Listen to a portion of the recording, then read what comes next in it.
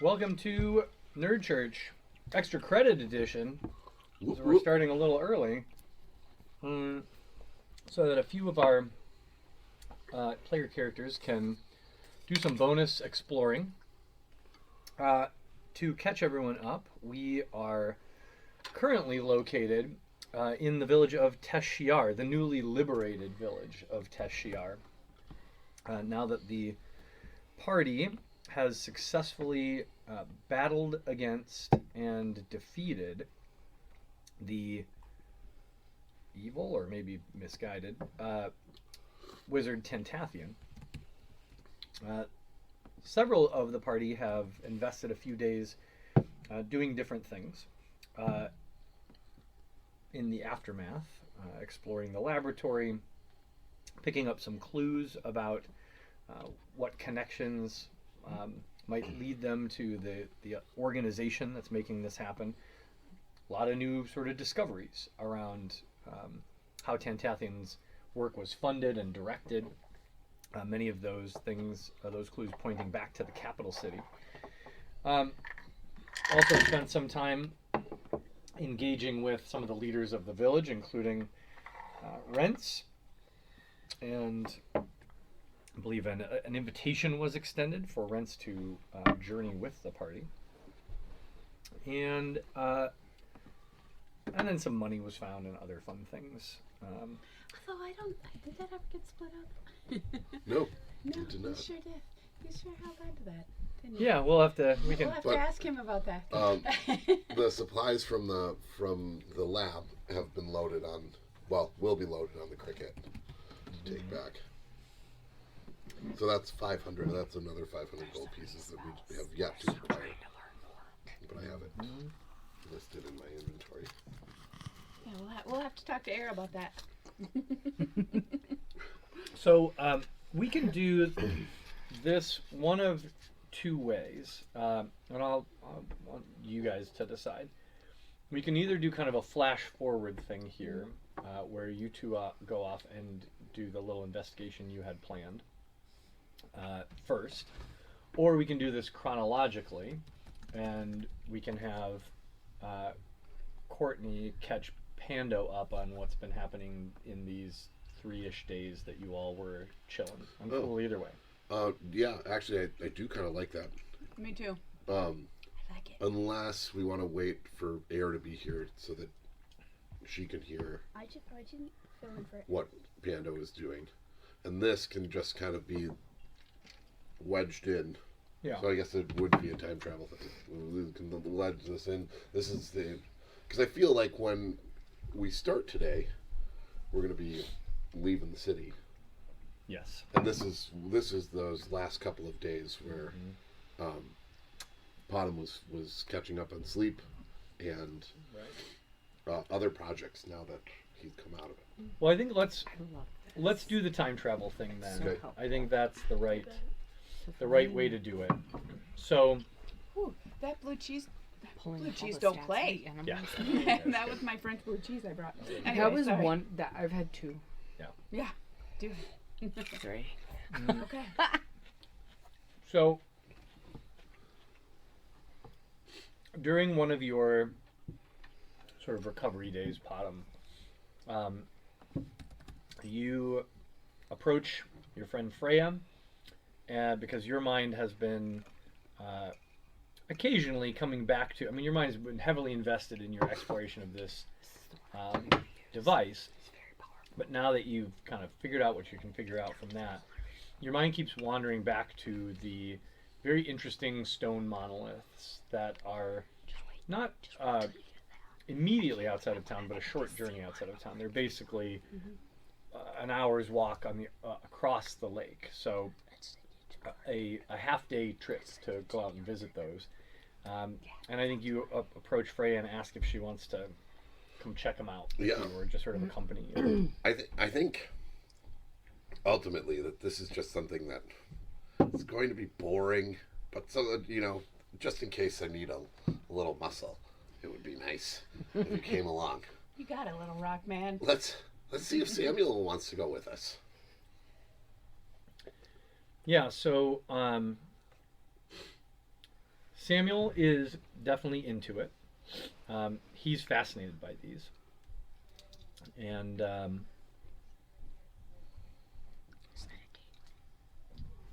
just want to pull up I want to have a visual ready here. There we go. That was the funky one. Doing a horseradish, and then I was like, ooh, hot sauce. A little of both. Speak a mas. Pica mas. Yeah, so Samuel's into it for sure. And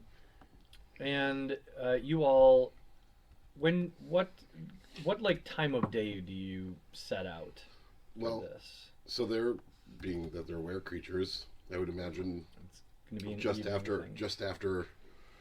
He their first transitioned. meal. Yeah. I'm interested in seeing it at night anyway. All right, good. So, not long after nightfall, you connect with Samuel, and he is very excited that you are interested in spending some time out there. He gathers up sort of a satchel of things and flies off, saying that he will meet you out there because he can just get there a lot faster than you can. And he's I don't want to hang out with you. and While he's you travel impatient. out there. Yeah. We should have talked to him about this last night and met him out there. Right. Yeah. Could have walked during the day. And it doesn't take you, like I said, it doesn't take you that long to get out there. It's about 2 hours hike, probably. An hour to get around the lake and then an hour back out into the jungle. And as you approach, the sort of peaceful atmospheric vibe of the monoliths comes back to you. So it's not eerie, but it is unnaturally still in this area. Like birds, you can hear birds, but they're not going crazy. You can tell that the jungle here is alive, but it is like one of those moments on a hike when everything's really still. And you know you're in the wilderness and it's living wilderness. So it's not like, oh, something's wrong. There's no crickets, right? It's not that kind of thing. But it feels like this place is always in one of those quiet moments in the jungle. And as you come back into this space, you are immediately surrounded by these monoliths that are, as I mentioned before, made of stone, but driving up from the earth. They give the appearance of having grown up out of the ground and grown straight up. They don't branch off in any direction. And though they do eventually come to a point, they're organic looking, but they are as close to pillars as you can get. So down near the ground, they nearly look constructed. So imagine they're not transparent like quartz, but they have sort of that crystalline shape, rigidity and shape to them near the base. They get a little softer and up near the top as they've been aged over time. And I forget if we talked about the quantity of these before, but to give you a sense of the scale and scope, the monoliths range over the space of probably a good 3/4 of a square mile between the like from the edge, one of the very first ones that you saw, and the other edge of the field of these things. They become much more dense near what you have come to think of as the center. But if you hadn't invested time like you did to draw them out on a map, it would feel very random. But again, when you did draw them out on the map, there was something about it that felt very familiar to you, as if you had seen this before somewhere, but it was hard for you to place. And so you're back here now. There's enough light from the moon and stars that we're going to call this environment dimly lit. So if you have dark vision, you can see as if it's full daylight. If you don't, you can still see, but you may want create some light, or depending on what you're going to get up to here. You have dark vision, right? I have like dim vision. I don't, which I see. Okay, you know what I mean? Like it's a little better than that, but it's not dark vision like the two of them have. Okay. And I have. All right. So I'm gonna reach into my bag and I will just do a couple little clicks and switches, and create a small glowing orb.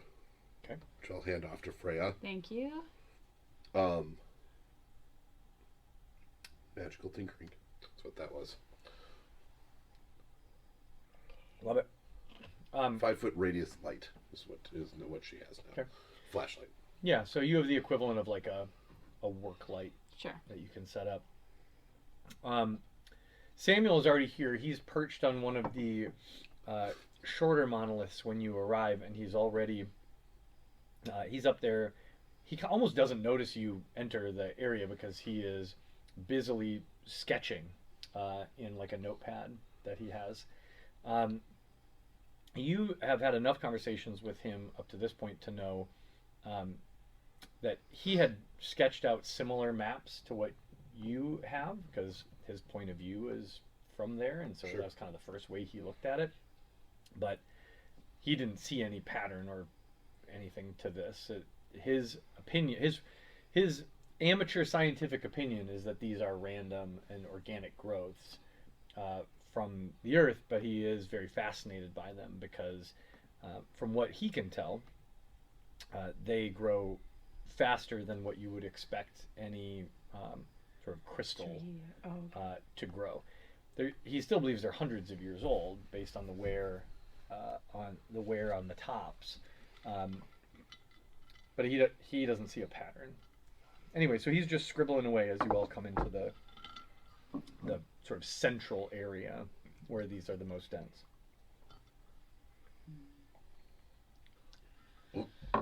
What did you find out this time? He looks up and says, "Oh, you made it. We did. Nothing new yet. I'm just continuing to add to my library of data. This smaller monolith over here is particularly interesting to me because it's the only one that seems to be degrading faster than the others. I can't say why in particular, but there's a crack in it here near the top, and I haven't noticed any damage like that in any of the rest. So it's curious. I'm just making some sketches. What are you planning to do out here?" Well, I guess I just came to investigate these a little closer. I only had. I guess I did take several hours to sketch this map out, but that was it. I did that, and then we had pressing matters. Mm-hmm. Freya's just kind of doing a little scan around to see the lay of the land here and what's maybe around. Okay. Well, Freya, why don't you make a perception check, and then Potom, I'll need a little bit of a sense of what specifically you want to work on. Everything's fine. There's nothing going on. Okay. I don't have it up here, so I don't know what you. It's a 5. 5, nice. I have been rolling bad for like the last 3 or 4 Yeah. sessions. I mean, I think with that, you're not like, you don't have any like aha moments, Yeah. I'm just But aware.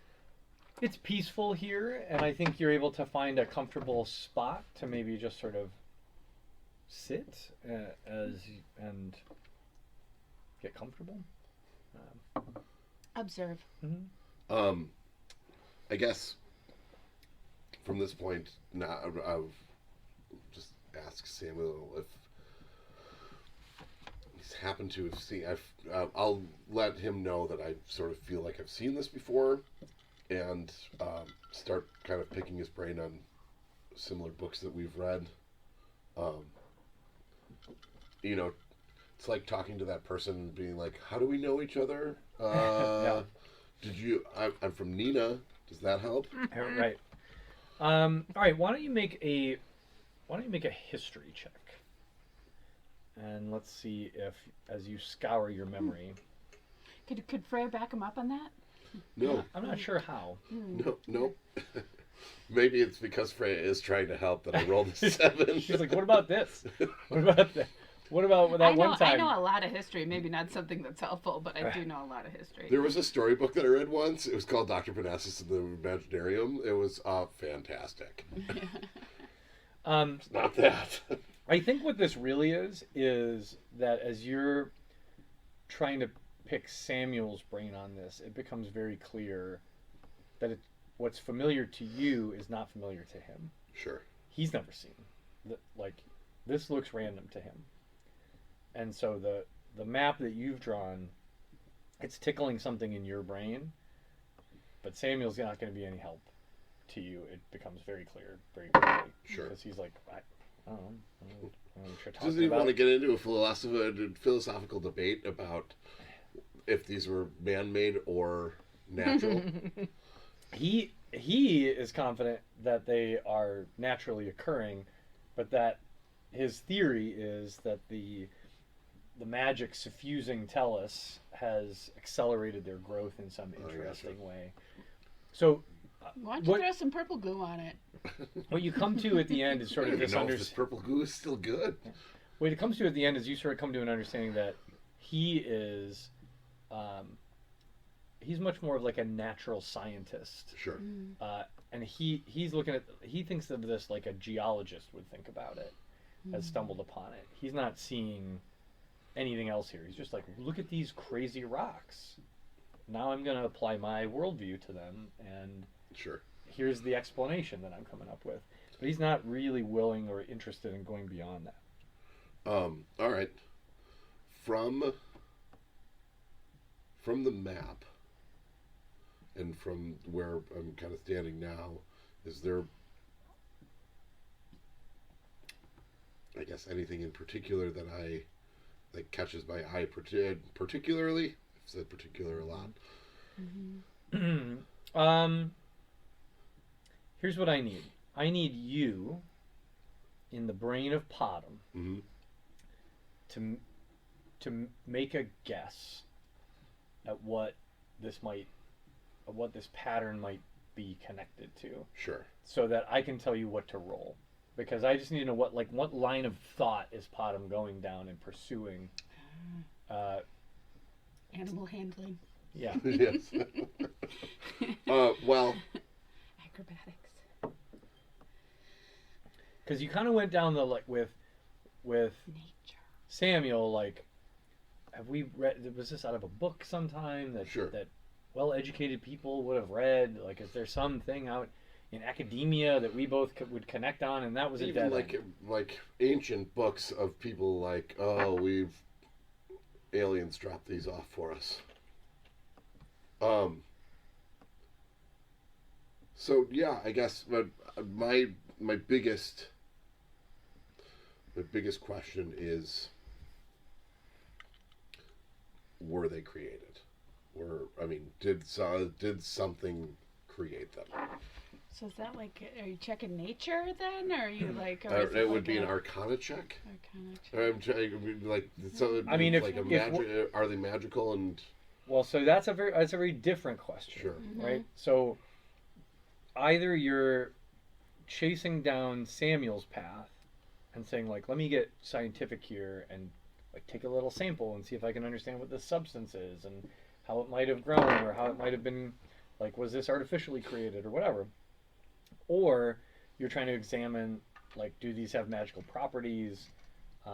Yeah, I think that would be more Potom's thing. Like, okay, he's pretty sure that they have been created. Why were they created? Okay. Then you can definitely make an Arcana check. Okay.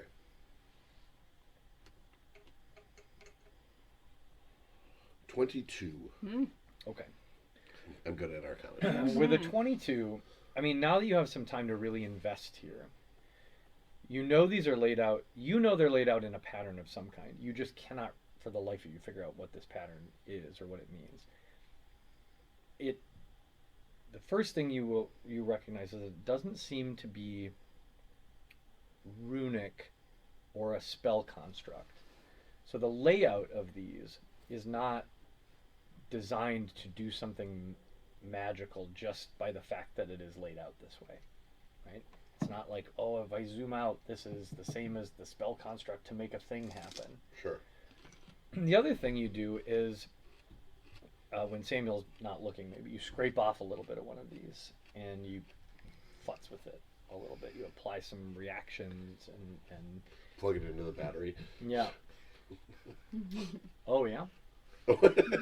No. Freya, Not yet. Freya can try Okay. freezing it. Let me know. I do actually now. Oh my god. I know. do.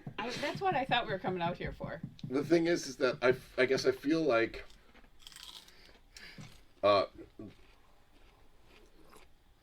when we started this, the Exocomp was sort of like the last thing that Potham did in town. So I guess I didn't. Why I was bringing Freya with was because I didn't have the Exocomp yet. Right. And But so what I want to say is whatever you battery I have, have is just a little the one. Exocomp's battery is just your biggest and best. Yeah, You've got a few of I these. got a couple of them. Yeah. Right? Like you need something to power your phaser, you need Yeah. something to like Mhm. so you've got little baby versions of these sitting around. Yeah. Or maybe one in your backpack that you can plug stuff into. I don't know how it necessarily works. You can think about that. Yeah. But we should assume that unless I say otherwise, you always have access Okay, to perfect. these batteries. Yeah, no, not yet. I scrape a little bit of it off. What do I find out? So Scraping it off. what you find out is this. These are not enchanted. They are not in and of themselves magical. But they are a substance that you've not encountered before. And they are a really exceptional conduit for magic. So they are. It's hard for you to tell if this analysis does not uncover for you whether they were quote unquote created or how, but they are the most impressive naturally occurring magical conduit that you've ever encountered. So think about like in modern science, like superconductors, Mm-hmm. right? There's superconductors have to get like artificially made in a lab to create this material that can conduct electricity that well without losing almost anything to resistance, right? It's not dissimilar to that. It's almost like if you found growing out in the middle of the jungle a superconducting material Sure. that had sprung up from the earth. So yeah, it is a like- naturally occurring, really powerful magical conduit. A magical antenna. Mm-hmm. One other thing I will tell you though is that its magical channeling ability comes both from the substance it's made of, but also the shape and structure of these. So the moment you chipped a piece off, that piece became less effective. Sure. So you can recognize in the sort of matrix of this thing how it works, but that little piece you scraped off doesn't do the trick. Right.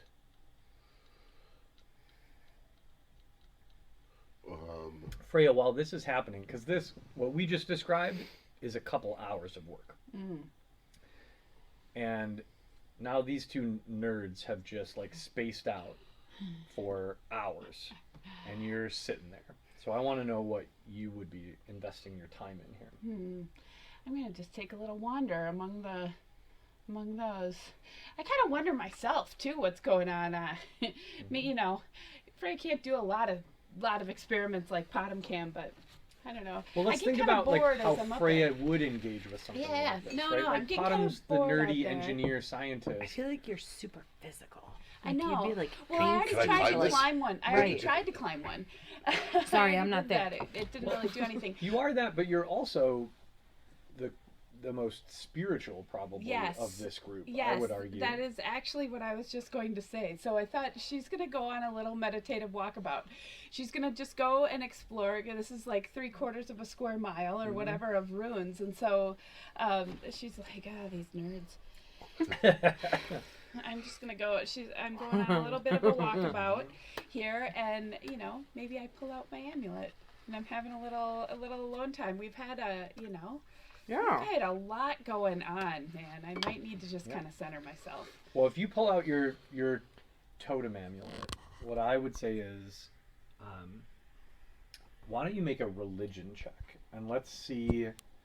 I'll let you choose. Actually, you can either go religion, or I would say insight. So if this is like I'm straight up praying to my ancestors, I think that's what go Freya religion. would be doing. If it's just I'm just trying to get in a certain vibe, then you can go insight. What has been really rattling around in Freya's mind since, even since we were on the ship coming over from Chikip, is just this connection that she's feeling to the eagle totem side of her too, and what that could possibly mean. She just feels like there's a connection to her mother through that too, and there's something, because that is so far outside of what her polar bear family, her polar bear brothers and father are all about, that she's that maybe I pull out the statue of my mother that's in my amulet, and I'm just going to try to spend a little time and just think about that, because I haven't had a chance to. So we can go with religion. Oh, come on. Or insight. No, because this is part of my Oh, yeah. religion. Yeah, I think you make a This is my religion. make a religion check. 16. Okay.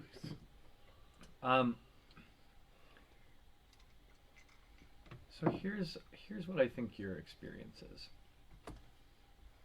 You walk for a while, and as you're walking, you are.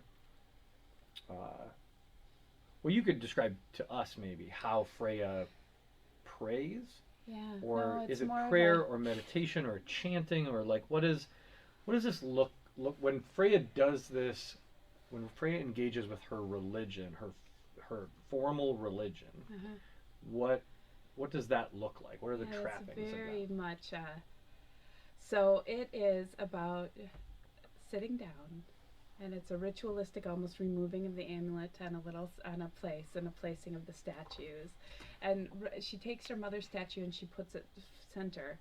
But one thing that really helps her is the cold. The cold has always been just like a strong centering force. It never bothered her anyway. Never bothered her. I immediately went into my head. So Sorry, what I'm she not does well. too, just to get herself into a little bit, is that she does a puff of cold breath too, that sort of crystallizes things and comes around her. So she's sort of enveloped in snow crystals for a moment in there, and it Really creates are this Elsa. sort of her own little bubble, her own little aura I love in that. there. So, I think you walk for a bit until you're confident that you're far enough away from Samuel and Potom that you feel not alone, but you feel isolated. There is a real sense, I think, that she felt called to do this, because there is a real sort of what she would describe as a sense of holy that she's feeling. She's feeling this calmness. She's feeling this a sort of holiness that goes. So she's called to go out and do this.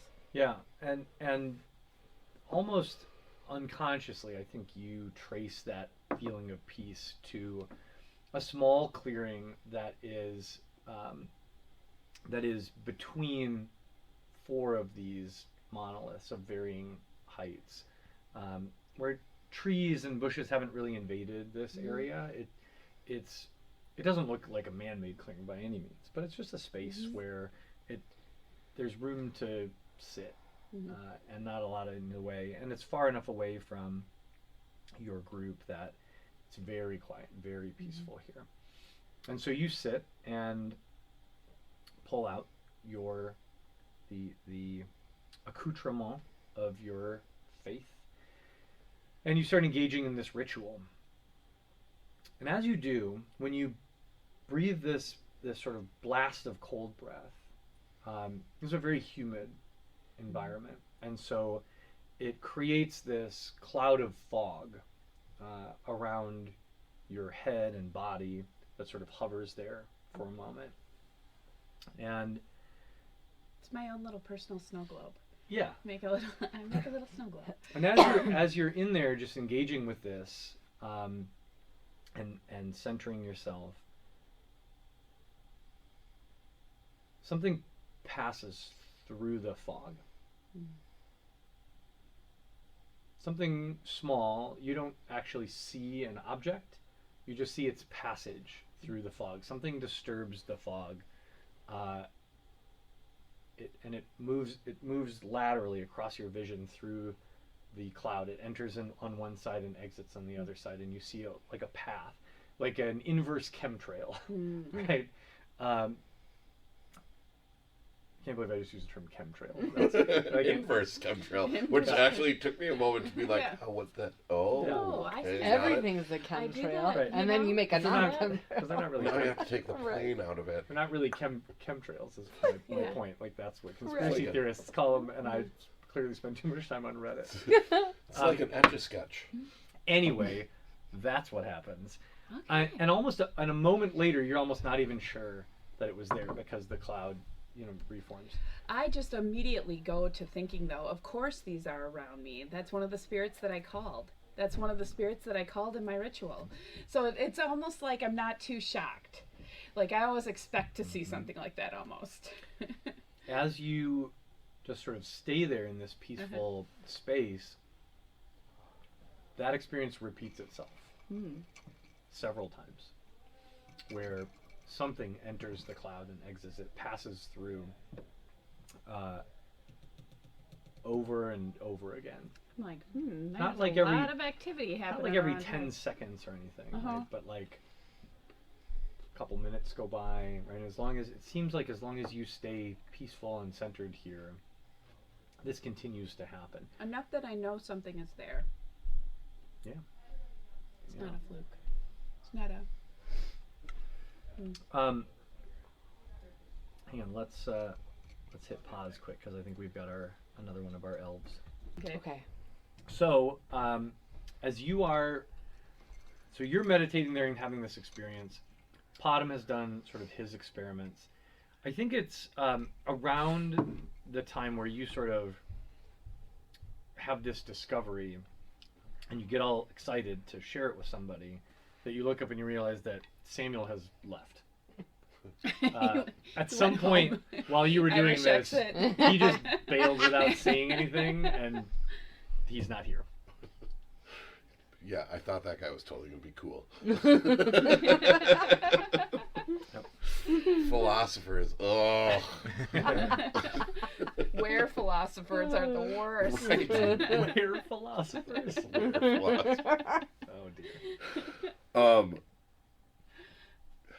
I have an inkling to try something crazy, but I don't want to do it alone, so I'm going to go just see if I can see where Freya Where the hell did that thing go? end up. Okay. Well, we're not going to do any rules for this. Okay. You're not that far apart, so I think very quickly you locate Freya, and this is maybe around the same time that you're sort of ready The to fog's come out of your dissipating? trance. Yeah. And the two of you reconnect and maybe compare notes a little bit. So I have an idea of what this is. You know, something kind of weird happened to me. Oh. And I just relayed to him my little things that I saw in my fog. There are things in the fog. They're definitely there. I didn't know for sure if I could actually see them or not, but they are definitely there. So I have an idea. I mean, if this is a conduit, it works when you apply just a little bit of power. Or, well, for something this big, I would imagine it would need a lot of power. But do you think it would change your meditation if the monolith that's closest to here had a little bit of power added to it? Yeah, I mean, I could make a Yeah, I think that's a great idea. I should make a fog. Should I make my fog touch that monolith? Why not? Why not? In the case of science, I mean, what could go wrong? What could go wrong? I'm really glad you said that line specifically. Yeah. That's great. That teased me up really well. I bet. That's a great narrative softball. Maybe we should do it as a two-stepper. No, First I think you we've apply it. committed We've to this. committed. So as you settle in, it doesn't take long for you to, I mean, it's not complicated. Based on what you've learned about this material, it is literally going to be as simple as you setting one of your smaller batteries next to it. No, I had this You whole don't have idea that he would like put it into a spike and just kind of like clink it into the wall. Yeah, I mean, you don't. These are not only channeling; they are drawing in magical energy from all around them at all times. Almost, you could imagine it being pulled up through the earth into Sure. these things. So you're pretty confident that just setting one of your batteries on the ground next to one of these things, or even placing it in contact with one of these things, is going to have a significant impact. How would you hold on to this? Right? That makes Sure. sense. She holds it while she I'll hold meditates it. next to one of the monoliths. I'll hold it. Make a Freya breath, Freya snow globe, and okay. So I put my mother statue out this is too.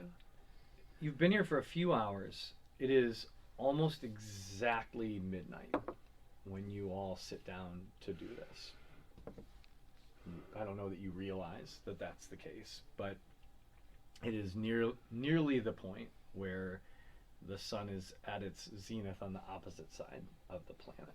And as Freya sits down into a meditative pose and takes one of Padam's smaller batteries into her hands and starts to kind of get into this headspace,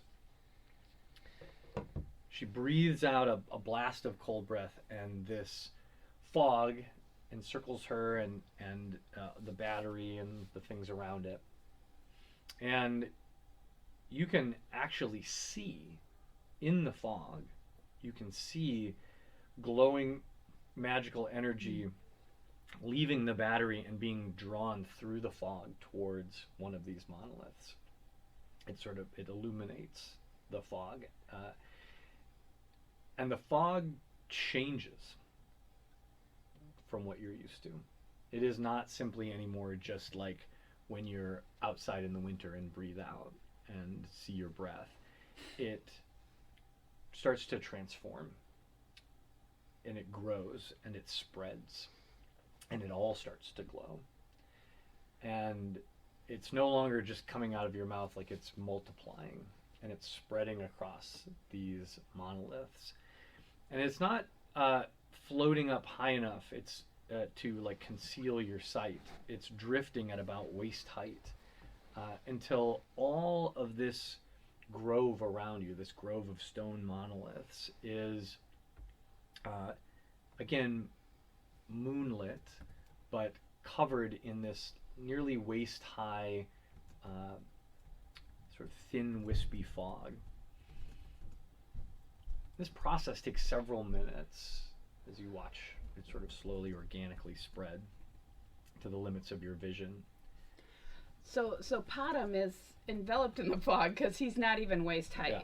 Well, and I would say like maybe it's like Up this, to here. right? Like Okay. he can peek over the top, so he Okay. can see the limits of it. But it's kind of same for you because you're sitting in a meditative pose here. But after about 5, maybe 10 minutes of this fog spreading around, and you watching this glowing energy flowing from the battery into the monolith in front of you, the next really significant change happens, and that's that you have up to this moment been seeing those things, something disturbing the fog around you, and suddenly those things start to glow. And what you see is kind of whipping through the fog, not at like light speed or anything, but moving quickly, like you like a fast-moving butterfly kind of zipping around with intention, a glowing orb about the size of a ping pong ball, sort of indistinct and fuzzy in shape. It's kind of circling you in oblong, lazy ellipses over and over again. That's my personal electron. And then you see another one, and another one. And Potom, you see these too. And slowly but surely, as the fog spreads and as this magical energy is sucked more and more into the monolith in front of you,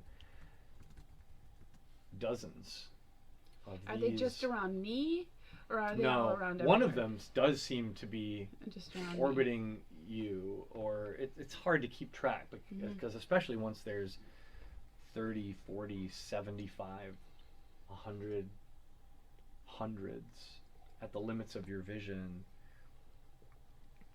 It is almost like in some of those nature documentaries when people swim into like a school of jellyfish, and there's a The bioluminescent jellyfish. yeah, Yeah. and they're sort of They're flowing everywhere. together at times, and then and separate at times.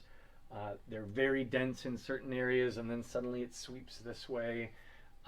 It's not quite that dense, right? Like you could walk in between these things. They're not running into you, and they're moving much faster than a floating jellyfish. But you are suddenly the two of you are surrounded by a dense population of small glowing Do they seem to entities. hit us, or do Feel they like- seem to avoid like orbit around us? I mean, They don't hit you often, okay. but then one of them does.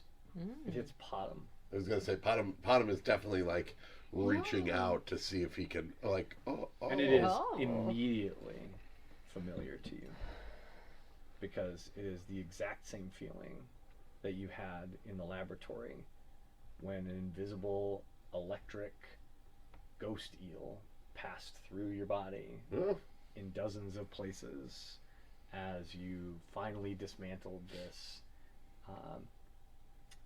mutated battery. It's the exact same feeling. Was that when you said like a bunch of little minnows were going through them? Mm-hmm. yeah. Yep. These are them. Oh.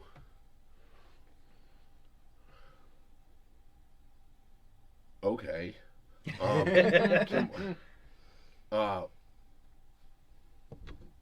I guess Potom tries to communicate. I roll for communication. I roll for right. I don't know. I verbal. Computer. He'll just be like Tra- engage universal translator. all frequencies. Yeah, no, he'll just be like Babblefish you can put in your ear. that's it. He'll just kind of be like, hello. Make a. Gosh, I'm not even sure what to make you roll for this. Just a straight charisma check. Okay.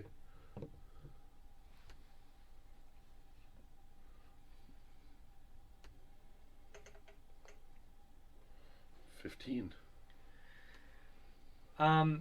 So when you speak, it does seem like a school of them approach you,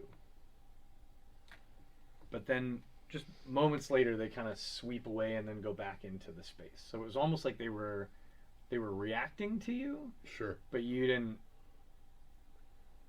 communicate or get anything obvious back. And she's still in meditation. No, Freya's seeing all this too. So Freya, as you're encountering all of this, what do you think you would do? Yeah, maybe I would kind of try to to call, because I think Freya really does feel like this appeared in the meditation when I was meditating to my ancestors. So maybe there is like this connection to there. So maybe I'm doing a call to my ancestors. I'm like, did I just call all of my ancestors here? Oh my God. You know, Your maybe I ancestors did. an eel. My ancestors and Neil. It might be. You just never know. Yeah, I think Freya would try that. All right. Honestly. I want you to make a. Are you gonna be like grandmother? Mom? Mommy? Are you just? Are you my mummy? Are you my mommy? I want you to make a. I want you to make a either a religion or a persuasion check. I'm gonna do persuasion. I actually have a +4 in persuasion. Come on. 15. Okay. You get the same reaction as Potom, where as you speak, a school of these things seems to be drawn towards you and then swept away. There is one difference, though, and that is this one glowing entity that has kind of been orbiting you this whole time. It gets much closer, and rather than continue to orbit you, it stops and floats right in front of your face. And then it hovers down near your totem amulet. Mm-hmm. And then, and I have an important question for you here. Mm-hmm. Oh no. What weapon does Freya use the most? Like when Freya reaches for a weapon, what's the weapon she reaches for? Because you've It's her switched back battle axe. the battle axe, Oh, not the battle axe. The sword. The two-handed sword. the two-handed sword. Great sword. Yeah. Or- The or- great yeah. sword. Okay. I mean the battle axe, but yeah. Well, what The I sword, what I great really sword. need to understand here is when Freya's not thinking, when she's just like It's the sword. weapon, Sword. she reaches for the sword. Not her words. Not her. I am a princess. So this thing floats right in front of your face, and then a moment later, it zips down and sort of circles your amulet, and then zips over and circles the hilt of your greatsword, Mhm. and then zips back and floats in front of your face Mm. and sort of hovers there. What does it do if I put my hand out? My claw out. Princess It zips through the palm of your hand, Ah, and you feel that same feeling Yeah. again, but then it comes right back up Okay. and floats in front of your face. Oh, Is it supposed to be a pleasant feeling, or is it's it's a No. powerful feeling. No, uncomfortable? it's like a mild electric shock Zippy I find that energy uncomfortable. feeling. and a little chilling Okay. also. Like I would describe it as uncomfortable. Yeah. but- I think the specific way I described it last time was as if the ghost of an electric eel had swum through your body. Well, Yeah. So no, That doesn't sound not pleasant like, to me. Not like yay, isn't that? It's Ooh, not. not It's like- not like a tickly. fun tingle. No, it's like a. Oh, okay. Not Freya like it. identifies it as, it's like a hot coal in your hand, and that's what she identifies as like a power source when she's meditating, that there's a power source in her. So the fact that it went through the palm of her hand, she was like, oh, it went through one of my power sources here. So I'm like, wow, I don't know. Oh. It's amazing. I'm like overcome with awe, too. Just definitely having a religious experience. Maybe you should draw your sword. Sure. Can you put the amulet on and draw your sword? Yeah, you put the amulet on. I think the amulet is sort Balance of on one foot. activated when it's out and Right. presented for me like this. Yeah, maybe I'll Pat draw your my head, sword and rub maybe your I'll head. do another puff of. Why don't I'll you- do a puff of. Why don't you make an insight check for me? Okay. Because I think this glowing entity is going to repeat the pattern a few times. 1. Yeah, I mean, Now. it's just a little Well, glowing. that's it's like cool. it's like a glowing ping pong ball. You don't know what it's trying. You don't really know what it's trying to say. Oh my god. It's probably not trying to say anything. It's just a glowing ping pong ball. Look at the lights; they're pretty. It's so pretty. No, you know this is an entity of some kind, and it's Yeah. it's clearly attracted to you, but you do not understand Yeah. why or what it's trying to message to you. Yeah. So what would Freya do? I need you to tell me what Freya's next action is, and Freya's perplexed. this matters. Okay. Fun fact. You know, if it's going around my sword and it's going into the palm of my hand, I'm going to take the palm of my hand and I'm going to hold my sword with it through the air. Okay. I think that that's a fantastic suggestion. All right. You draw your sword. In order to draw your sword, you release your amulet back onto your neck. Yeah. You draw your sword and you put it forward. And as soon as you do, the glowing entity flies to the tip of your sword, which is a long way away. And it sort of spirals down around it over and over and over again until it reaches your hand, and it passes through the back of your hand into the hilt of the blade and vanishes.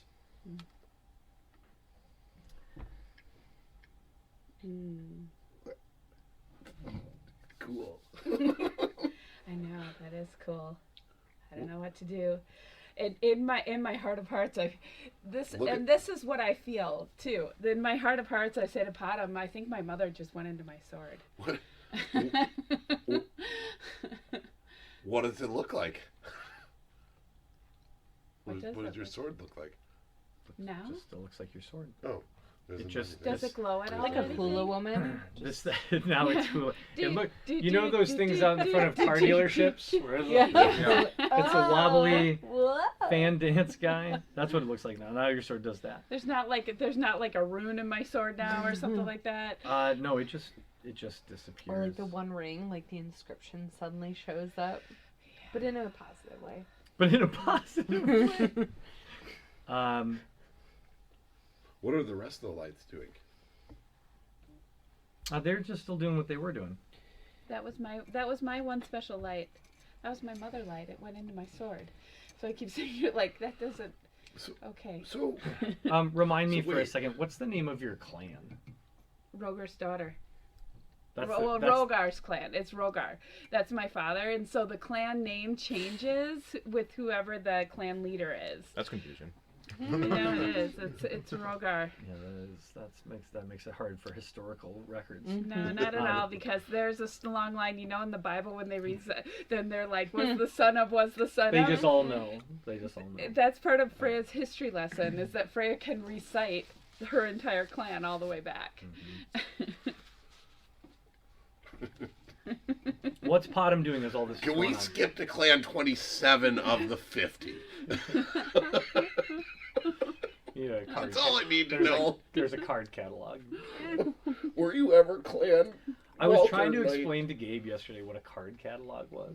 Oh my god. Because we were planning a library visit, and I said something about like, well, you look it up in the card or no, Wesley. Well, you could look it up in the card catalog, Like- and he's like, what?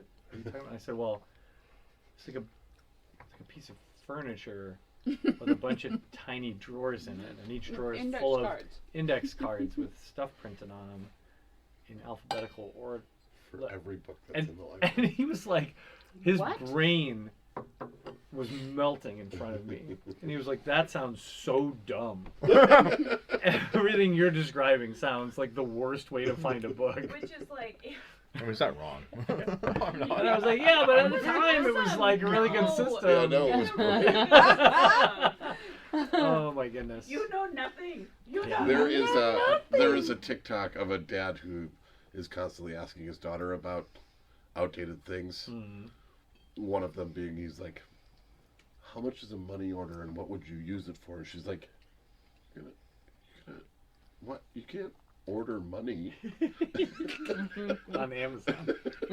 She's like, it's not, wait, how much is a money order? She's like, no, that's not right. I mean, it was dumb at the time. I'm going to pay you 90 cents to write a check for me. Right. Well, Uh, if you got a cashier's check, it was even more. well, Yeah, because those appreciated. were legit. Yeah, give me So $5. fancy. So fancy. Okay, so Would Gabe and Wes know how to use a rotary phone? no, but we had a big conversation about that too. Like I was trying to describe it to him and like showed him a picture of it, and he was like, "What?" Don't they have those in like the kids' museum still? Yeah, Mhm. yeah. So they can do it. Mhm. But I don't think any kids even connect it with the idea Oh, that it is no. a phone. Or the because nakeds the from cradle, like the 1700s. like this doesn't look like a phone to them. I did this action, like the thumb and pinky finger to like mime a phone the other day. They're like, In a training for adults, I did this. I'm like, I'm on Call Zoom you or whatever, with yeah. a bunch of Gen Z Right. people I'm training. They're all like, "What is I'm like, that? And Is that the a new looks headset?" of confusion. Uh-huh. And I was like, this is me miming a phone call. He's Universal symbol wow. for He's a phone. hanging 10 apparently. over Right? there. What? But I'm realizing as I say this to you that this doesn't mean phone to any of you. I should be doing this, I guess. Like I'm so uncomfortable with this. Right. Yeah, Hey, Like I'm rolling down a window. Let phone, me make a quick like, phone call. all the current. Right. Oh, They if I don't was gonna mean mime phone anything. now, it would be this. Yeah. Oh yeah, I guess you're right. Yeah. If Take a I was hold on of my phone, I would be this. What? yeah. Yeah. What do you need? Because I only Oh my have it like goodness. resting on things. When Anyway, I talk. we're all very old, So Yep. old. especially Thomas. So Some more than others. But... some more than others. Old soul, at least. What is Potom doing while Freya's playing playing with their sword. sprites? It probably would have definitely been like interested in what was happening there because they feel like there was not a lot of verbal communication happening at the moment. Mm-hmm. As this is all sort of being experienced. I'm gonna give you a random. I'm gonna give you a very high DC random roll here, and it is a. I think it has to be just a perception check. Okay. I'd love to give you something else, but I think this is. Do you randomly notice something crazy that's about to happen? Okay. Oh, shut up! It hung between 20 and 8, and it wavered, and then fell to 8. Okay. I hate these animated dice. I hate these animated They play with your You're emotions. in trouble, and like 12 is what I got. and yet y'all go to them all the time. It's so I know it's very convenient. It's very convenient until they punish you. Yeah, I mean, what's going on with Frey is crazy, Yeah. bro. Like, you see all Okay, those. there's a light. There's a There's lot of whole light. glowing lights over there, and one of them just I jumped in. feel like, Jumped in her sword. ultimately his kind of go-to would be scanning his religious knowledge, but He doesn't have a lot of that. But here's what I'll give you for free. he's got +5 to religion checks. Okay, well, He's got a lot of that. make a religion check. Okay. 8. I had like 3. Yeah, it You're was rolling 3. like Freya now. What I will give you for free with an 8 is this is a moment I think where Potom realizes that it's not actually dissimilar to what Potom realized in the laboratory. Except he doesn't have that extra step to go here. He doesn't have that obvious bridge that he did with the organic battery. Sure. This is one of those moments where Potom realizes this is stuff he very much understands, bumping up against stuff he very much doesn't. And so I think what Potom has an aha moment about is, if I'm going to understand this, I'm going to need to talk to a holy person, like there's a cleric or a archbishop of something somewhere that I need to put my head together with because I do not have the requisite. This is some divine stuff, and everybody knows the gods aren't here, and yet this is touching on a sphere of magic that you do not understand. And that's all I think you can get with an 8 is like, Okay. I need help Yeah. to dig any much further than this. Last thing, and then we're going to draw this little vignette to a close, and we're going to jump back to real current time. Freya, a voice in your mind speaks to you. Oh. Daughter of my blood, we have great things to accomplish together. That we do. And that's where we're going to bring it back to our present flow of time. So where we left off collectively, we were back in Teshiar. Various members of the party were investigating different things, hunting for tasty platinum and diamonds, Yep. helping out village folk, doing interesting, potentially unethical laboratory work, and La, la, la. and meanwhile, Pando was up to some stuff. So let's take just a moment and talk about Pando, how you spent the 3 or so days post boss fight. Sure. I do have a quick question. Did you manually update the 1000 XP long rest? Any hit points changes? That's a great question. The answer is I did give you XP. Okay. If you're not at full hit points, then I I would- am. I hope it is my mother. I didn't know if any. I don't think they go up like Certainly mid level. believes it I is. just No. Oh no. just No. bringing it, No. making sure everything was taken care of. I so gave can you your check that off. XP, Great. but I did not do anything else because Okay. there was nothing else to do. I gave you. I think I did a long rest for you too. Yeah. So Perfect. you should be good. So Pando spent the initial part of her time with the villagers. She saw an opportunity to help them hone some of their own skills, kind of like she used to do in Chukip with the kids and their magic. So she spent some time with the villagers, obviously like physically helping them rebuild things, but then helping them just learn basic cantrips and things to keep themselves safe going forward.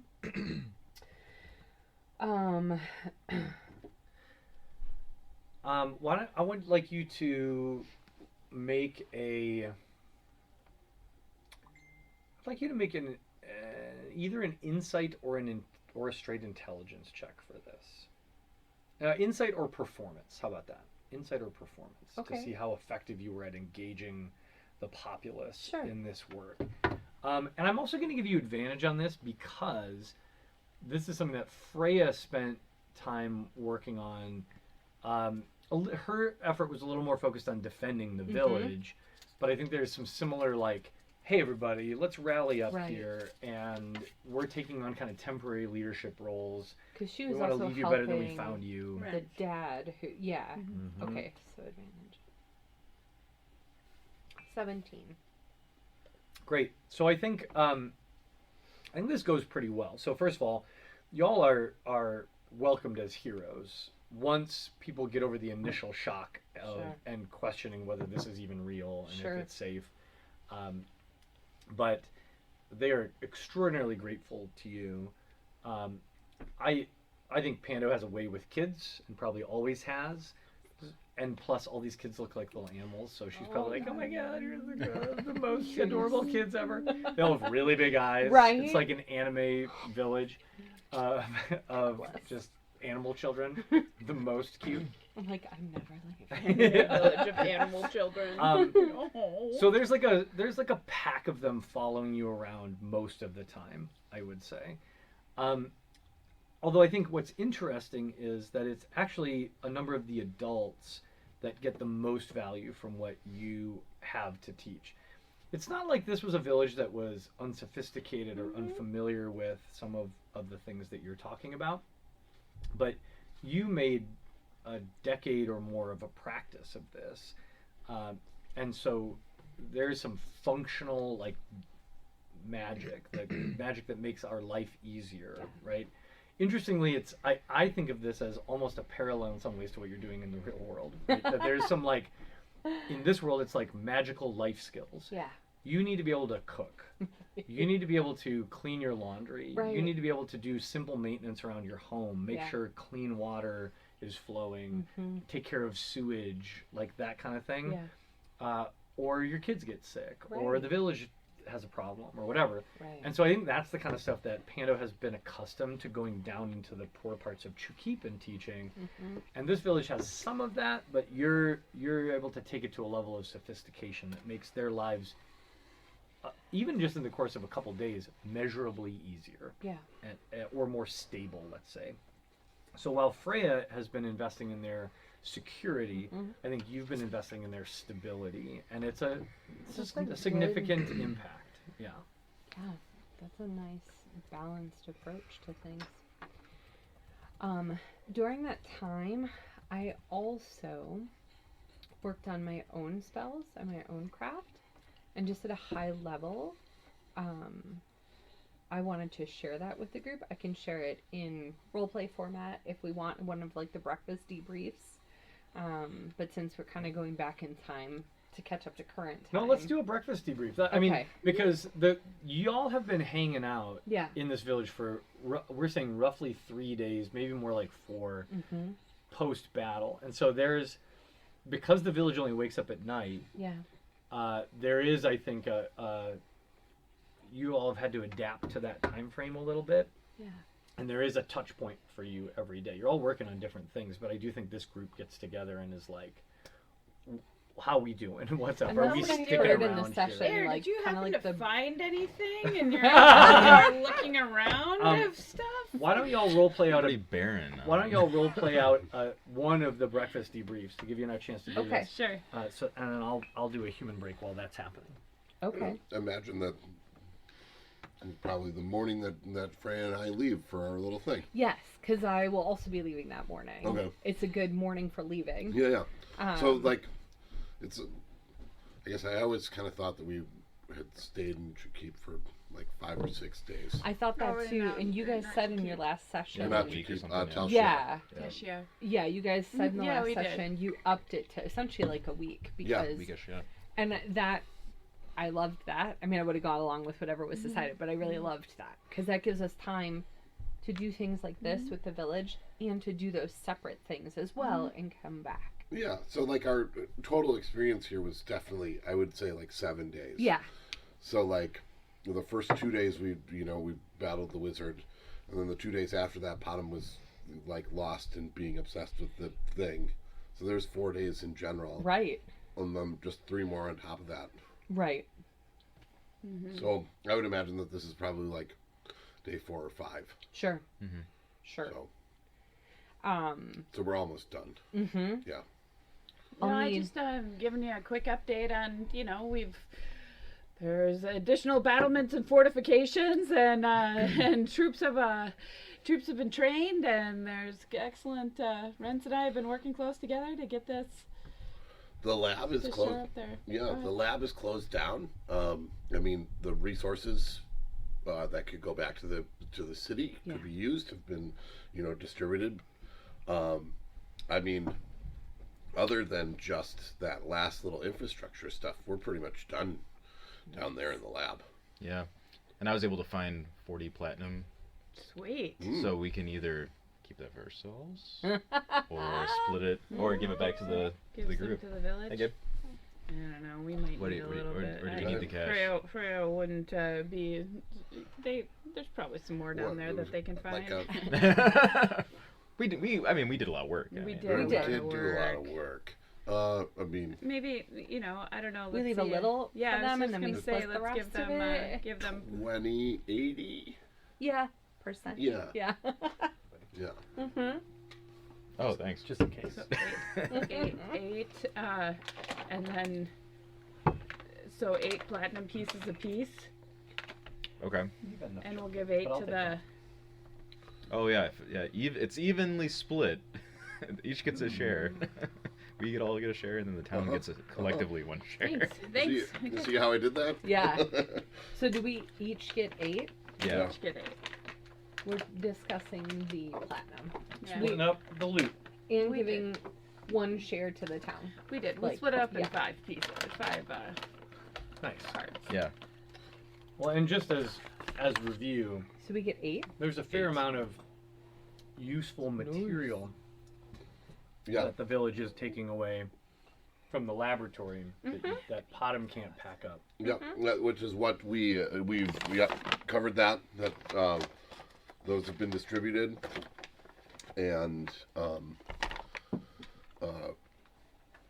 and what we can take and what we're going to take has been, it's been set aside to be loaded onto the cricket. Mm-hmm.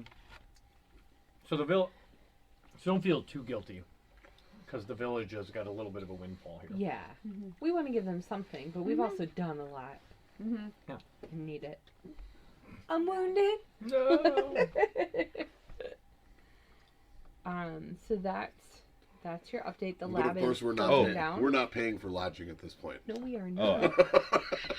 I No, have. we are not. I mean, we did a lot. There's no inn here either, so. I do also have a mysterious ivory wand, Ooh. which You sure do.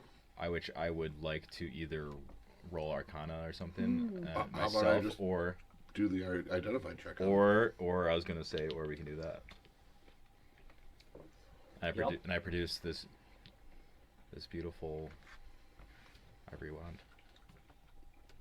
I cast identify. Okay. If you're in D&D Beyond, or I can add this for you if you'd like. Maybe that's the easiest way for me to do it. Sure. I'll add this to your inventory. This is called a Wand of Secrets. Sounds cool. It sounds like a Harry Potter title. Yeah. Harry Potter and the Wand of Secrets. Yeah. This wand has 3 charges. Okay. While holding it, you can use an action to expend one of its charges, and if a secret door or trap is within 30 feet of you, the wand pulses and points at the trap or secret door nearest to Sweet. you. The wand regains 1d3 expended charges daily at dawn. Ooh. Okay. So it's not a one and done thing. It'll recharge. That's nice. I like it. Who knows? Well- Maybe you guys will check for traps. Maybe. But it could get crazy Maybe around we'll here. send you to check for traps. Check for traps. Just wave around.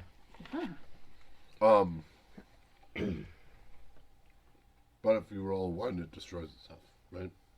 You know how wands work. No, that's how certain very powerful wands work. Oh. That's not how this one works.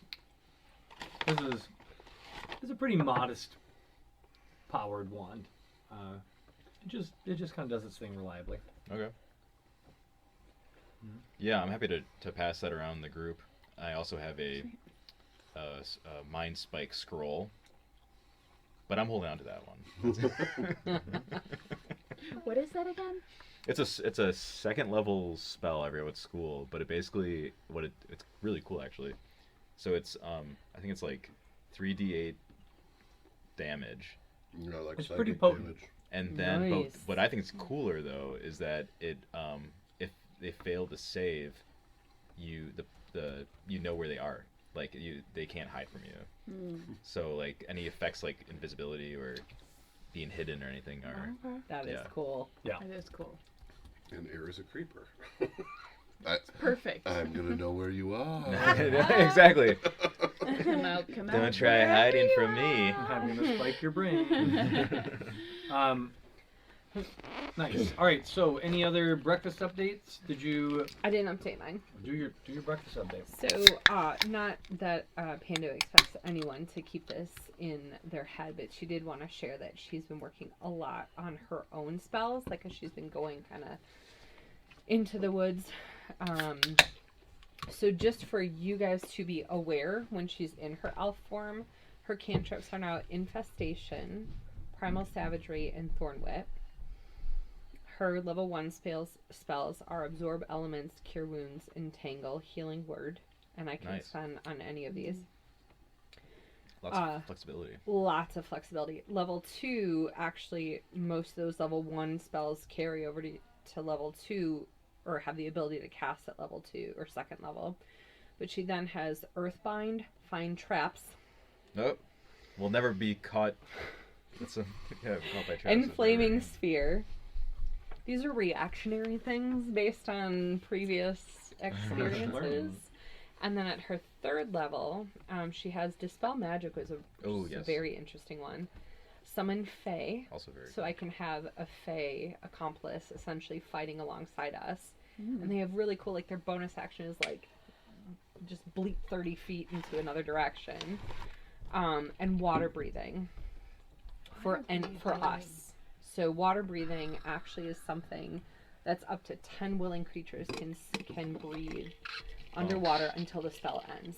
Nice. Duration is 24 hours. Just giving me ideas. We have one day to get off the bottom of the ocean. One day. No distraction. I guess I'll build something to save us. Since I can breathe down here. Oh my gosh. I love that. So I did want to share the spell updates with What's it? everybody. Breathe. And then I just wanted to share, and Pando is just starting to understand like what this feeling really is, but she's been very ill, like very nauseated, massive headaches, and so she's been trying to like figure out what it is, and every time she go into the lab, Powder would be like, "Everybody out!" And so she realized that like the lab was kind of the source of like her feeling very ill, and she's come to determine that it's kind of the I wrote it down actually. So the way in which this wizard was like kind of bastardizing like transmutation, like forcefully accelerating like the blending of like magic and nature, and the way that he did it was in such a way that is just not, it's not like it's in and of itself evil, right? Like transmutation can be like very good, very interesting, but like the way he was doing it is adversely affecting both the magic part and the nature part of the things that he was doing. But she doesn't have language to quite explain that. Like she's just It understanding was an that. unethical practice. Right. But like she's feeling it. Like it's making her sick, like being around it. And so that is also then drawing her interest more toward like the source that she's feeling pulled toward, which I think is upriver, right? Upriver, yeah, it's Upriver. at this what she thinks is probably the actual source of this river. Right. So she doesn't know the distance, and this is something that she wants to explore real time, but she is feeling called to go and check that out. Not necessarily because there's a connection, but just she's becoming much more in tune with like nature, and she's very interested as we circle back eventually in going kind of around the wound again and yeah, learning more about that. So I think that's Pando stuff in a nutshell. Let's just briefly do a visit upriver, Okay. because I think everybody else has invested enough time doing a bunch of different stuff that it makes a lot of sense to me that Pando at some point would be like, I'm gonna go look at this. Yeah. That's what we laid out the timeline that we were in town for 2 days to battle the wizard. Yep. And there was the 2 days that Potom was obsessed, where everybody was just kind of doing their own thing. We figured that this was the morning after that, where all of a sudden Potom and Freya were going to go and check out the monoliths, and Pando was going to head off upriver. Yep. Air is Well, doing air things. well, Air invested a fair amount of time interrogating Oh, that's right. the half elf that you The rescued. city person, right? The city elf? Yeah. Markenyan Witherspoon. But now we got a connection to the capital, so Yeah. A pretty useful lead, yeah. potentially.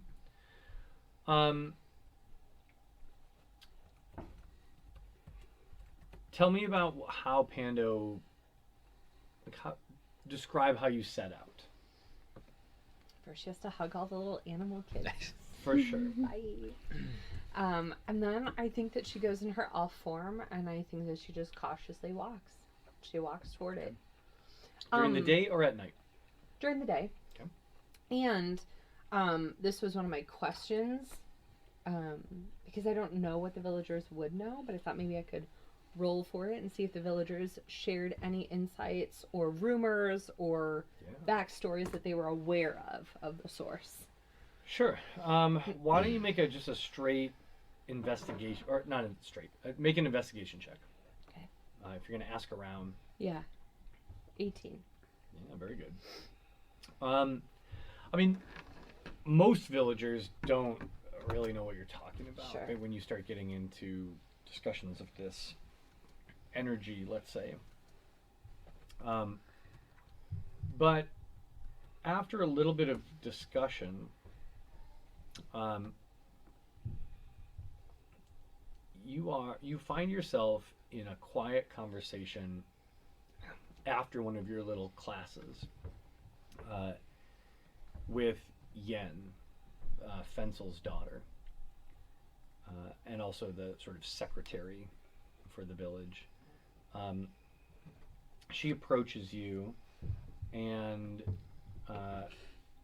she says, she's very, very meek. She says, "Excuse me, I heard you had been asking some questions about the source of the river upstream. I've been there." You want to tell me all about it? She blushes a little bit, and then sits, and the two of you talk for a while, and you discover, well, you come to suspect, though you don't know for sure, that Yen, though she's never had any training like you did, that she is stumbling her way through the early steps of connecting to a druidic practice. Or maybe she'll butt into a ranger of some kind, but like she clearly is attuned to the energy of the wild, the way that you have trained to be. And Yen describes her multiple trips upriver in a way that makes it clear to you she was drawn there, right? She doesn't think of it that way. She just felt like exploring or whatever, but she's been pulled back there a number of times. And she describes her time there very simply, as if in the same way that a friend might talk to you about like a really cool hike they went on that they really loved, or the energy of coming back from a great vacation, right? But it's clear that she came back energized each time in some way. But nothing she describes to you strikes you as dangerous or risky. It's just a place a few hours hike upstream where the river really gets its start, where it bubbles out of a natural spring and merges with some different areas of runoff or whatnot. But she spent more time there than she was expressing to you when she first approached you. Like it went from, in the course of an hour-long conversation, it went from like, well, I've been there, to like, oh, I'm there a lot. Like, this is a place, like, I go here. They know me. Once a week or more, perhaps, she's finding excuses to head up there and comes back like energized. And always at night? Yep. Yeah. But that's the only time she's like fully conscious of what she's up to. Yeah. Do the were people, are they able to push themselves to stay up in the day?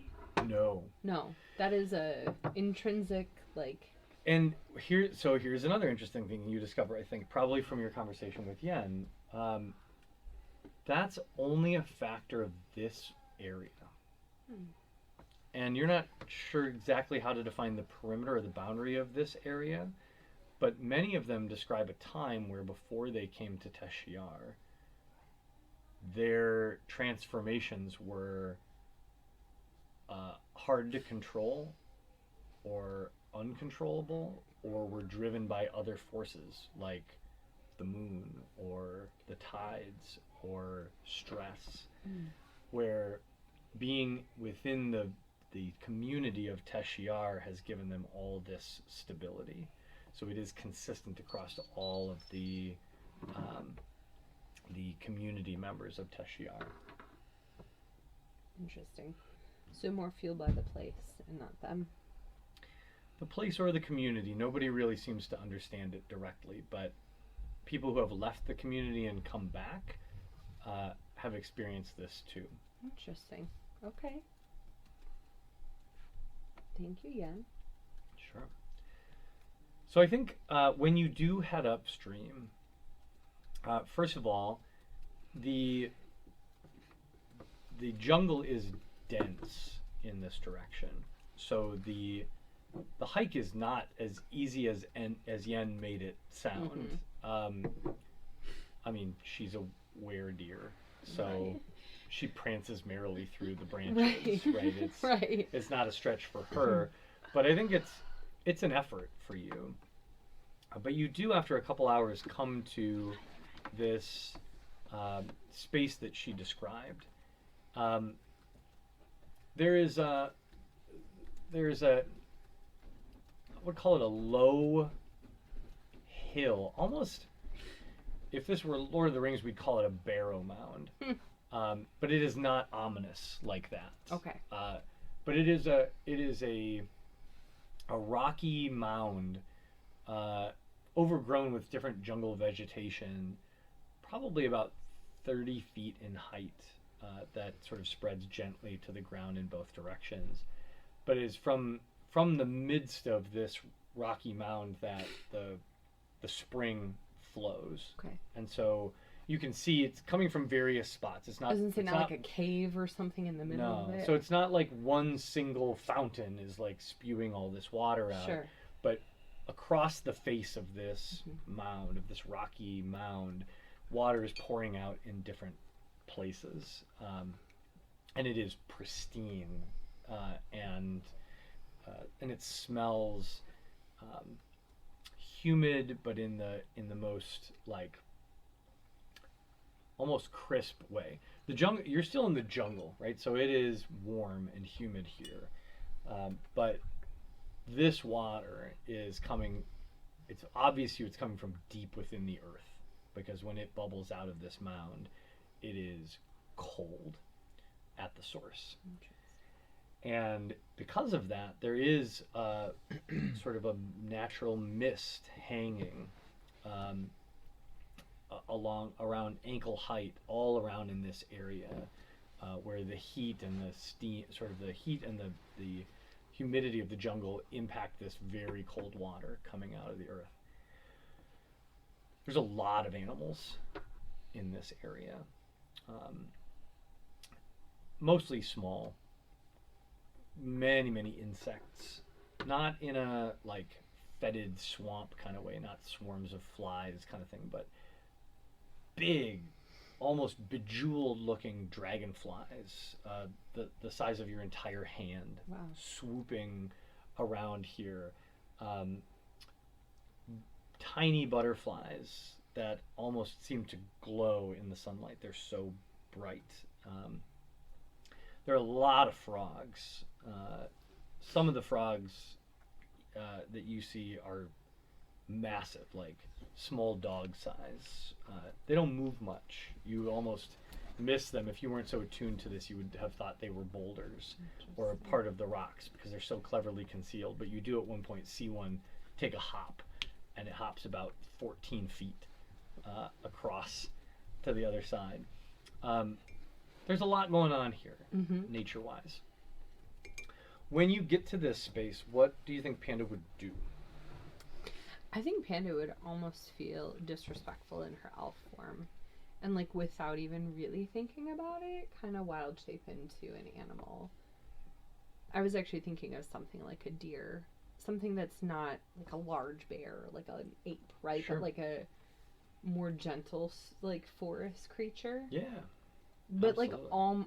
almost without thinking about it, right? Like she's just in this space and she's becoming more and more comfortable being in animal form than in elf form most days.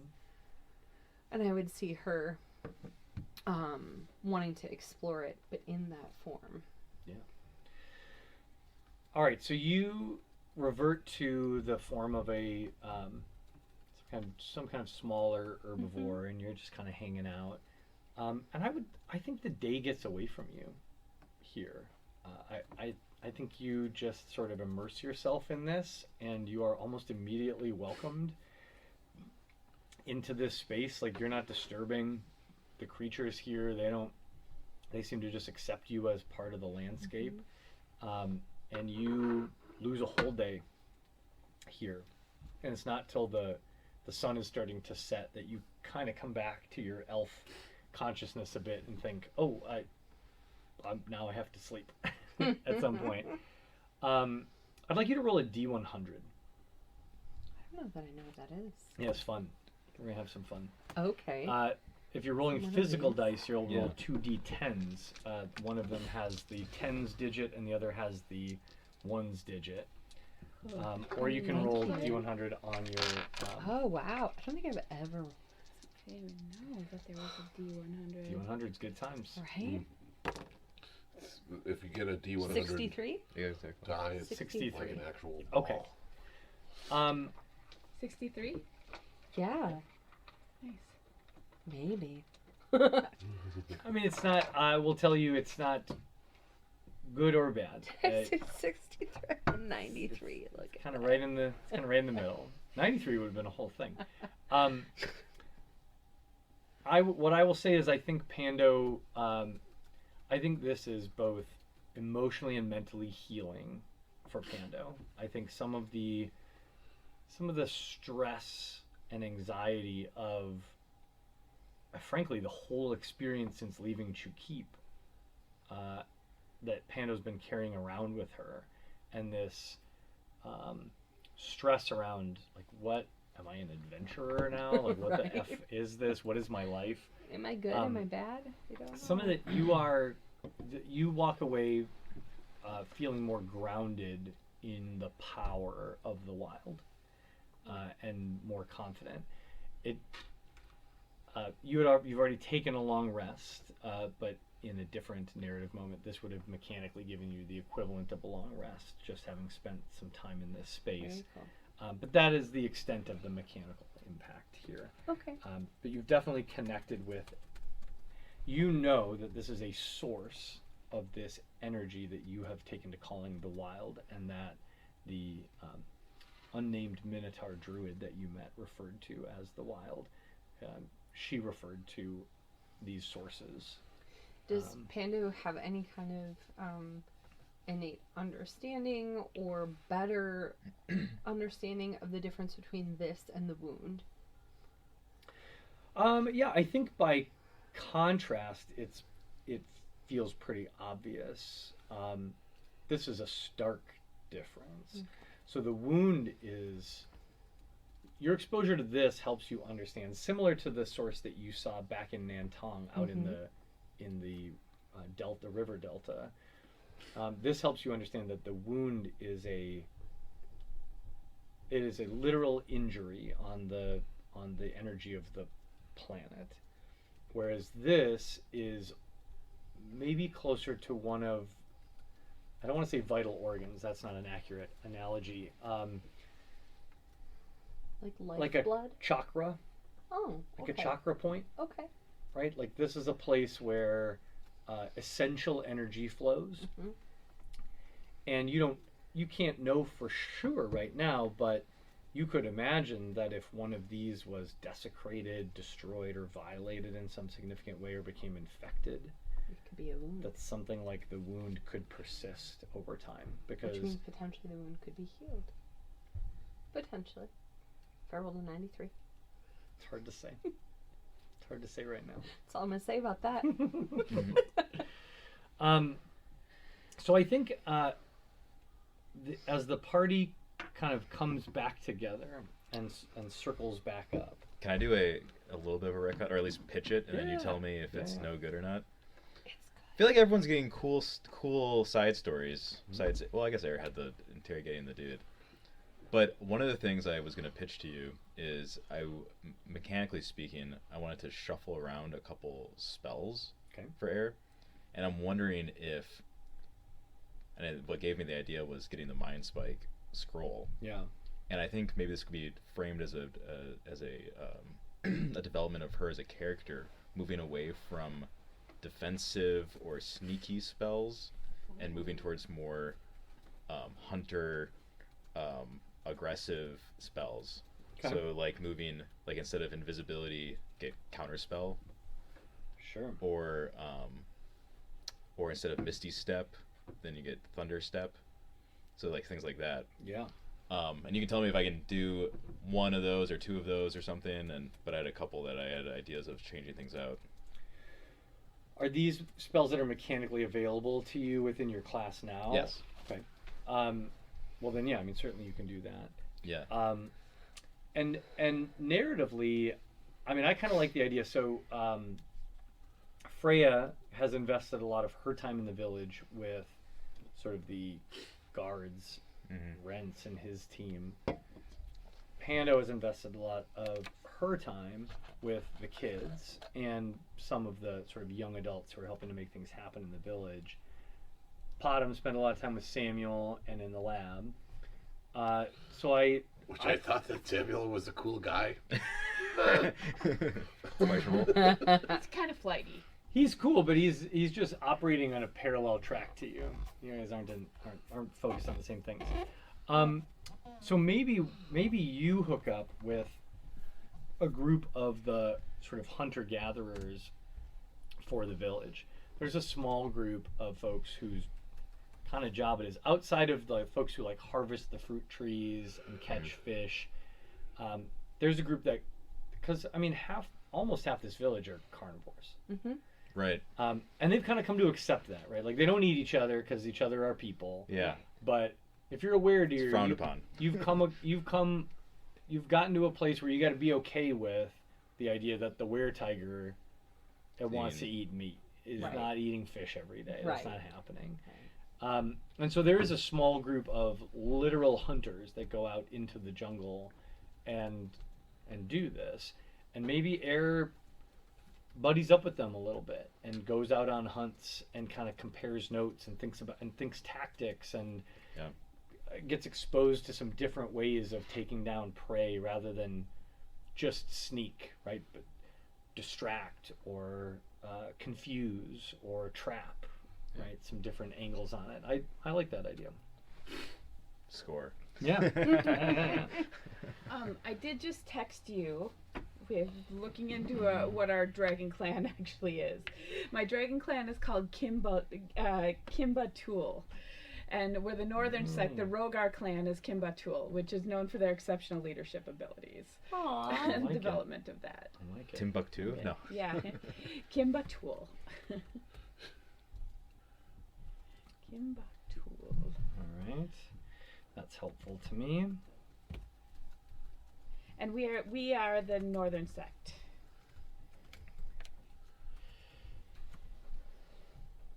Two U's. I like that. Okay, good. So let's jump into the what's next. So y'all have invested a fair amount of time in this village, Yes. in post-battle research, in gathering clues about what your future looks like. I think after 4 days there is a breakfast that feels like a tipping point where you're all kind of staring at each other like, all right, we're not gonna like live in this village forever. Yeah, So no, it's time to go. We got time to Smells- wrap up. yeah, where it Smells kind like of feels like manure. it's time to talk about what to do. Thank you. So I'll turn it to you. I'm not gonna have this conversation for you, but what's next for the group? Very important health tip. You can't eat too many mangoes. Oh, I know, Oh, yeah. especially those kind, because Yeah. so my best friend Todd, who I love very much, went to Costco and got these mangoes for me. Yeah. And I asked him, as I always ask anybody who goes to Costco ever, I'm like, bring me back mangoes, like a lot of mangoes, and you can never be. I will pay you for as many Yeah. mangoes as you No, can we bring. have so many mangoes. So he brought me back 4 bags of these mangoes, and as much as I love him and appreciate him doing that, he did not listen quite as closely to my instructions as I asked, because I asked for the black bag, which is the organic mangoes that don't have sugar added. Oh, big difference. Big difference. These are Yeah. delicious, Oh, they're candy. but if you eat But their candy, yeah, if Yeah. you eat 4 of them, it's They're 23 adult grams candy. of sugar. Right. Yeah. And so I'm like, if I'm eat 4 bags of these and get diabetes, Yeah. and that's not a good look. Thanks, friend. Yeah. Yeah. I So- actually got sick because I think it's the vitamin K. I Yeah, just well, like they're also in the family of They're organic one, but- poison ivy. Yeah, so I had Yeah. too many and got like actually Yeah. very physically. Have you ever ill. like? I this has definitely hit a happened wall before when I ate too. too many. Like Mhm. if you have the mango skin and you get the mango oil from the mango skin, like on your lip Yeah, or yeah. something like that. That was our brother one time just went like this, and he had like poison ivy down his face. Oh, no. I did it with the butter mango that they have at I Uh-huh. think it's butter mango at Outpost. Yeah. I went like this, all my lips like Yeah. yeah. Yeah. Things you learn. Mangoes. I do like mine a little bit drier. These are a little bit. You juicier. probably get like the Yeah. organic ones, Yeah, though, yeah, like at like from Outpost and Outpost, stuff. yeah. Yeah, the black It's the, like and the the black black bag from bag. It's so Costco is good. that kind of like Yeah, they're- yeah. It's It's- real leathery. Yeah, leathery. Mm-hmm. Yeah. Yep, it's like beef jerky but made of mangoes. That's Yeah. what I prefer. But I mean, I also like candy, so Yeah. this is fine. But this will be the last piece for me. You're not gonna argue. All right, so you're sitting around having breakfast in this little village. Also, by the way, breakfast in this village. We've invested a fair amount of energy narratively describing breakfast over the course of this campaign. So I don't want to just skip past what breakfast looks like Right. Good call. here in this village. There is no coffee in this village. Dumb. Sorry. Why, we would have left way sooner. Yeah. You would have been out of here after That's breakfast our summit tipping one. point. We're like 4 days, guys. Wait, sorry, what? 4 days. But what they do have is something that none of you have ever experienced before. If you've experienced it in the real world, great. Has anybody had yerba mate? No, Yeah. you have. Is it Oh, good? yes. So they have something akin It's- to well, this. Really grassy. Really That's grassy. grassy. This Like is. wheatgrass? It's extremely. No, it's sharper than that. It's a sharper. It's like flavor. grass. Yeah. It's Yeah, like it's like lawnmower it's like grass. green tea if you took the green flavor and ramped it up times 100, and then made it bitter. And then drank it through a special straw. And there's a special straw. Yeah. Anyway, they have something akin to that. It's very high caffeine content. So those of you who decide your characters are The caffeine addicts, Brazilian thing. this handles that no problem. It just isn't what you're used to. But the villagers all drink this, even the kids. The other thing is, for them, breakfast is served at night, which is a little weird for you. Oh, sure. So they think it's weird that you are like preparing this breakfast meal, or they're like preparing this breakfast meal for you right before they go to bed, because you are hooked on real normal breakfast, daytime people breakfast. Weirdos. There are no eggs in these breakfasts, but what most of these breakfasts are very fruit forward. There's a lot of cheeses, and there is a fair amount of a locally produced yogurt. So it's a very think continental breakfast at the Mexico all-inclusive Fun. resort. Yeah. It's kind of a vibe of that. Like Cool. we got way more tropical fruit than you would normally expect to see, but everything else is pretty. There's not a lot available beyond the fruit and yogurt kind of a deal. Okay, so you're sitting around, you're eating your yogurt and fruit, you're drinking your fantasy yerba mate, and you're talking about what's next. Well, I think Potom had a plan. Since it's, on the way back. And I just don't think that we are quite done with that temple. The one we I can't think- get back into? That made You me didn't laugh. even know. You don't know that you can't get back into it. I think you told I us. I mean, thought you told us you You disabled that told it. was us. like- We thought we closed it off. Yeah. Yeah, I thought I did. Who knows? No, I no, don't no. know. Roll a deception check. I wasn't gonna make you until then. I thought it was all I feel like closed we're off. all like. I don't know. 18. Anyone who would like to roll an insight check against that is welcome I to. do. Because it's fun. Sure, why not? Nope, I'm not insightful. I'm just like, okay. I have pretty good insight. Let me check real quick. With a +5, I got 9. He So. seems to be a straight shooter. I'm like, it's fun. Oh, never mind. 8. We're not insightful Oh, elves. apparently not. We're just like, Face value. check out this yerba mate. God, this cheese kind of sucks, huh? Yeah. It's really wet. It's really wet. Yeah. Which one of these goat women do you think it came Oh from? god. You're welcome. Suddenly, Ew. suddenly I put down all the dairy. Took a little bit for that to work all the way up. Freya's like, Yeah. I Go back guess to I've the eaten fruit. worse. know Right what? after it's kind of wet. I've suddenly lost my appetite. Distracted him. It worked. It worked. Well, anyway, let's go to this temple. All right, so we're heading back to the temple. Yeah. Yeah, Air's always. I mean, any opportunity to get more loot. Yeah. Can I ask a Kill blades, get loot. like an etiquette D&D question? Yeah. So, I mean, obviously, like, we don't have, like, maps, right? Like, as we're going places, we're kind of learning them as we are there. So, in D&D, do people tend to... Is it, like, just accepted that people, like, remember how to get back to places if they've been there?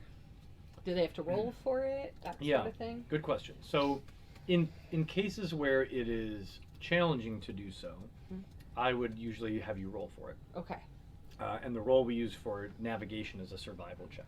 Okay. So if this applies whether you're like, let's say you're in a dungeon and you're like, we try to find our way back to the exit, Mm-hmm.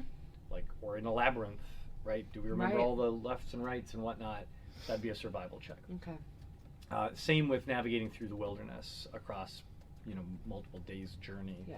Each day you'd make a survival check to be like, can we stay on course? If you have no idea where you're going, that's a different thing entirely. In Sure. which case, I'll just tell you. Sure. But you all do have a sketch of this map, which was a sketch you took as a sketched copy of a map that was hanging in one of the inns and taverns where you stayed in Nantong. Okay. So you at least have a basic layout. And what I can point out... But it doesn't tell us this city, right? Because isn't this kind of like a hidden... Yeah. Correct. I would argue though you could follow a river without. Right, Yeah. and just like remember... Well, and now it could, right? Because you guys got there. So Yeah. you, Following rivers, we just what you follow see back. here is probably what you've sort of marked up along the way Okay. on the map that you now have in front of you. Some other things I'll note to you, and you don't have good distances for this, so it's maybe I can add some things to this image later if you want. Like the source as well. Yeah, so I'll point a couple things out to you. That's my agenda. Is Mhm. like I want to remember where that is and have like. So here's your go, go, source. go. Okay. Okay. It's literally at the mount it's where Perfect. the river It's at the end of the where river. the river yeah. starts. You could start. The monoliths are around here. Okay. Okay, not too far from the village. The temple is way back here. The wound, vaguely where you encountered the wound, is right around here. The turtle loves it. You're not sure where the wound extends down here, although you do know it was You felt it. not here, Right. right? So the wound's somewhere kind of up in this zone. Sure. You encountered the walking fortress up in this area, headed towards Nantong. Your specific journey kind of initially took you right along the perimeter of the river until you were forced up this way Okay. and then back down Yeah. this way. You had a little distraction when you decided to chase this thing. That was fun. Mm-hmm. So- R.I.P. BD. Roughly speaking, you're hanging out right here, and you're going to be headed Okay. back here. Okay. Was Thank that you. helpful to everybody? Yes. Yeah. I just wanted to know too if it was plausible, if it makes sense in the narrative at some point that Pando is like, I'm going back to the source of this place, no matter where they are. Like that she would have some memory. Yeah. Of how to get there. Yeah. I was only going to comment too about going back to what you said earlier, that it just kind of goes back to that dichotomy of player knowledge and character knowledge. Right. 'Cause Right. there's things that you know as a player that your Exactly. character doesn't know, but then vice versa. There's things your character would know Mhm. that you Right. don't know Right. as a player. Yeah. Okay. Yeah, I Thank definitely you. don't expect you to memorize all these things. Sure. Battle strategies. Right. Right. Yeah. Certainly, I don't expect that anymore. You guys. Oh, rats? I don't know. I Well, don't know. we just- Fight them. I gotta I don't know. find trap Bash, thing. bash rats. Giant Step fortress one. shooting at us. We can chase after that. the walls are like 100 feet tall. So, wow, it'll be fine. We'll just climb up there. Let's climb out. Yeah. Well, let's run underneath the big feet. Yeah, it's fine. I'm like, were Okay. Freya and I intoxicated? Because I listened to that not that long ago, and it's you and me who are Oh, like, yeah. let's do this. The instigators for Yes. real. Mm-hmm. I Freya's do. like, yeah. I got a grappling hook. It's fine. I'm I'll like, we throw it can on there." totally do this. Let's get as close as possible. They think they're invincible. They just. Yeah. Well, that That's is a great. that is a trait of Freya's, Yeah. actually. It was fun. I think Panda was just swept I'm up a in it. princess. I Tell can it do to- anything. Tell it to halt. Tell it to halt. She's a tribe of Exactly. leaders. Panda Excuse felt me. led. Mhm. All right. It's like Dune, like use the voice or something. Right. Wadi. Where, or sorry, rather, what's your departure look like? I think there's a lot of ways to exit this village once you've decided you're I headed. just imagine us like, we're off to see this. Well, here goes another ticker tape parade. Yeah. Well, I mean, that's kind of my question. Is it like You because put the yogurt down. and all you're like, these folks are animals during the day, so it wouldn't Right. be hard for you to be like, well, No. bye, and Irish just kinda goodbye. yeah, kind of Irish goodbye and slip out. leave a Um, kind note. better breakfast that morning. So like as they're getting ready for bed, Yeah. So you're getting like, ready we for won't be here bed. when you wake up. Yeah. kind I of think- We'll leave the platinum for them. Yes. Mm-hmm. I'm sure that we gave it to the deer man. Yeah. Yeah. Right. Pencil. Here's for the village. Pencil. Yeah. Mhm. Also, I give 100. I give 12 platinum to the box. Oh, good to know. Good to know. Gotta feed that box. Hmm.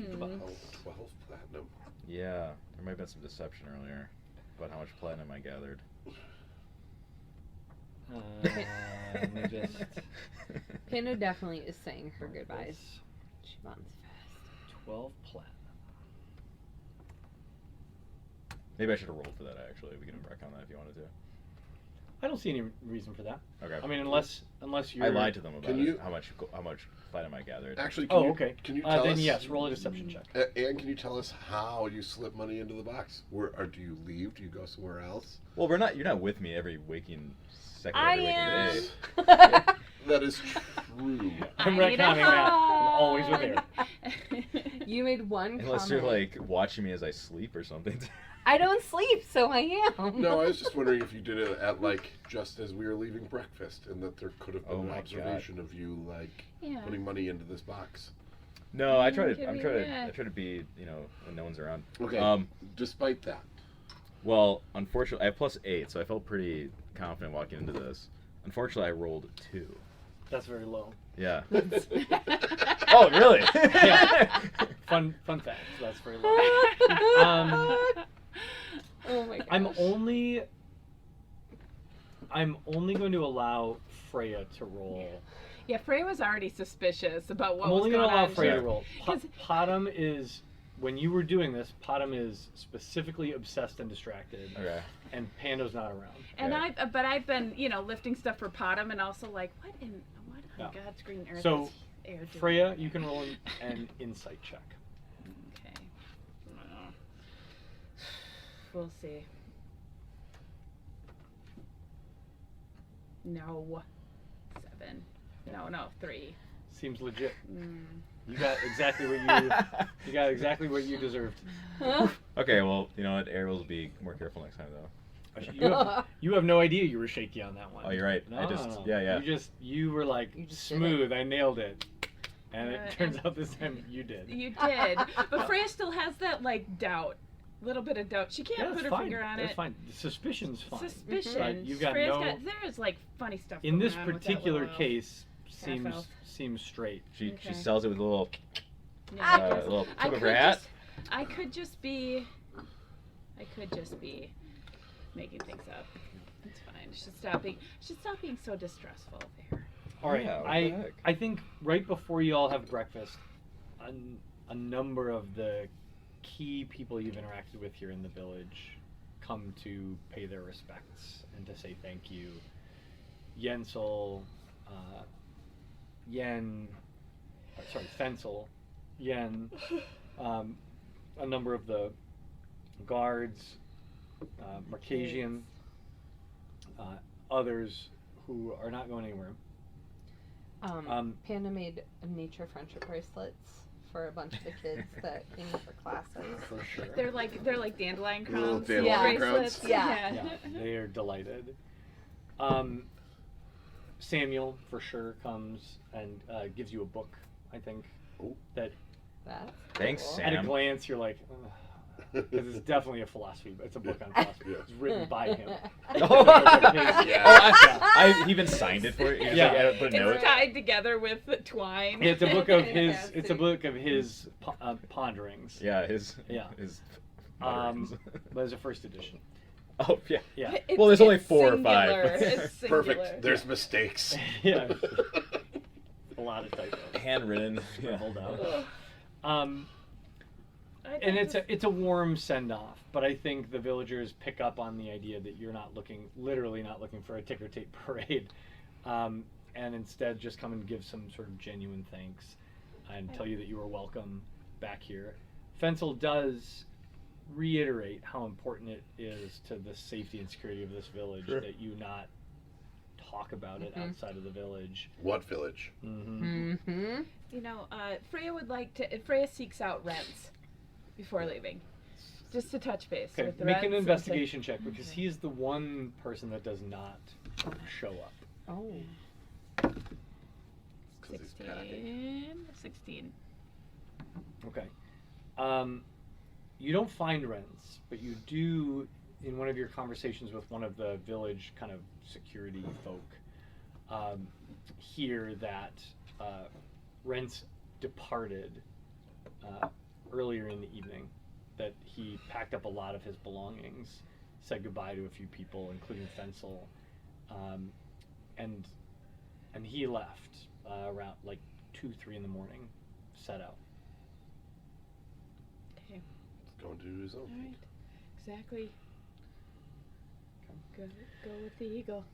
All right, so everybody turns into critters. You all have your final breakfast summit, and then you pack up and head out. Yeah. I think so. We're off to see the wizard. We're off to see. Panda goes to like link arms. I grab one side of air, Do you you reach grab Air's the like, other. No, it's Pine. It's Pine that's like lifted up. Yeah, lift it up. Well, no, I'm like, Bottom's on the new exocomp. Oh, right. Sitting in Oh, the yeah. chair. Does the exocomp look like the other exocomp? Is it like a I would say that Everyone's different in some way. yeah, I mean, just ever so slightly different. This one's a spider. This one sort of looks. I would say you notice that there's like an uptick in defense. Like there's some Ooh. extra like surrounding the chair. There's like a shield on both sides now. cool? It looks like the statues from Easter Island. So It's just a Big really head. big head. yeah, right. Um, He's sitting on the nose. Yeah, so it used to be like I used to picture it as like the BFG, but not that big, of course. But you know what I'm talking about, BFG? Yeah. Or like the Iron Giant. Yeah, I guess I've Iron always sort of Giant. Iron Both. Giant Iron was Giant's my- animated with like movie. a chair on the front of it Right, though, like a a chair panel that folds bolted to down, the front Yep. with maybe like a seatbelt or something. Like a and then like baby the Bjorn. back. Like I guess I always Yeah. Right, and some handles. Definitely Baby Bjorn was the image I had. Yeah. I always imagined that the back of the chair opened up and there was like a cabinet of things inside of it Yeah, that and he so could close, and then that was like what he leaned against was that. and so now there's just a little bit of armor kind of coming up on the sides. So it looks Around kind of the like chair. in Aliens when those Right. big, Sure. those big Yeah, things in right. Aliens. I just imagine some joysticks. The that would move exoskeleton. if you wanted Does he And have a to. face? The exocomp? Yeah, like Yeah. Well, I mean, I would have. I guess I've always imagined that as kind of staying true to. Let's see Like here. Iron Giant. No, to the exocomp from Star Trek. If there's like just kind of a singular viewer here. Let's just pull it up. I'm sorry, Dave. I cannot. Yeah. So yeah, just a singular eyepiece. Kind of a.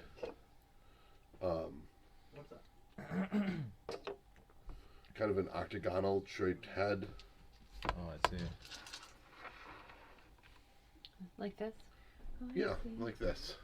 Yeah. Yeah. See my I So that's I that's had him kind like of like more of like an Iron Man face Sure.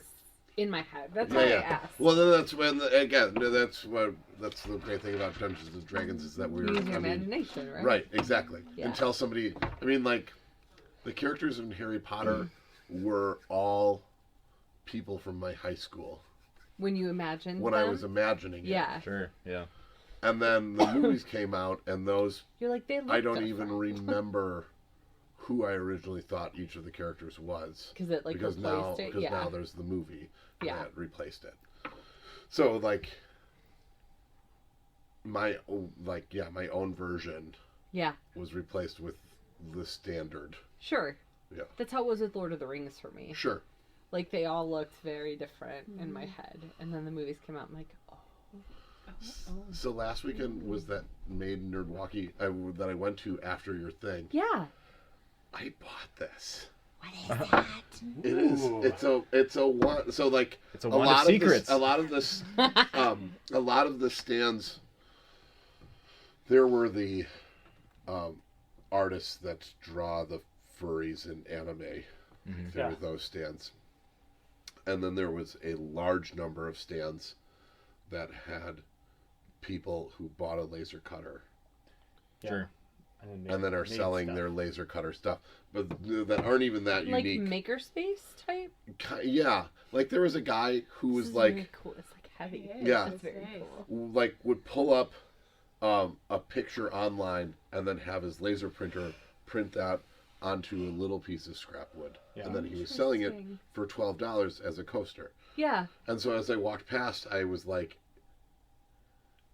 absolutely not. Yes, I like that you're cutting stuff, using your laser cutter to cut stuff onto, Yeah. but I'm not going to pay you for a Star Trek symbol Right. on a piece of granite for $20. No. Right. Granite slate. I'm just not. I'm sorry. It's not original. I don't like that. Yeah. There were two stands there. That were like original. This one, which was the Mystic Mist. You have it on there. Yeah, Yeah, yeah. right over here. Mm-hmm. Mystical Mist. Oh, I was looking at the symbol upside down. I thought it looked like a person with legs. Okay. Now I see it's Oh a dragon. my god. So But she, now I see the person with legs. she had a bunch of these, just the iron spikes, and then the ones with the handles. And I walked up and I was like, "Oh, neat." She's like, "Yeah, we make all of those." Cool. And all of a sudden, like I picked it up and I just kind of like started. I'm like, "Oh, all right. This is my new fidget. This is Were they coming to- making it there? no. I mean, That'd be cool this to is see. right. I Some in the back blacksmithing, part of yeah. pilot project, I'm pretty sure that setting up a forge would be kind of hard. But not but impossible. and it was funny because I was like, I'm all right. I'm walking away now. I can't. Mhm. And Oh let's- wow! Look at these look at these D20s, which caused me to stop Dangerous. mid sentence. I was like, I don't need another D. Oh. And then they both started laughing at me. What do I? And then they're like, art. And I went, okay, I'm stopped. I'm not even going to look at anything else. They're like, art, Mythical. we have an Etsy. And I was like, I will look more from the comfort of my own home. But yeah, they were awesome. And then the What are they called? Mythical Mist? Mythical Mist, yeah. There was the people that were 3D printing little dragons. And there were all these little pieces, and so then you could like move your dragon around. Yeah, those two, and then the costumers. But I didn't even stop at the costumers. I was like, I make my own costume pieces. Please. But yeah, no, I was like all the 3D laser printed stuff or the laser printer stuff. I was like, See, stuff like this is why our podcast needs to become a video podcast. right. Yes. But we need to invest in some Yeah. some lighting. Look at some seed capital. Yeah. Once our first investor comes in, maybe Mythical Mist would like Yeah. to be our Right. Sponsor first our. sponsor. Because if you were sponsoring, we would have the capital to show your cool product. Yeah. And then I would tell them that they could find you on Etsy by giving them an exact address. Oh, I do want to brag from Oh. that we She found something. I she found them on likes. Etsy. Their dice is very cool.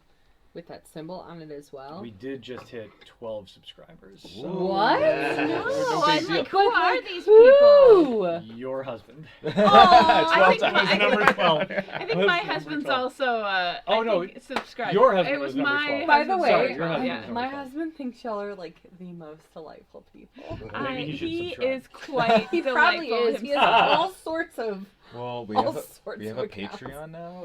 Yeah. Oh, yeah, we should. We're gonna get some Does mad he have any merch. laser cut Cool. crafts that he'd Yeah. like Very to promote? Actually, Yeah, that was what potentially that he was wants the to join D20 the they got me on. makerspace by our house. So I like it. I'd be like, make us things. That would be cool. All right, adventurers. Sorry, we tangent. Back onto the road. As you set out, you would estimate a little over a day's journey ahead of you to find your way back to the abandoned village where you located the That's crypt. it, right? Yes. Mhm. Okay. So, what I need to know is who is keeping an eye out and who is leading the journey from a navigation standpoint. Who's helping you find your well, way back there? Seems like I guess Podham's I'll the- lead. I'll yeah. lead. Okay. This is Podham's. He's spearheading it, I think. Yeah. And Then- Pando can keep an eye out. Okay. Then Potom, you're going to make a survival check, and Pando, you're going to make a perception check. Passive or regular? That's regular, right? Yeah, just a Sorry. regular. You're going to roll for it. 21, but not natural. 14. 14. Okay. So you make decent time on your journey. You're down one cricket, as we Oh, that's right. have mentioned before. But we got the exocomp, so Yeah. So I think you've got the mounts that you need to move at a decent pace. I mean, the exocomp is not nearly so fast as one of these crickets, but in terms of carrying loot and equipment and things that you've got with you, you're not. We're not. Excuse me. We're not booking it either. We're just You're traveling. not booking it, but you're not slowed Right. unnecessarily. But this is some of the more dense part of the jungle. This was the more difficult part of your journey to get to this area. So I think you do not make it to this village in a single day. In particular because as you leave, I would imagine, I mean, it's up to you, but that you're trying to shift yourself back to out of the nocturnal Mm-hmm. time schedule that you've been on for the last almost week. So I'm going to say you get a lot of the way there, and you start to pick up some landmarks by the time you get closer and realize you're a little off course, but not dramatically. But you do realize it's probably time to rest if you're going to try to kind of shake off the fantasy jet lag of what you've been doing for the last week. Pando, you keep a close eye out, and none of you encounter any danger. You steer the party around what you think is a large predator at one point, but do not encounter it, and it doesn't seem to want to engage with you. And you get to a point where you're ready to kind of settle in, and I think maybe that happens earlier in the day than you might normally. But again, your time is all messed up because of your Right. visit to this village, and you settle into camp for the night. Are you keeping a watch? Yeah. Yeah. yeah. I definitely think we Yeah, should. right. If the DM asks if you're keeping a watch, you say yes. Yeah. That's a really good rule. well, I'll just go to bed. All right, who's taking first watch? Frey, Eric- I'll take okay. for- Eric. okay. No, Okay. I'll fight you. No, go ahead, Harry. We can flip a coin. You can take first watch. I'll take second. Two That's people how are it's- allowed to take a watch. Yeah. We both take a watch at the same time and use it as an opportunity to bond and grow as a party. Role play the Aw. relationship building. Oh yes. Do it. Air's gonna be Air- very. Panda brings out her very, feeling stick. Very stoic. Air, I just want to let you know, this has really been great. Air just Role nods. play snuggles. Well, I would like you both to roll a perception check for your watch. I would imagine that the snuggles is kind of like me trying to hold my little kitten. It's me trying to. I can do it for a moment, but if I ever try to like cinch up on her, she's like, "Get off me!" I know. Yeah, It's yeah. me trying to vacuum Marshall's floofy pants and Yeah. pantaloons. I use the little vacuum on him now, and it works. He lets me do whatever I want, but he does not like it when I vacuum his pantaloons. Air Little doesn't. pantaloons. Yeah. Air doesn't break. Like, 10. searching. She doesn't. When you say that, Air doesn't like look towards you at all. But all she says is like, likewise. Yes, relationship. Which is like Yes, the yes. most that we're ever gonna get out of Air. So that's a shit. Freya feels What was that. your It's perception check here? My perception check, and I worry. No, actually, I'm not worried, but I just need to double check. I'm so sorry. Bear with me. Bear with me. We're bonding. Okay, Wait, 14. I don't think I'm there. You're sleeping. I'm Meditating. meditating. 14. 14. Okay.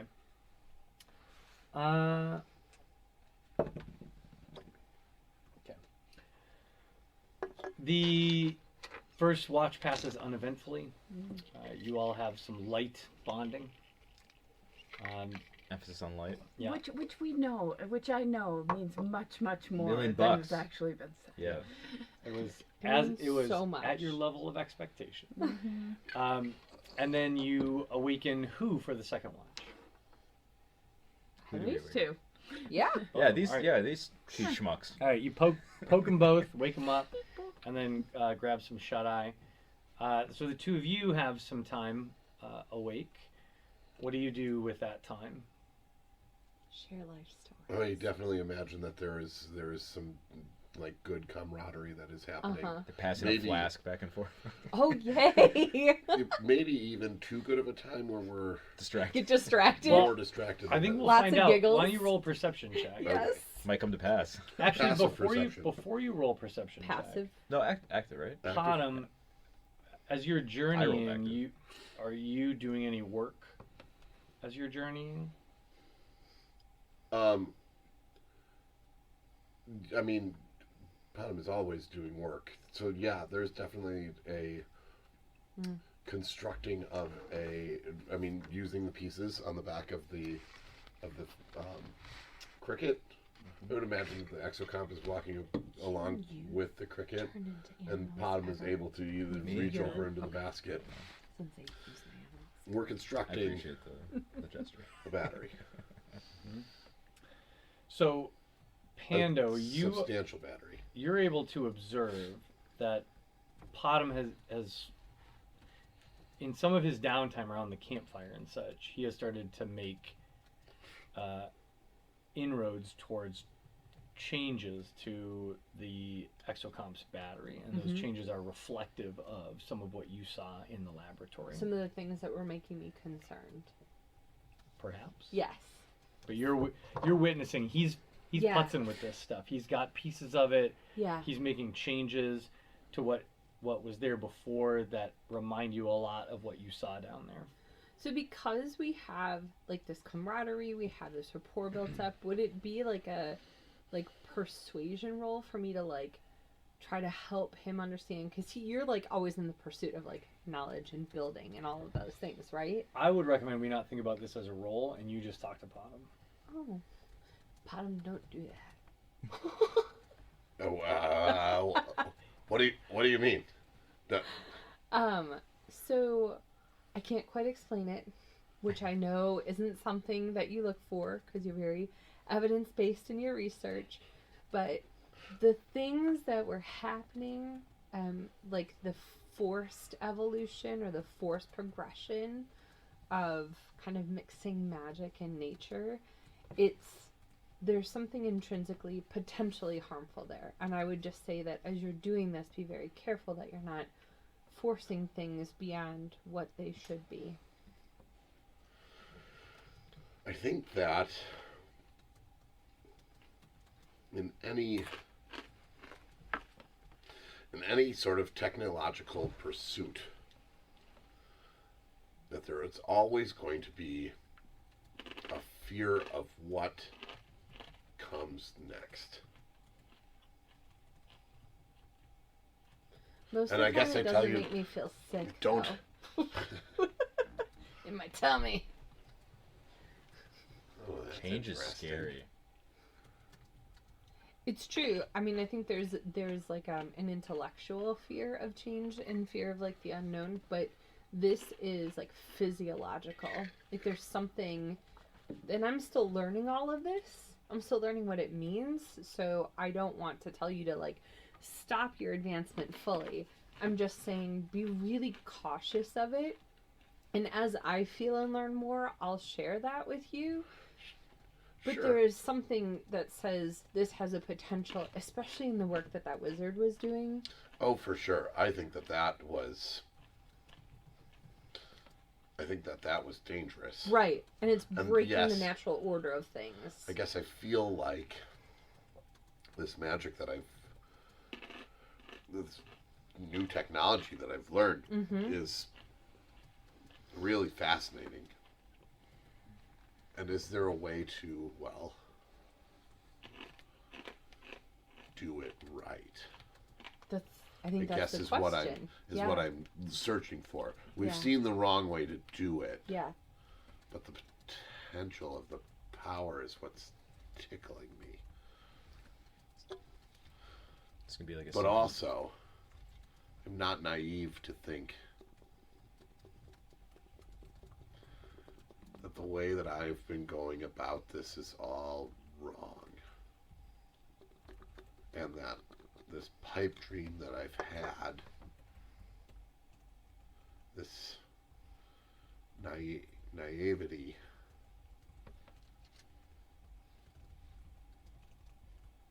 is really sophomoric. And it's time to, it might be time to grow up is not what I mean, but it's time to, Wise up or something. Yeah. it's time to go about things in a different sort of way. So what if, as you're going about it, kind of like that hot cold game? Did you ever play that in your culture? Do We played it all the time. In do Gnomish rock villages. gnomes have hot cold? Do you have hot I played cold? that game today. I was cold, and then we made the fire, and now I And am now hot. you are hot. Sure. Like that. Like I'm- the calling of the coin. Like the calling of it. Yes, that's such a great way to put it. A little voice speaks from the dark. Like the calling of the coin. Like, as you're doing this, maybe I could be like your barometer on like, whoa, do we need to like rein it in, or can you advance with like how you are progressing with this technology? Like if I'm vomiting everywhere, we know we've gone too far. Or you had a bad potato. Or I had a bad asparagus. Botulism! You know, I don't have an answer. All I have is this warning that keeps creeping up on me, and I just wanted to share it.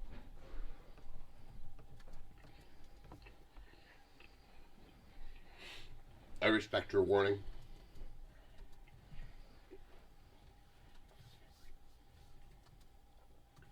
And I guess we just don't have. I'm not that wizard, and I'm not trying to do what that wizard did. Right. But there's something here that I know I can get right. I know I can get it right. And not playing devil's advocate or not trying to be mightier or holier than thou, but like, you know, that whole to what end? Like you do it, Oppenheimer, and then to what end, right? Oppen who? See one of those bird people? I Did we love it. drink her milk? Oppenheimer. Oppenheimer, and I'm the what is that Russell Crowe movie that they always say? Noah? Noah. The worst ever. Oh my god, I love that movie. Anyway, no, His most Gladiator. well-known role. Gladiator. He's Oppenheimer, I'm Gladiator. Oh my god. That's really funny. Oh. No. We just that was. I knew exactly what you were talking about. Oh my too. gosh. I know you Very did. funny. That made me dizzy. Mm, So we had a heart to heart. Mhm. And I think I don't have enough information right now, really. Like, it's really not tangible. It was a heart to heart that ended with, well, when we get more information. yeah. I think that's okay. I mean, Yeah. we're not going to always roleplay every fireside chat, No. Right. but I think this is a vignette Yeah. that hints at maybe an ongoing conversation between Pando and Potem around And this that's idea. kind of what we said. Like, all of my references fell short because he's a rock gnome. There's no pun intended, but like the hot cold game, Fell that short. sort of thing, right? But I just said I will just keep sharing as we do things, Mm-hmm. and that's all we can do. Bottom doubled down on the whole but I can get this right. I can get this technology right. I know I can. And then I I can do said, it. to what end? Oppenheimer. And then that got us into the Noah and Gladiator. I am become Potem. I'm gonna open the plum, by the way. Do it. Mm. I need both of you to roll a perception check Oh, okay. for your shift. Oh, right. That's what we're doing. That's what we're protecting our 18. 16. Okay. Pando, you keep a close eye out, and nothing approaches this night. Potem, you do too, and nothing approaches. However, you do notice something different than Opening these. Pando I'm very does. bad with these. Thank you.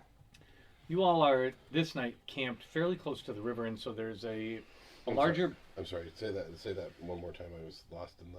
No worries. You all are camped closer to the river right now than, and so you've got more open, expansive sky over you than you have in some time. A gap in the canopy, and so while you are certainly keeping an eye out and nothing untoward happens during your watch, you notice something that sparks a. It sparks. Oh, why is this? God damn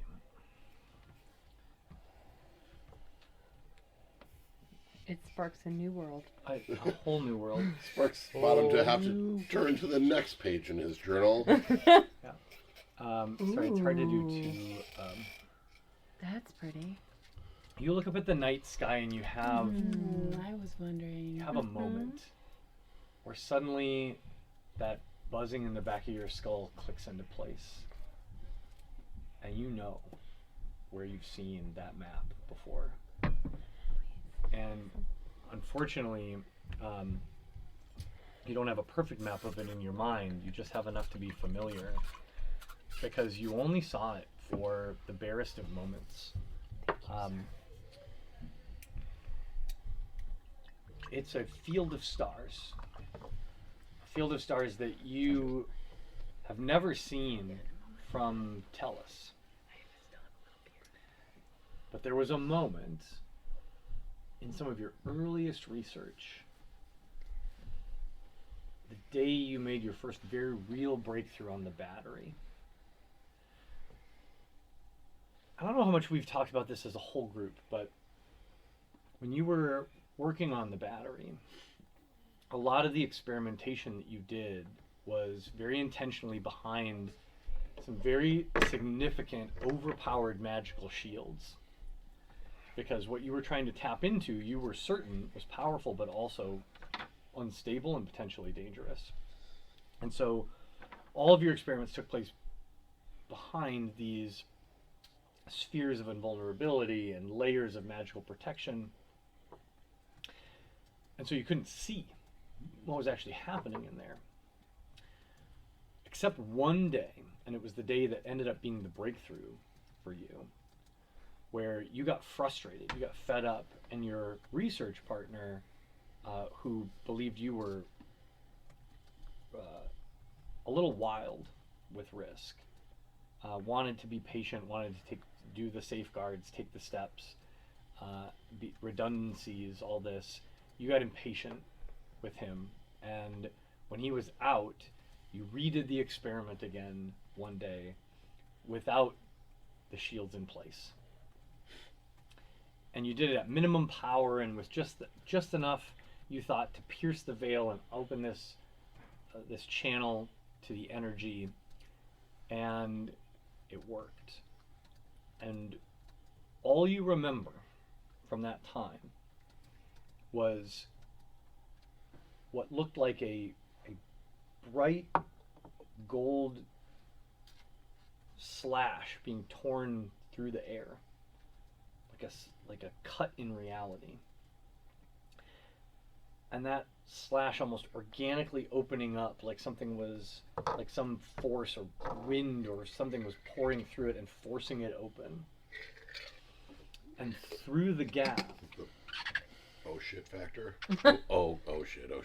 yeah, and in the midst of the terror and excitement and everything you were feeling in that moment, through the gap you got one snapshot, this image in your mind that you remembered the next day when you woke up, because as this rent in space and time tore open, a whole lot of energy poured out all at once, and it blasted you against the wall, and some safeguards that had been put in place in your laboratory kicked in and shut this thing down and encased it in magical protections, counter spells and redundant, whatevers, but not before you were slammed against the wall and nearly killed. When you came to in the hospital, the only thing you remembered was a starscape. The image you saw through that rent in space and time was a night sky. And all you knew for certain was that it was an alien sky. Mm. That there were constellations in that sky that you had never seen. And you've traveled. You've been around the world. You've seen what the night sky of Tellus has to offer. And this wasn't it. And you never thought you'd see that again until you drew a map of it. Here, in this spot on the opposite side of the world where you were doing your research.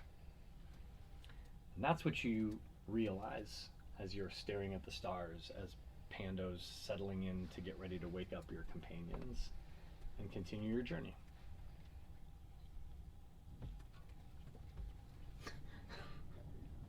Cool.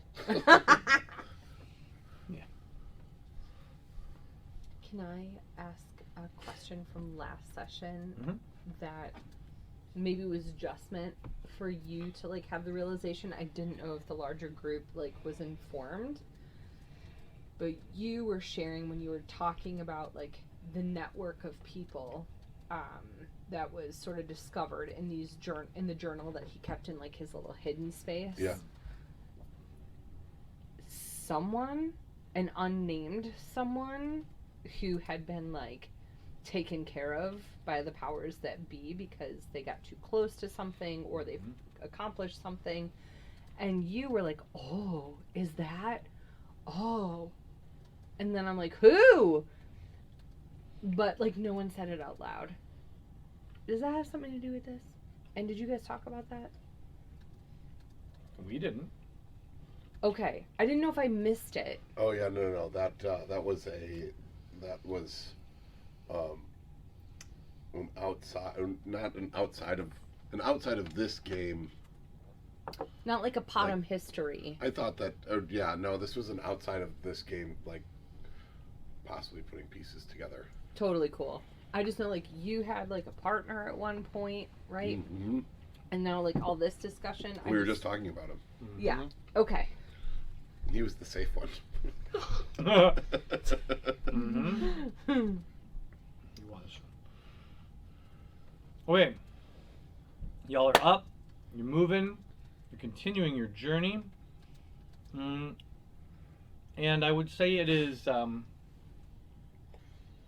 late morning, maybe approaching noon, that you arrive in the rubble of the village, where this, where you know this crypt is hidden beneath the central temple. All right, little guy. Can you get in? Is that a new adopted nickname? Yeah, no, Yeah. I call him little guy. Pipsqueak. Just little guy. Shrimpy McShrimpface. What are we It's, doing I here? guess it's that- endearing. It's a term of endearment. That is Okay. here Small fry. why we Small came fry. to see if we could get back in. Hey, Shorty. And so I might as well. I mean, since we know where it is, might as well attempt to try to get in. I thought this was super indelible, never come off until you're dead, or maybe later hex on it that Oh, I don't. sealed it shut. Oh, I don't make hexes. I just. I'm not a hex. I just but break mechanical things, and Yeah. Apparently, you weren't as good super as you indelible, thought you never were. come off until you're dead, or maybe never Well- open until you're dead, or maybe later. the thing is, am I as good as I thought I was, or am I as good as I am, and just fixed it?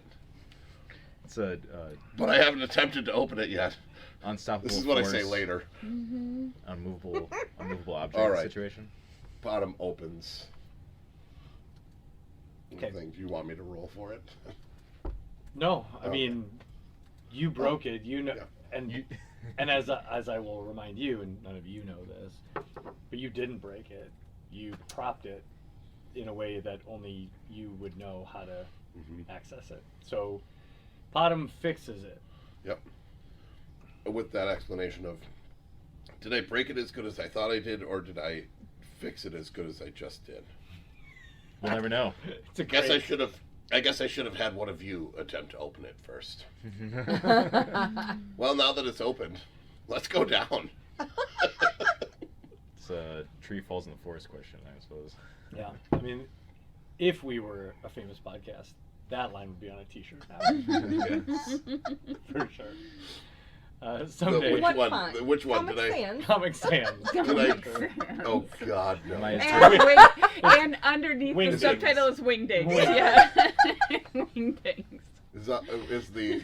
Did I break it as good as I thought I did, or did I just fix it as good as I am? yeah. Is that, that's the That's pretty T-shirt? good. Yeah. Yeah. But unfortunately, it's in Wingdings, so nobody ever knows. But only real fans understand. It's like a shibboleth or something. Or... All right, you guys make your way back into the crypt, and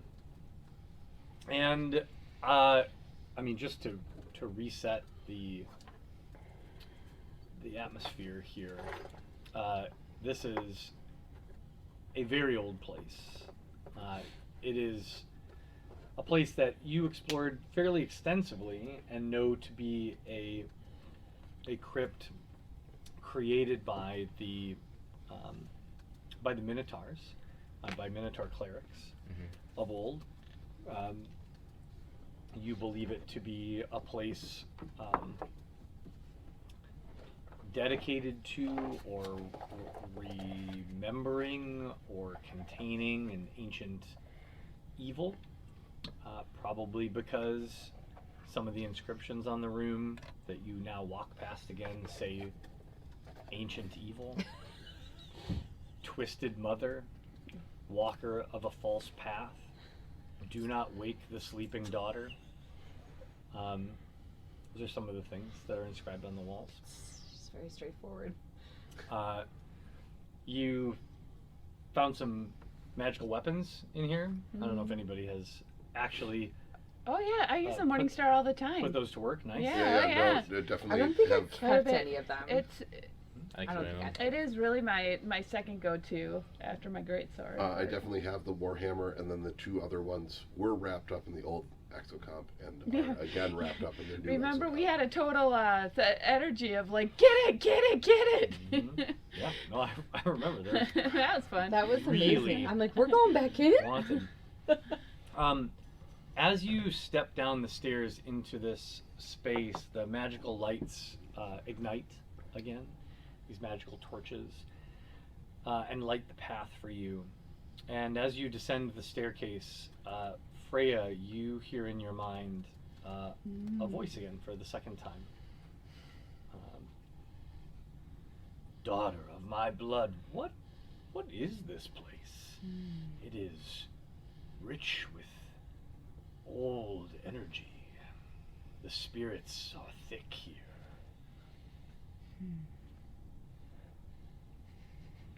Well, We can't hear No. this. No, Okay. Did you hear that? she's descending into Like a schizophrenia here. Yeah, Actually, something you know, it's Yeah. it's no, guys. It's just the voice of my head. No. We meant the rats, but okay. Right. No, she's like, okay, But mother, you have we a voice proceed in your with head? caution. Tell us more. Will as you we back guide me? up. Can you Yeah. connect? Can you connect to it? Will you guide me? Are you I'm talking in my head to her. okay? You're just thinking this. And I'm thinking it. But it would be And we're very just Really sharing. entertaining do if you were Kelly saying it out Bundy loud. skip between thinking and talking. Is it a Dragonborn thing or is this a Um, schizophrenic thing? you get an immediate answer. I know nothing of this place, but certainly we should partner. Undoubtedly, with your power and influence and my wisdom spanning the generations, we will reclaim the glory of the Kimbatul clan. Oof, I would love for this guy to not be your father. He's right. It's just This is my You're mother. just you just have Yeah, PTSD deceptive. because you have I know. a Well, a well, giant deception. there might be a little. I don't know if this goes along with the story or not, but my mother is not from the Kimbuktu clan. This is a male voice. It's I thought That was your father, I because she thought, yeah, kept yeah. saying mother, mother. Okay, Well, this is awkward. It's your father. okay. Kimbuktu clan. Oh, she's like, damn it. Your I thought- father is alive. as Yeah, far my as you father's know. alive. Yeah, my father, as far as I know, is alive. The phrase "daughter of my blood" is language that in your culture could mean any ancestor down your line. Freya gets that. Totally gets Oh, that. gotcha. She's not. Yeah, she totally gets that. She's not- Grandpapa. I'm like ancestor. All right. Well, let's proceed. I think that Potom kind of, is undeterred from heading to that tomb. Just going straight back. Yep. Okay. Yeah. But he kind of is like okay, Air follows kind of on a quickly, waving her new wand around. Oh yeah. Okay. Great. Well, are you using it in this space? I think I remember this space being pretty with nothing, so I think she waits until we get to this. Okay. Starts Kind of- using it over here. So right around this space, you move Yeah. into this entrance. Okay. Can Panda just not check for traps? Because I think that we blocked off everything, right? Air's Well, double you- checking, triple checking. Air's got his. Got You're- her. you're- okay, so is that wand essentially check for? That's the squirrel things. I things? don't It know. identifies secret things within Oh, 30 yes, feet yes. of you Yeah. when you use it. Okay. But I don't it has know. recharges. Yeah, and I don't really know the range Forever? limitations. It recharges each sunrise. Okay, thank you. I was like, Partially. Yeah. No, that's what made me so excited about it. I thought it was like a one and done thing, but right, it's but it's that's continuous. awesome. All right, so you fire this thing off at the top of the stairwell.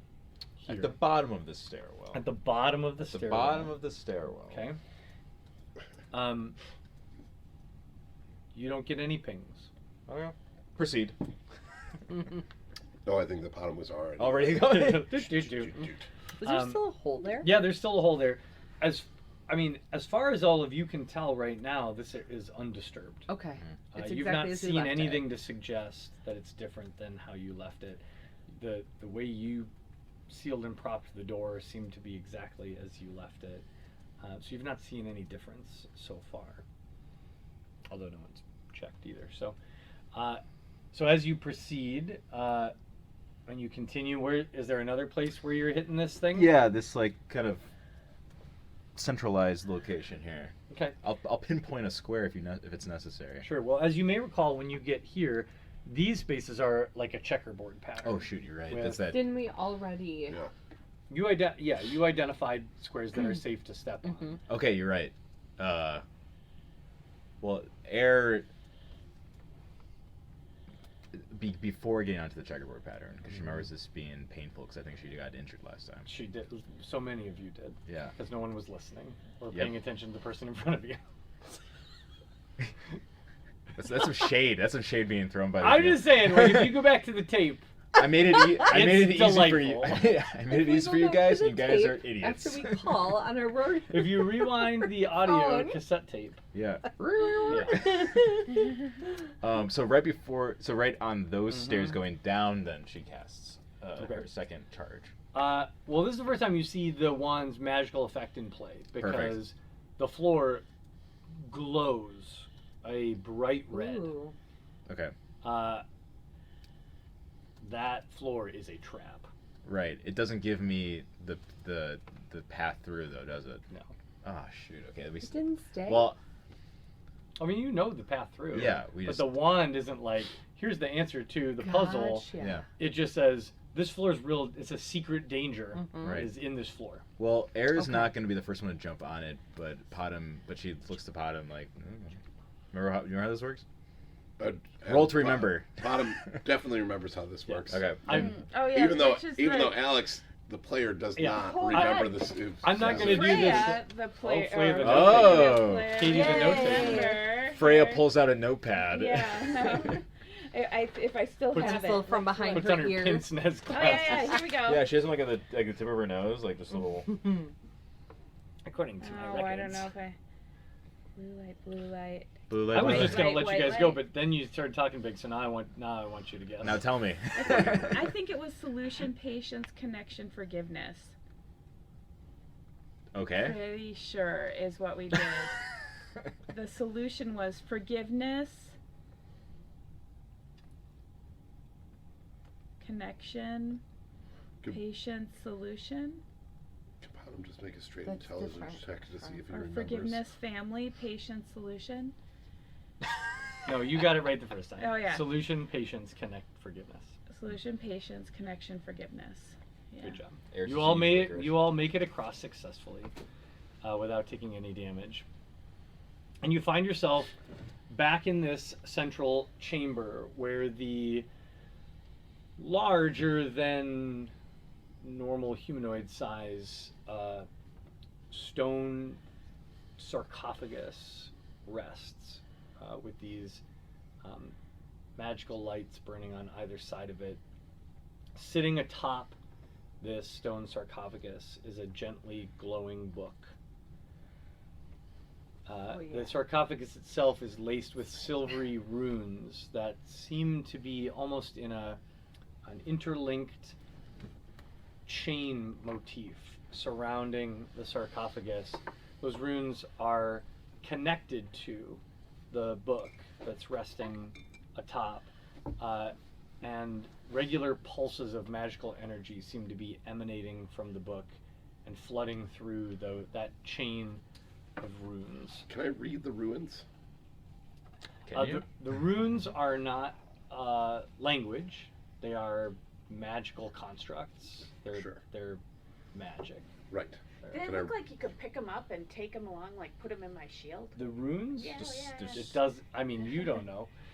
You could roll an Arcana check if you want to ask that question. I do want You want want to try to understand what the runes do? Right. Yeah, make an Arcana check.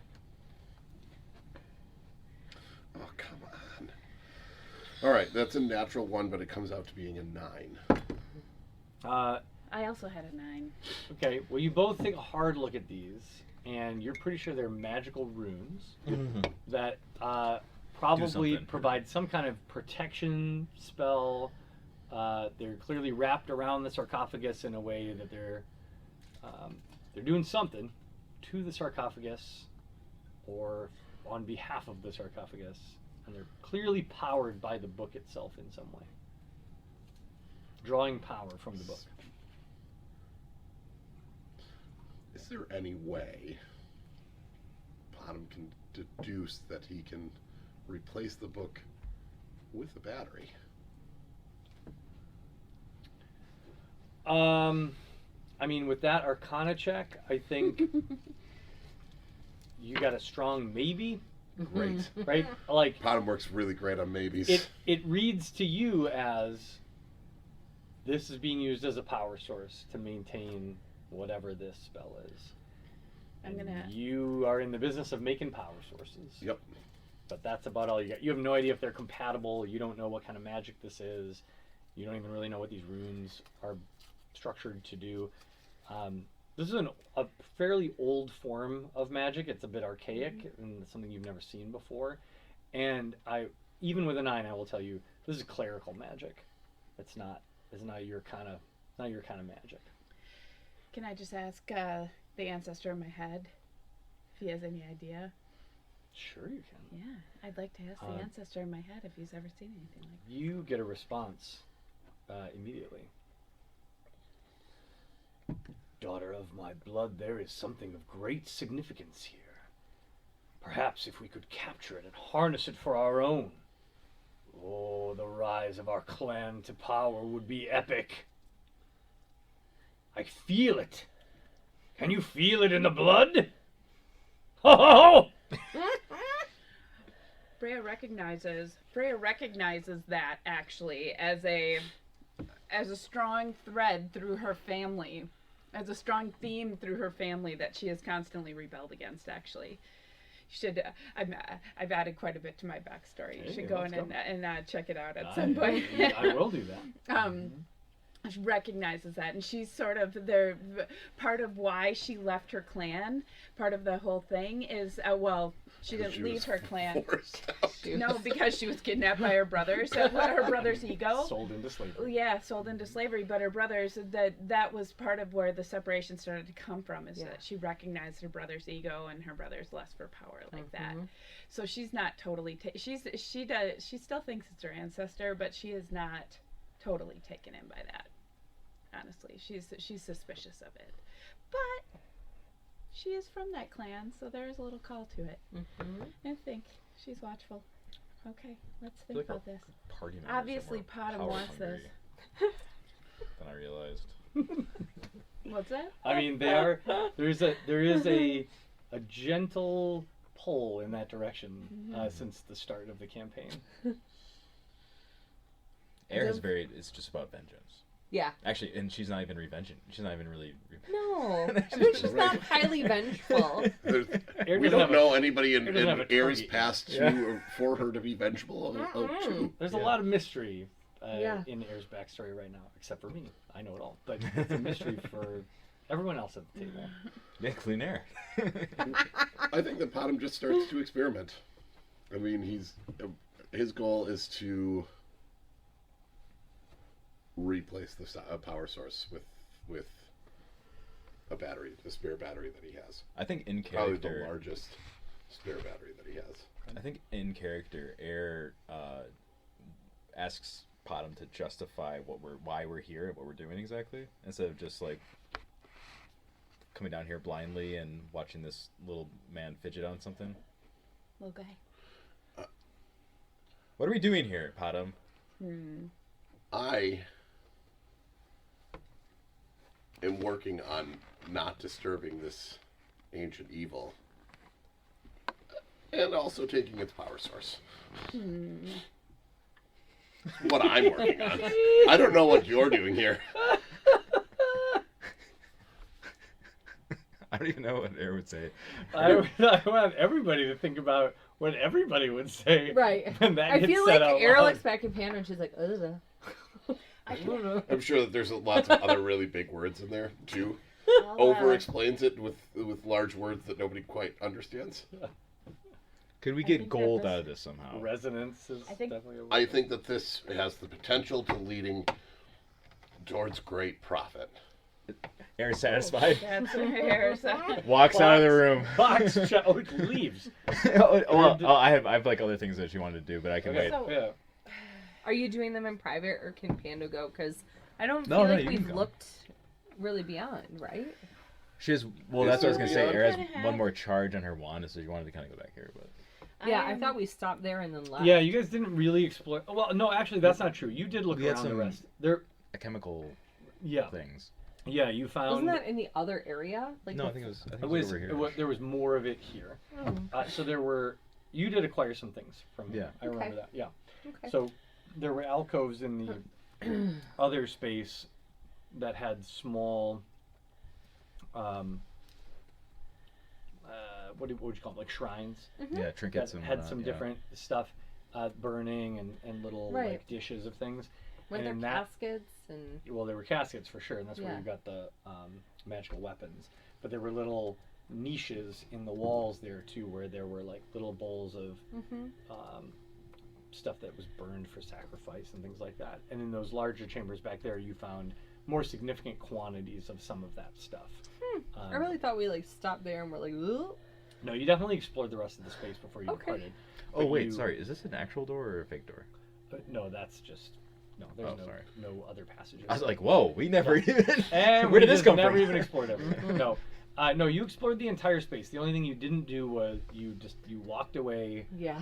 from the book and the sarcophagus.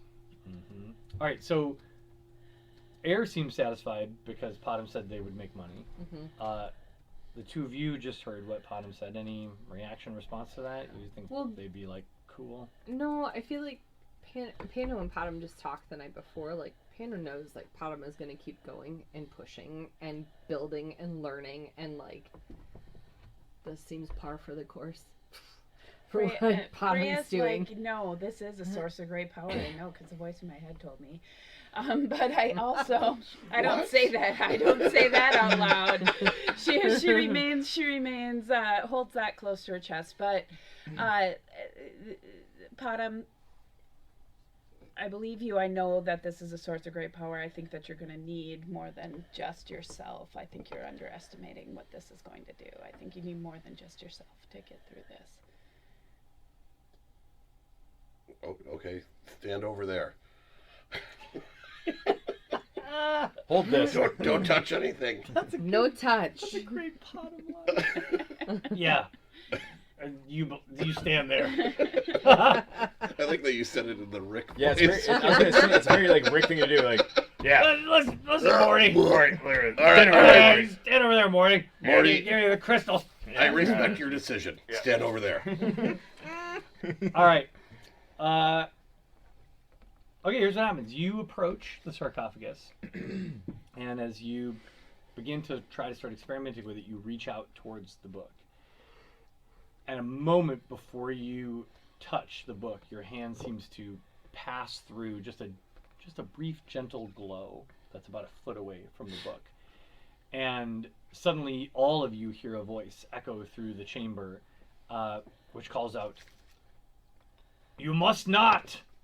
You must not!" Oh jeez. And descending from the ceiling Whoa. is and this is not the right mini for it, but it is a flaming skull. It is basically a floating skull, a minotaur skull, that is on fire. This is why I needed you.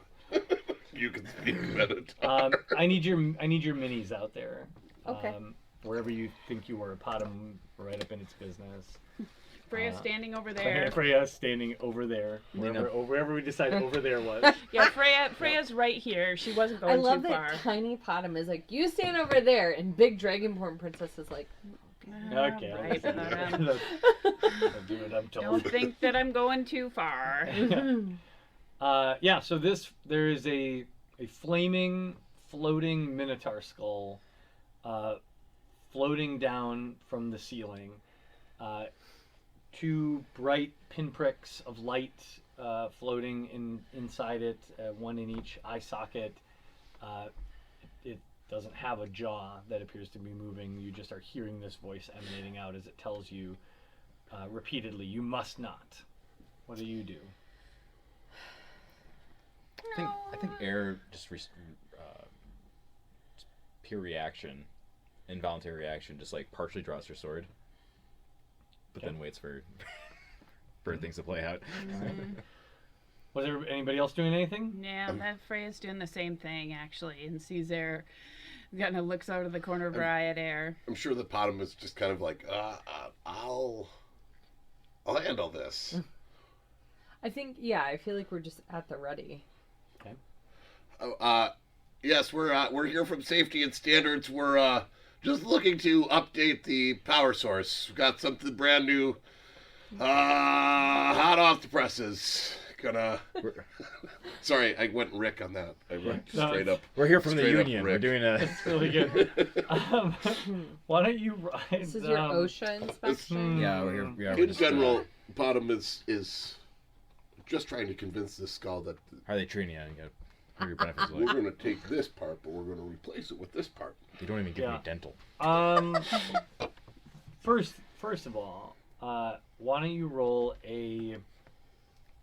You can roll either performance or charisma.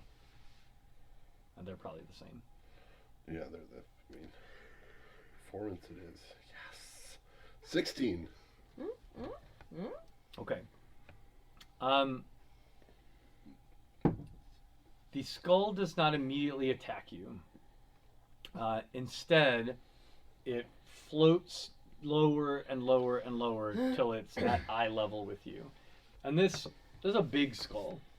It's a minotaur skull, right? And so like its horns on either side are wider than your whole arm span, and its head is like the width of your body, and it's on fire, as I might have mentioned. It's floating right in front of you now, right at your eye level. It's two glowing pinpricks of light burning into your eyes, and it just says, That's not really meant. "What?"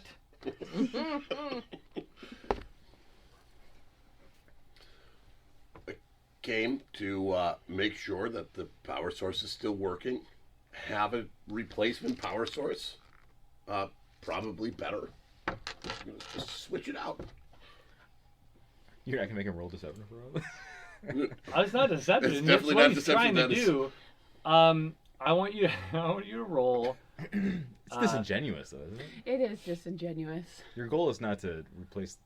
You're not here to upgrade the power source. You're here to take a book. Well, when Correct. he's talking about putting one of his batteries in place of the book, Okay. Now that's the DM. I'm.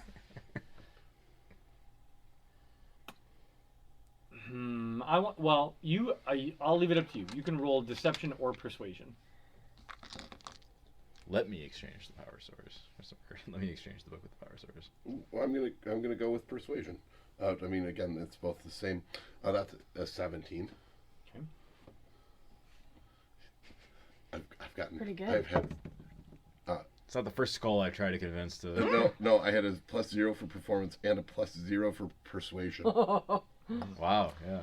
All right. The skull floats backward a little bit, and it addresses all of you. Oh. It says, "A great evil rests here. Containing it is my sole purpose. For this, I gave my life and my eternal soul. It cannot be allowed to falter.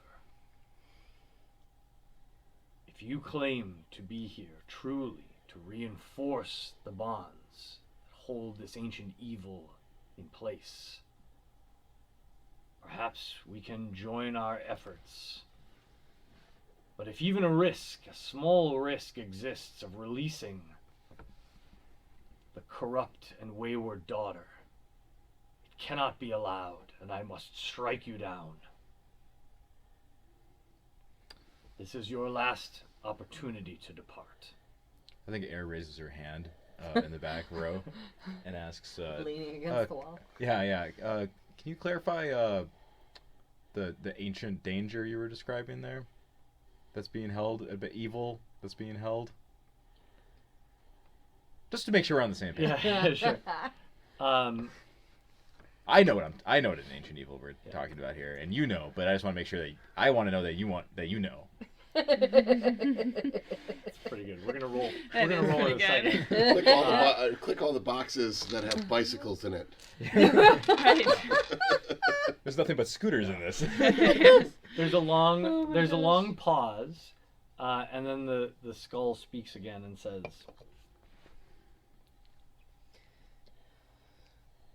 "My memory is unclear. Long has it been that I've rested here undisturbed. My sole purpose to contain the evil. Yupito. Yupito must not escape. Yupito. Have we heard this name? Am I just? I don't know. I feeling feel insulted though. Whatever it is. Is Yupito the twisted mother? Freya? Yes, Yupito, the twisted mother, Right. the wayward daughter. The wayward daughter. She must not roam Tellus again. They're the same, the twisted mother and the wayward daughter. Seems that way. If I heard We call her the Of tangled Yupito sister before? ourselves. Twisted sister. You can I think back upon my learnings of I was gonna say me history too. and religion and I am going to say with confidence that none of you have heard this before. okay. You would have to. It So would be everything- unnecessary to roll. Okay. Not in like history books. Nope. Okay. You have not heard of this person. This being It's not this like whatever Chapter this is. 57, and she keeps history. I think Air asks. It's how she phrase it? She says when was the last time that someone disturbed you, or last time someone was down here? Other than yourself, of Yeah. course. You are the first since the sealing. Mm-hmm. Who sealed? And how long ago was that? Time is but an illusion. Time is a mushy soup.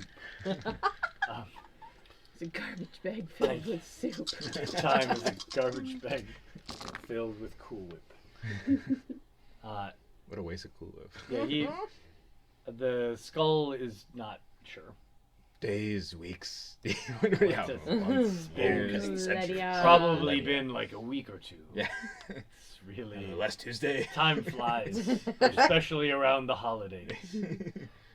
I know it's crazy that it's December, right? Am I right? Well, so while the skull is distracted, I think the Potom is just going to sort of continue. We'll just With keep this- with asking this questions to experiment. the skull. Like, let's put a. What's put your a favorite battery in color? there. Okay. Let's see if the Your runes favorite color. embrace the embrace the battery. Okay. You reach out to attempt to engage with these, and Sleight of hand. no, the skull immediately attacks you all. Roll initiative. Oh, god dang it. Potom! Womp womp. Natty 20. That's what I'd save it for. Sweet, you get to go first. Yep. Nice. That's what she was planning on anyway. Oh, oddly low for air. Oops. 8. I hit it 13. second time. Okay, let's see. We've got 8, 13 for Pando. You got a natty 20 Mm-hmm. plus. Oh, plus 0. I have plus Oh, 0 so about on 20. initiative. Bottom. 14. 14. And our friendly neighborhood flame skull rolled a 10. So that's great. Oh. Can Air ask what he calls himself before this occurred? I think we missed that. I think we missed that Alright. moment. Generic skull, man. Yeah. Dude, chill. Dude is what we call him. Freya, you're rocking first. You see Potom reach for the sarcophagus, and you see the flame skull's flames flare up as its jaw drops, and within there seems to be a building ball of flame as it looks down at Potom. I'm going to. So I will. First rage. And second, I'm gonna step. I'll step forward, use a movement, and I'm gonna push Potom. Okay. I'm gonna push him hard before he touches it. All right. And I think when I push, I think it pushes 10 feet is what I think it says in there. Yeah, you do this is a shove A attack. shove. I'm gonna shove Potom 10 feet. Okay.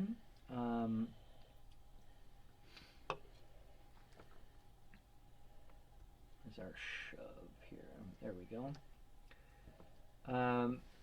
Yeah, special melee attack. Make an athletics check. Oh. And Potom, you can make an athletics or acrobatics check.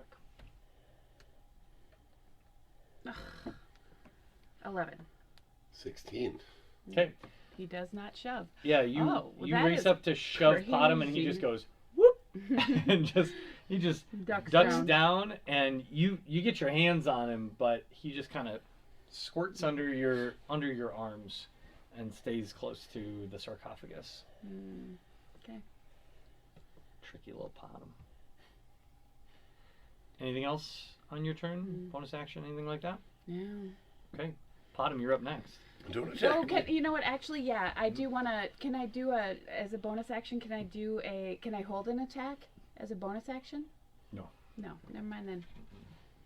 You can hold an action. But actually, my bonus action was to rage. Oh yeah. Yeah. Yeah. So that's all your stuff. So Potom, it's your turn. I think that Potom's gonna grab that warhammer that he has, Mhm. and he's gonna thrust it up into the face of this skull. That Bop it. is Do it's it. kind of a Twist it. Bop it. Twist and bob it. Yeah, roll an attack. Flick it. 18. The 18 hits. Yeah, do your damage. And yeah, no, I imagine that he's gonna be doing it with two hands. 10. Nice. All right, you. Oops, I just healed the flame skull. That's, Whoa. That's better. Wait a minute. That's the wrong direction. He's resistant to hammers. No, you smash into him real good. In fact, the lower part of his jaw goes flying off and smashes into the far wall. It doesn't affect his speech at all, I was like, Uh, oh, now we don't know what but it to looks like it do. should. And you just hear, "Intruders, deceivers." That's harsh. Anything Yeah, else? I did not lie. I was definitely here to switch out this battery source. Anything else on your turn, Potom? You know what? Let's just do it again. I get 2 attacks. Oh, you do now. Yeah. Wow, look Hell at yeah. you. I didn't know artificers were 2 attack. Tables. Ooh, that's very cool. That's another 18. That still hits. Wow, this is like the most It's damage another- Potom has done. And... Holy 12 cow. damage. What is Whoa, what happened? Who is this He guy? really wants that battery. Potom the barbarian over Yeah. here? All right. Yeah, you wail into this thing twice, and Not all about people, but this skull is really pissing me off. yeah, you smack 2 big chunks of this thing off, and there's bones, flaming bones, flying everywhere. Pando, you're up next. I want to try infestation. All right. Are you familiar with it, or do you want me to read? Tell me anything more about it? it. Read it. Tell us what this looks like and what it does. So, it releases a cloud of mites, fleas, and other parasites Ooh. momentarily on one creature within range, who's very much within range. What about your? The target must succeed on a Constitution saving throw, or it takes Yeah, 1d6 you're the poison one. damage and moves 5 feet in a random direction if it can move, and its speed is at least 5 feet. Then I need to roll a d4 for the direction, the random direction it goes. This movement doesn't provoke opportunity attacks, and if direction rolled is blocked, the target doesn't move. Well, it definitely failed because it got a 4. So, so let's execute the effect. Excellent. So you're So so it's taking 8 damage, 8 damage. and then it's moving in a random direction. You said. Yes, although I think I need to roll a d4 for that. So we're gonna say one is Okay. we're gonna say one is up, like towards. Ceiling or that way? I don't think it. Well, I mean, this thing can move 3 in. Right. I Any think So it just means, north, it south. means But I think it means more like this. So Yeah. we're gonna say 1, 2, 3, 4. Okay. Oops. 4. All right. So we just move it 5 feet towards Freya. And then I have a clarifying question that Yeah. I always 5 get feet. confused 5 on. feet. Just one Oh. square. Yep. The 50 spell's feet. damage increases by 1d6 when you reach 5th level, but Right. that's not druid 5th level. That's spell 5th level, right? No, that's druid 5th level. But if Okay. you pressed the button of infestation, then you rolled the correct. Then amount. it does the right thing. Thank yeah. you. Yeah. Right. So it did it. Mhm. Thank you. Yeah. Yeah. Because there's like, you know, my level, spell level, Right. animal level. Mhm. Right. What level? Well, you did it right. Thank you. Is the good news. Do you Thanks, want to everyone. move at all or stay where you are? I'm gonna stay where I am. So I think when you summon this infestation, it's not. I think it's contextual. So in other places, when you've experimented with this, it's whatever comes out of the woodwork, so to speak. So And- is this like roaches and like? Yeah. So in here, it's like almost like a stream of insects pours down from the ceiling, like out of the walls and out of the ceiling tiles. And it's roaches and centipedes and millipedes and all this. What are those things that I hate so much? Silverfish. Oh yeah. Yeah, it's like and they're just like they're Silver. all over this thing, and they're Uh-huh. burning as they fall on this Yeah. thing because it's on fire. So like you're hearing like they're popping and crackling, Yeah. but they are swarming inside of it. They're The smell is awful. yeah, it's terrible. This is a You bad. guys are like, Pando. No one likes this. Pando, and I'm like, Everyone "Woo!" hates what's happening. But it does obviously cause problems and discomfort for this thing, as they're like literally like tearing up parts of its bone, and it kind of drifts to the side as it's being impacted. Air, you're up next. Air's gonna screw this guy up. Air's gonna move 6, and I believe get here without issue. Sure. 1, 2, 3, 4, 5, or 1, 2, 3, 4, 5. Yeah, 4, 5. Good old classic flanking maneuver. Oh yeah.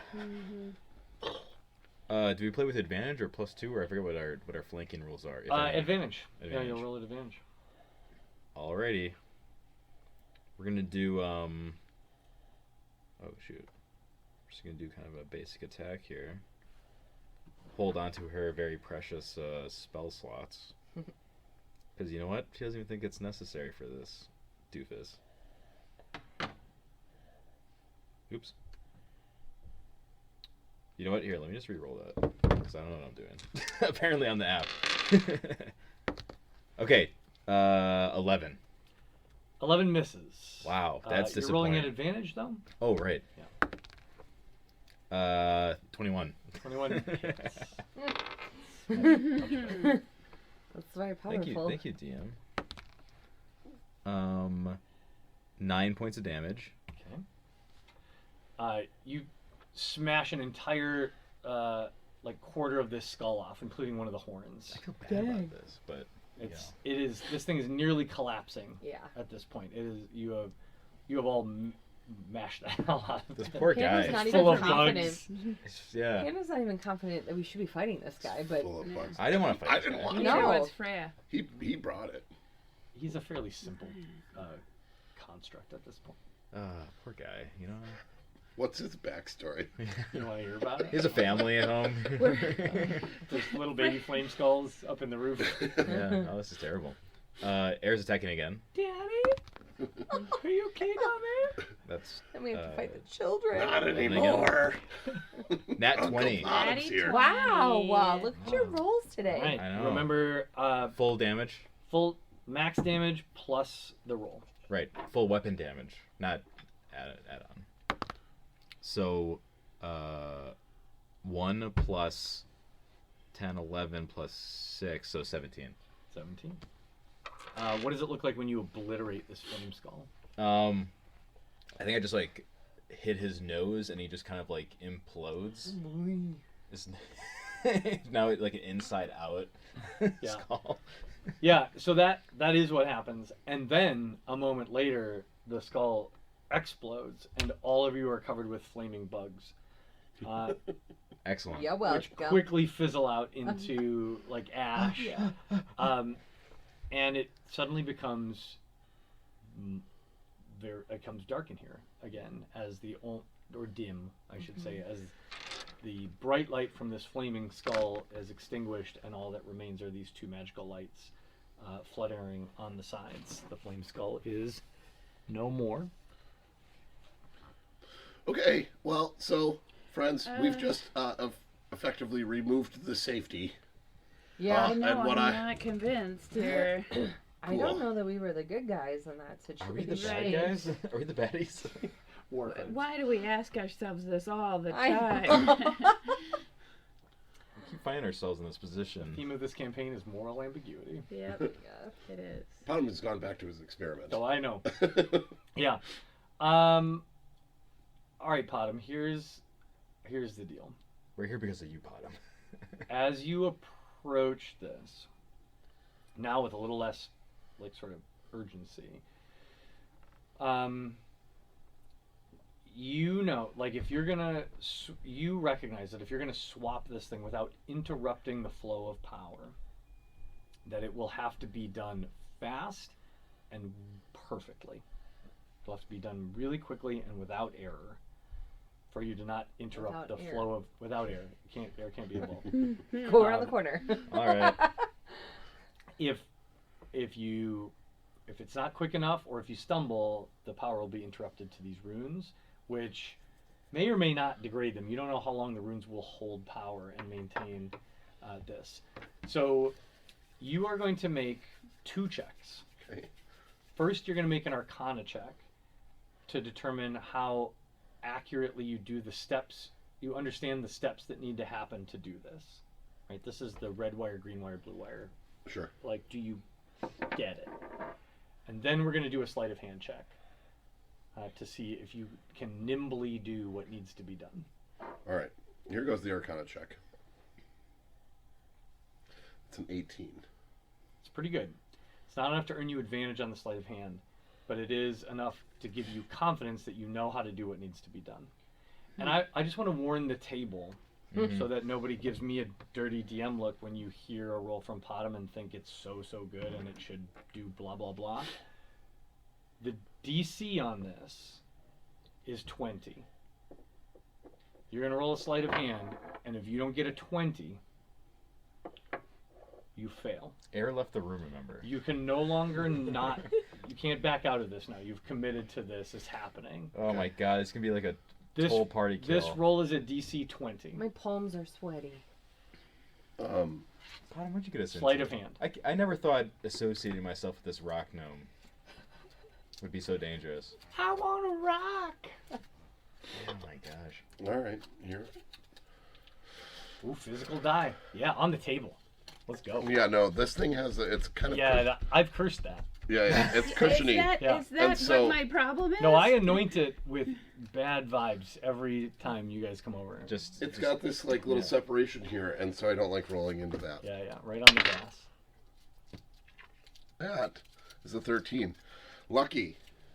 Lucky 13. Do we die? 13 plus nothing? I mean, eventually. No! Oh no, well 13 plus 1, so 14. Sure. But Oh, it's well. less than 20. So Yeah. Freya never dies. She lives on in her ancestors. Yes, she does. Then you become a voice in someone else's head. Air very much can die. And she's well aware of her moral. I mean, her Air- Bottom is mortality. too smart to Very die. much Yeah. can die. And Air's a little disturbed that she's around a lot of people who think they cannot die, which makes it a little Hannah more had never dangerous. thought about dying, and now she's very aware that she can. I'm so excited. Oh my oh gosh. God! All right, can I go to the bathroom? Yeah, Okay. yeah. Let's pause. No, Good this is thing- good. He's got his This box. is good. This is good. Good thing Air did Hi. not. Yeah, what are we doing here? We are. We're about to. Here's what's battle. happening. The rest of you turn and look up as moments after the remnants of this flaming skull fall to the ground.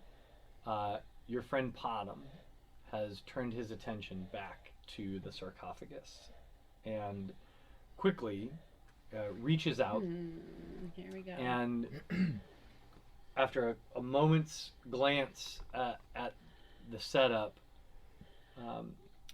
takes the sand out of the bag and drops Oh, it on the floor. yeah. he sets his battery on the sarcophagus. draws a sort of a line with a special kind of chalk on the side of the sarcophagus, connecting it to the runes, and then as quickly as possible grabs the tome and then tries to connect a line of chalk between where the tome was sitting and where his battery now rests. And he succeeds, but right before he makes the connection, as this line of chalk lights up incandescent and starts to glow as it's chasing his stick of chalk across the surface of the sarcophagus, even as that glow is chasing his chalk, it's fading behind it as the magic from the tome is disconnected. And before he can connect it to the links, they all start to dim. And the links of these runes that work down the sides of the sarcophagus on all four sides start to fade. And they don't just fade, but they start to crumble and collapse. And you can actually see dust, or sort of almost like scaling, like limestone scaling falling off the sides of the sarcophagus, as if they had been painted on at some point, and now that paint is flaking away and crumbling down in chunks onto the ground. Potom, as soon as this book is in your hand, you can feel it sort of thrumming with power. And you know you're holding a magical item, a relic of significant power. And this magical construct that was holding the sarcophagus together in front of you is crumbling, and you know it's crumbling, and there's no getting it back, because you didn't know how it worked in the first place. You just really hoped that if you got this other power source connected, there'd be continuity, and you know instantly that didn't happen. Yep. You're not certain if it was because you didn't move fast enough or because the power sources are just purely incompatible, but you hooked it up the right way. You know that, and so logically it should have worked if the power source was compatible, but it's not. It didn't work. Yep. And then this is what you all observe. As these sort of scales of ancient paint, or whatever we want to think of them as, the runes fade and then crumble to the ground. Now there's just a bare stone sarcophagus resting in front of you. And it looks, as you approached it, when you first looked at it, it looks as if there were no seams, just a huge stone block in front of you. But a moment after these runes crumble, you feel an impact in your chest, like if you were at a concert and the bass hit, but just the bass. All of you feel that thud just once, not a rhythm, just a boom through your chests as something happens. And just a little bit of dust puffs out from the sides of the sarcophagus along a thin line all the way around the perimeter, and you can now see a seam that exists. And from that seam, a little bit of what started as just a puff of dust turns into a stream of dust that is now flowing out of the sides, as if the rock itself is disintegrating and falling away from the sides. And then that stream increases in flow and gets faster and thicker until now a torrent of dust is pouring out of all four sides of this sarcophagus. And then the dust starts to move. The pool of dust on the ground starts to swirl in almost a whirlpool shape around the perimeter on the ground around The the skull sarcophagus. tried to help us, tried to tell us, warn us. Yeah. I think very fairly you can all step back from this swirling dust if you want, because it is about to engulf your feet. For about 3 or 4 feet around the perimeter of the sarcophagus, and then the entire, all the edges of the sarcophagus itself, this is now a whirlwind of dust that is swirling around the perimeter of the sarcophagus until you cannot see the sarcophagus itself anymore. It's completely obscured by this cyclone, 15 feet across, of gray, almost black colored dust that's swirling. And the wind is picking up in here, and it's getting loud at the same time. And then it becomes suddenly quiet as the dust collapses in on itself and starts to take shape. The sarcophagus is gone. And standing in its place, almost assembling itself from, or coalescing from, this pool of dust, is the shape of a quite beautiful female human. Ooh. Twisted mother, wayward daughter. She is she's probably about 5.5 feet tall, relatively petite in stature. She has almost aristocratic features, long flowing hair, deep black, down well past her waist, which is seems to be sort of fluttering in an unnatural breeze. She's wearing a flowing gray lace dress that also seems to be moving in a breeze that you cannot feel. And at the hem, or at the I don't know if it would, I'm not good at fashion, but at the what would be wherever the bridal train of a dress, at the floor, where the dress hits the floor. Anybody help? Bustle. So that's like up That's here, on the right? back, But yeah. like at where the dress, Yeah, the where a train? floor length, that train, yeah. yeah. So where a floor length dress would trail on the ground, her dress also does. The train of her dress behind her, you immediately notice something a little unique, which is that at that place, the dress transitions from fabric into very thin metal chains, Okay. and those chains drag out behind her and actually seem to fade out of existence at a certain point. So Does a couple feet behind her, you can no longer see the chains. They become indistinct. Does she seem spectral or undead or like physically or Initially, she seems spectral as she's sort of coalescing from this dust. Yeah. But then very quickly seems very solid. I would not say that she seems vibrant, or it's hard for you to tell if she's alive. She isn't obviously undead in the sense, like, she's not like a decaying zombie. She doesn't have like random holes in her face or like chunks of bone sticking out. She looks like a very well preserved, beautiful corpse. She couldn't pass like walking down like the street though of like a Um, city. Or you think she would maybe, be that, maybe that close? Yeah. Yeah, like maybe she's just an extremely pale, porcelain-skinned Okay. Aristocrat, Beautiful woman. Yeah. or maybe she's an incredibly well-preserved corpse. Maybe in she this- died with it. Maybe it's Maybelline. Maybe it's Maybe it's Maybelline. T-shirt number 2. Yep. Yeah. I'm just on a roll here. But this is literally the first moments of your exposure to her. So like Yeah. your at-a-glance encounter is she's not huge in stature, but her presence is powerful. Yeah.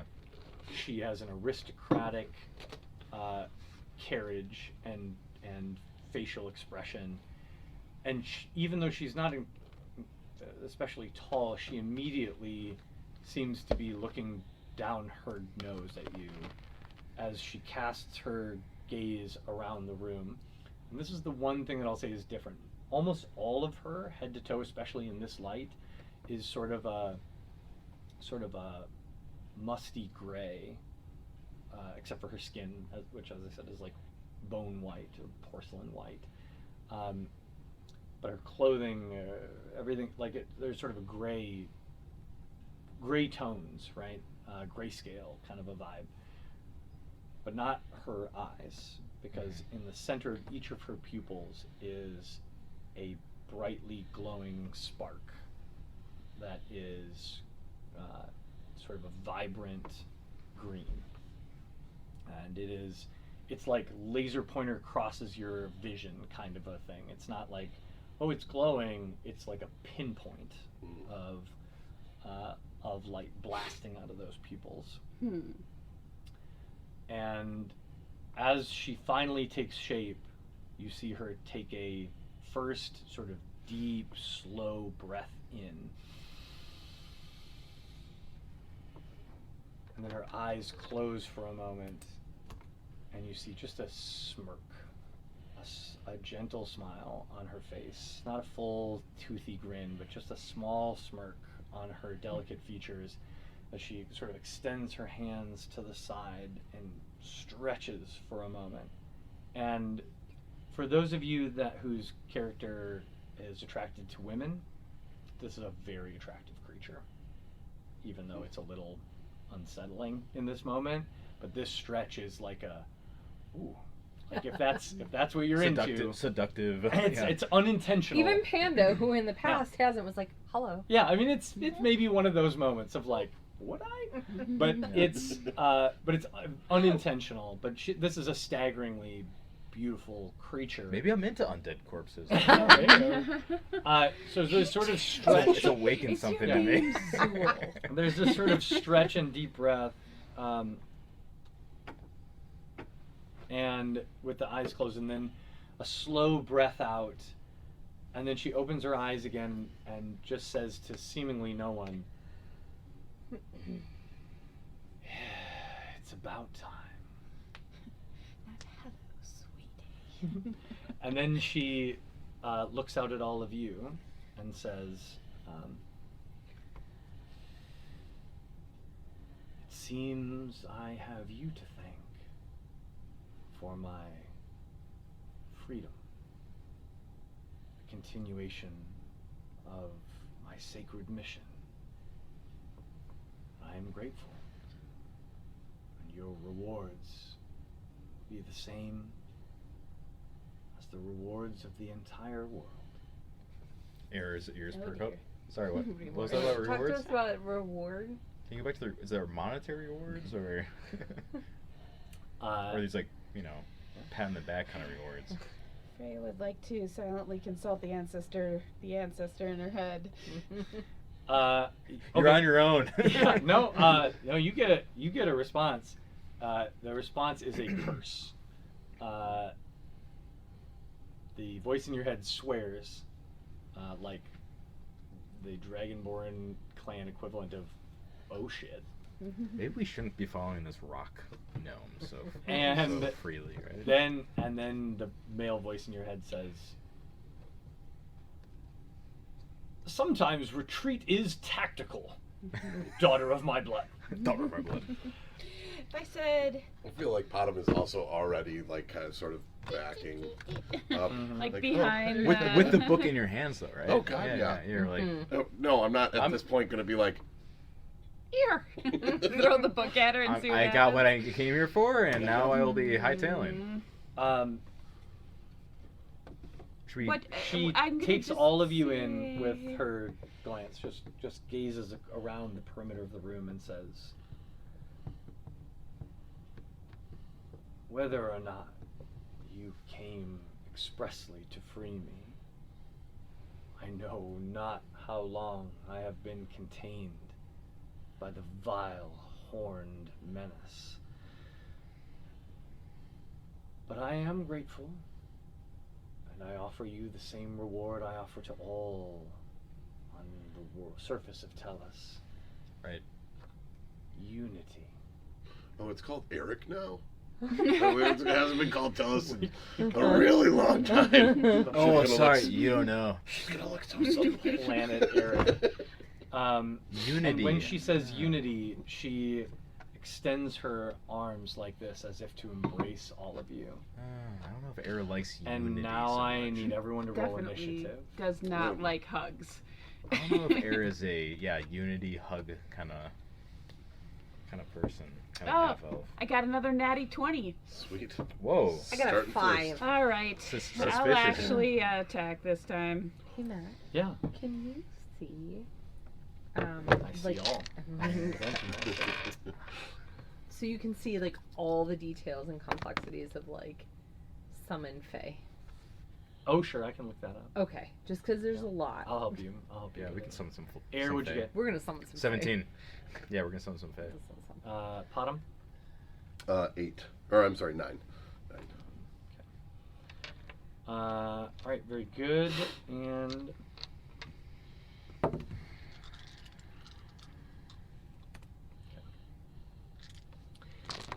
so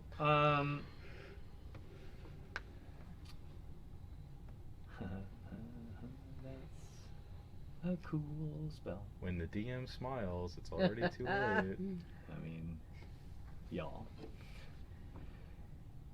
Tried to show him, guys. It's something. Okay, next time Pam wants to pick up a book, a spooky book, remember this moment. A I was really close.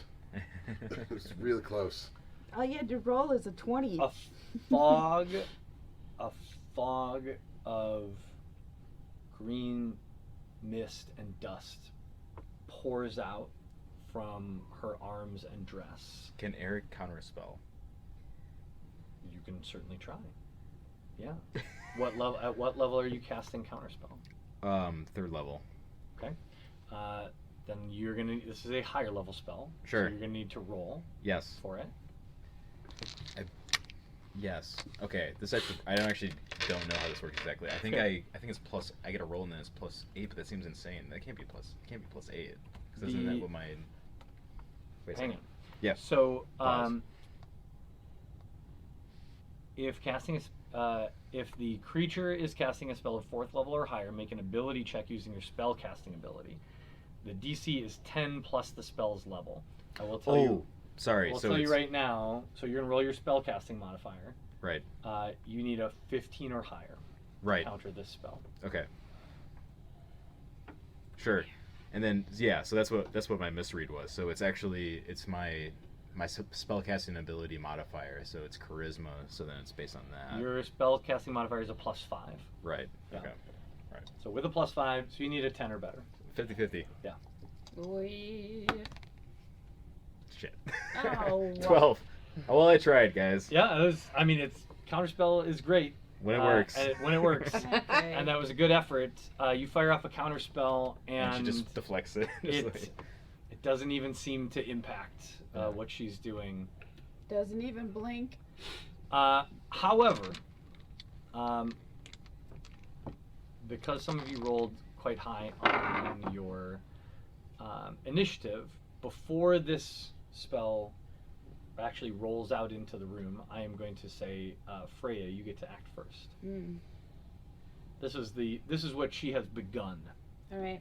So Freya rages, and I'm going to try taking. I know something went into my. I know she's magical, and I know something went into my greatsword. So I'm gonna strike her with my greatsword. 'Kay. Okay. Do it. Roll to it. 9 plus 16. 16 does not hit. Mm.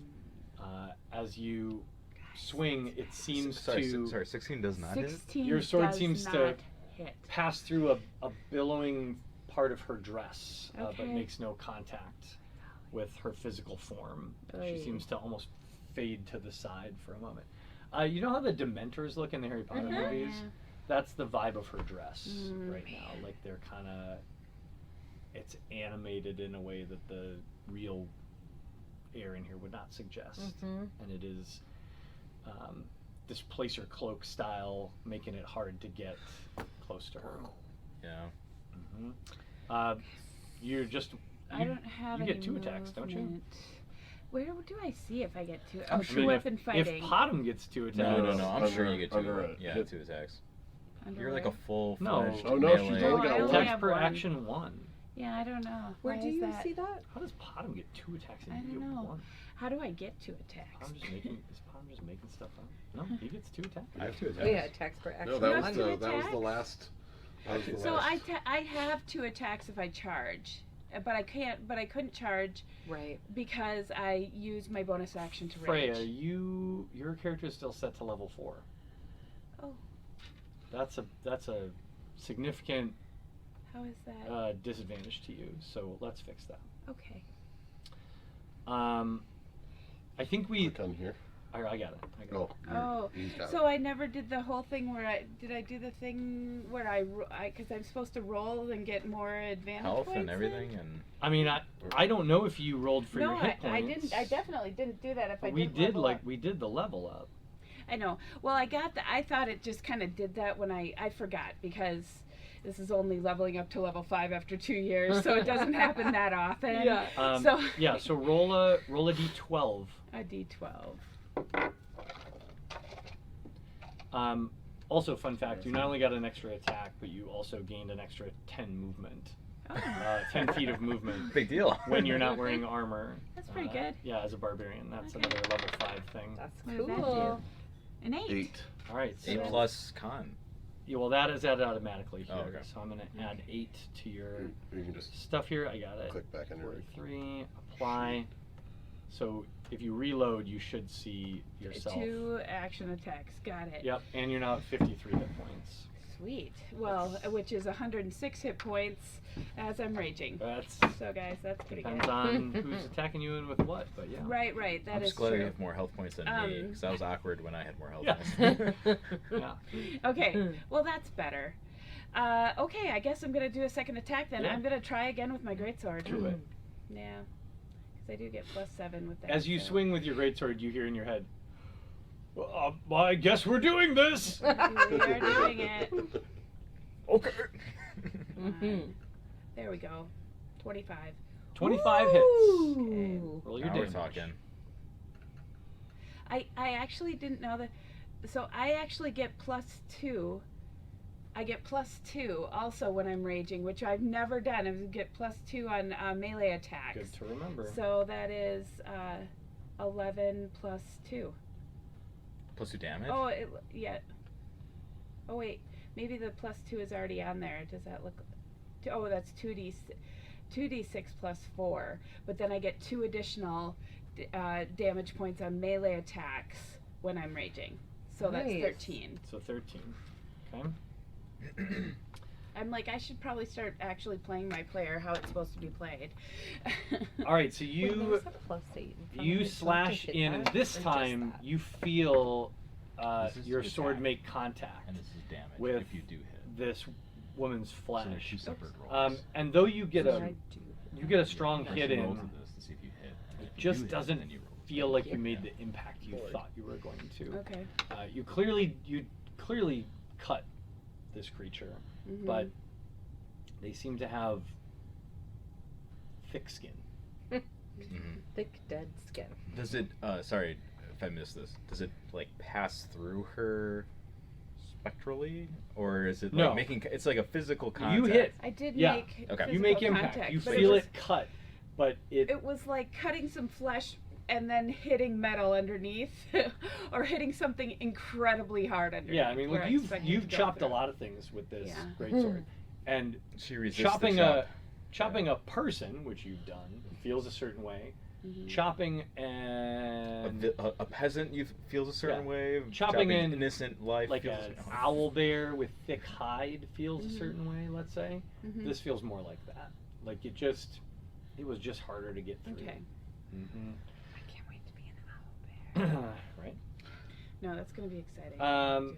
Do you want to? So please place yourself right next to her. Oh yeah. Okay. So I'm right. Also, if you don't get it, if you haven't had a chance to look at the mini, I ordered this mini especially The mini is For very her. cool. her. Looks pretty sick. She. Because Oh, I looked up it looks Twisted like Mother the- D&D, and it's like a haggard old. Oh, yeah. she looks Twisted good. Mother is my own Yeah. name. Oh, you're gonna look at That's it. what the Minotaurs call her. Nice. She's a medium creature though, right? 2. Right now, she's a humanoid size Hold on a creature. second. Yes. Oh, right now. Okay.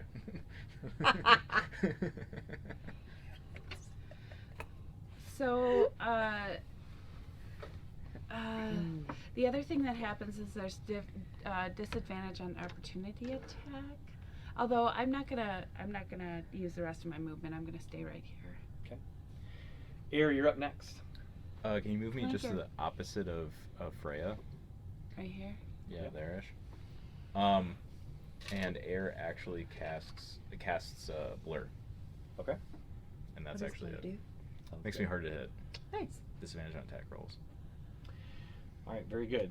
So now it is Yupito's turn, and this cloud of fog and dust is rolling out from her in a 20-foot radius sphere centered on her, which means it will engulf this entire space, Right. and all of you are contained within it.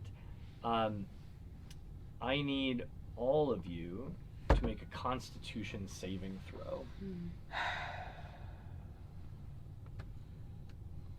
That's the one up top, right? Mm-hmm. This guy? 14. Oh, it's That's with a these over plus here. 5. Oh, Oh, sorry. look at you, Kay. This You just one. roll Yeah. huge every time. Yep. So What you did you do? click Do you that. have a special setting? Thank you. for that? Well, Yeah, that's well, not great. Not great. Keep on rolling things situation. that I'm pretty good at. Constitution, I hit 8. I have a +5. I have a plus 5 too, but I just rolled a 9, so not too perfect. Did anybody beat a 15? No. I got Bottom did. Yeah, I got a 23.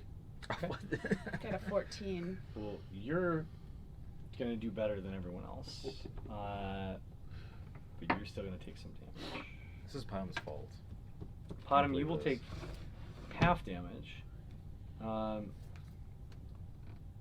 which is 12 points of poison damage. Oh, Everyone else Lordy. will take Shoot. 24 points of Oh. poison damage. Dang it.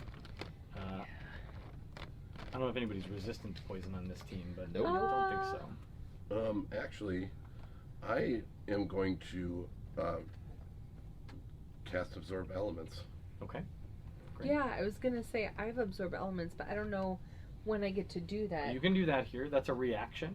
So even though it's not my turn to go. Right, because reactions, you get one per cycle, Okay. one per Oh. combat round, Oh. and you can use that in, the name implies, in reaction to what something else does. So you can use absorb elements.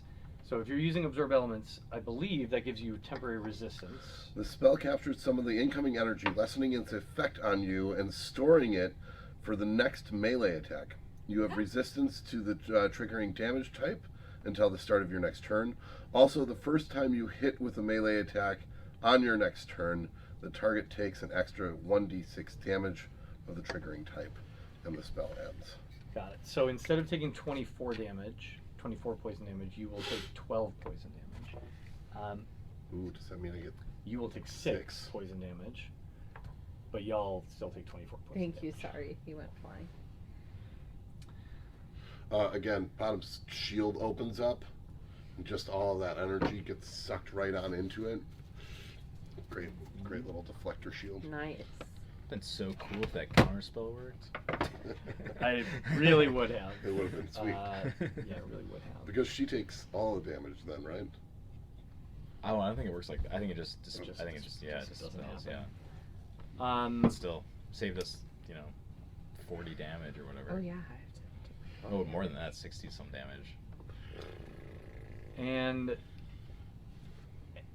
she's not going to move, but she is going to say to all of you, children, there is only one path to peace. You will join the endless chain. Unity is my gift to you. And it's Potom's turn. I don't want to be united with her. Yeah. Uh-uh. No thanks. I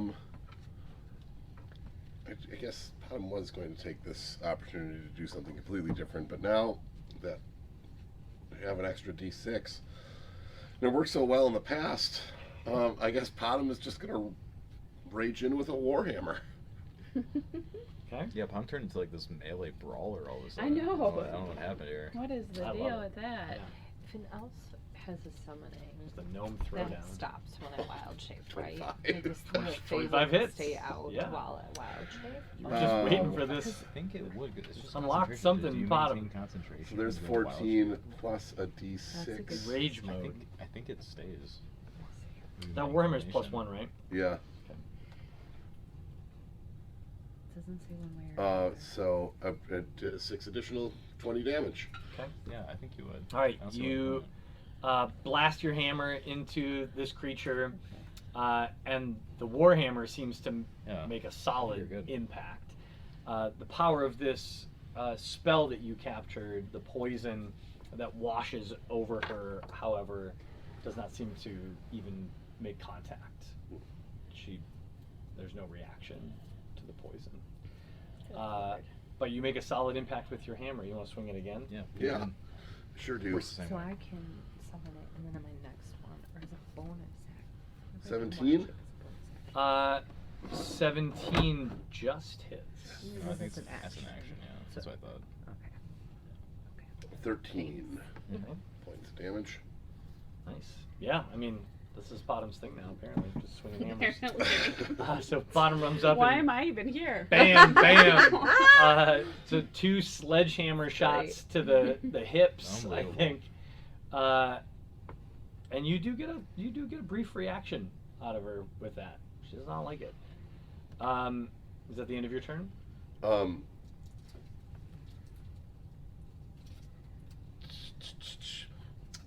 Yeah, well, I guess I'm not going to.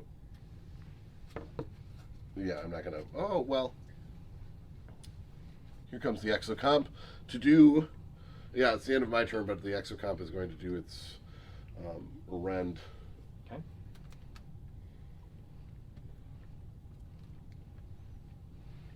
Did we determine that the exocomp could use tools? Mm-hmm. It just doesn't have proficiency with any weapons. So if it was going to, like, if it did also have a sledgehammer, Yep. it would just, I like, how did you do that without, is it a disadvantage roll? No, it's not a disadvantage. You just you would do it the same as like an unarmed strike roll. What's its normal roll to attack? It's my +3, so it's my proficiency bonus. Roll to attack, right? Your spell attack modifier to hit, so +5. Yeah, so I think it would be +2 Okay, because you back out your proficiency modifier. sure. Am I supposed to? Is my All armor right. class supposed to go up? I don't. Probably not unless think there's so. something that specifically. Not on this level. Your Not on movement this went up level. instead. Well, I had an additional warhammer that I switched out for the +1 warhammer, and I've affixed that to the exocomp. Okay. So, and a 4 probably doesn't. A 4 does not hit. Not even with the +1 to bring it to 5. Not even with the plus Um, one. Wow. Yeah. At the end of the exocomp, at the end of Yorin and the exocomp's turn, Yupito is going to use a legendary action. God damn it. And is going to look down at you and use her paralyzing claw ability and say, "Small one, stand still." And one of her hands will reach down towards you, and a spectral hand extends from her hand, grasps you. That is a natural 20. Oh my god. It's terrible. So Should we that's- run? That's I don't know. bad. Should we, yeah, we. Um, I mean, it's a consideration here. So that's 19 points of cold damage. I still have a. I still have a Plus. lot of. I still have 29 points of damage, which may or may not be okay. Plus 11 points of slashing damage. Shit. And I need you to make a Constitution saving throw.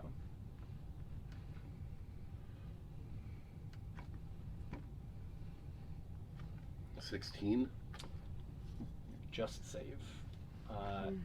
you feel your muscles locking up as this wave of cold passes through you, and some of your skin is slashed away by this spectral claw. And just as you feel like you're about to cramp up to the point of falling over onto the ground, your muscles start to release again, and you're able to move, avoiding paralysis. Pando, your turn. And it was like, guys. Hannah's just like,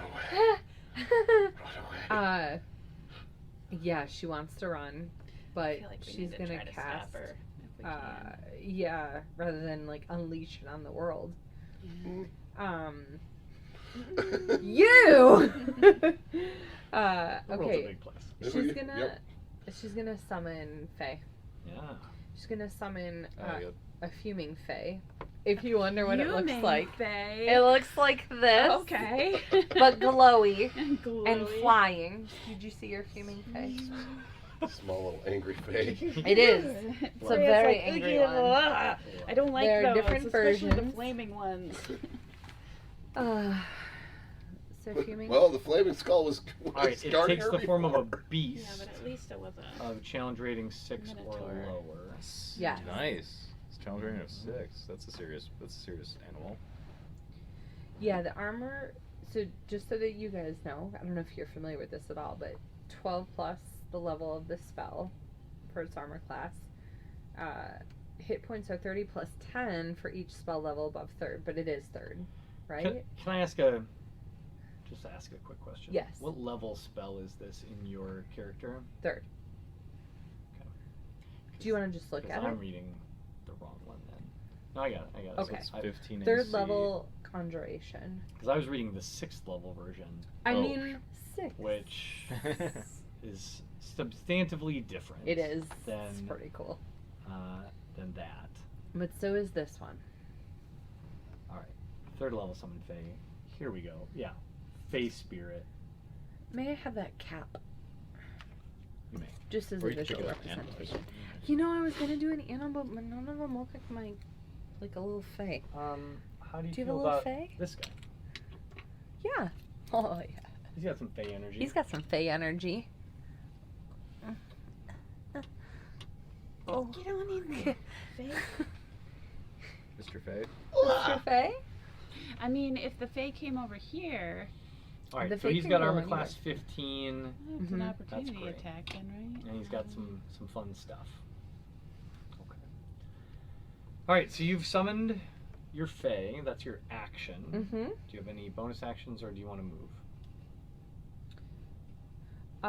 The bonus action. Wait, no. That would be the bonus action for that. He gets to take his turn right after you're done with your turn. But is there Can I anything wild else you want to shape do? as a bonus action? I don't think so. I don't let's think take a look so. at this. If I'm being mean, you're a too pretty honest, cool- but You're a pretty I think it's an action. cool I think it's an critter. action too. But I think at some Yep, point it you can. becomes, You Oh, can you use can. wild shape as a bonus action because you're Yeah. special. and it's a conjuration, so that stays as one of our Yeah, fighters. he's not going away. All right, so you're Then- in wild shape. Is that a Yeah, military I'm wild thing, or is that shaping. just a- Circle of the moon. I don't have Oh, many hit They points wild left. shape like whoa. Yeah, Mm-hmm. So why would you pick any other druid? for real though. Kind of though. Correct. Where's my bear?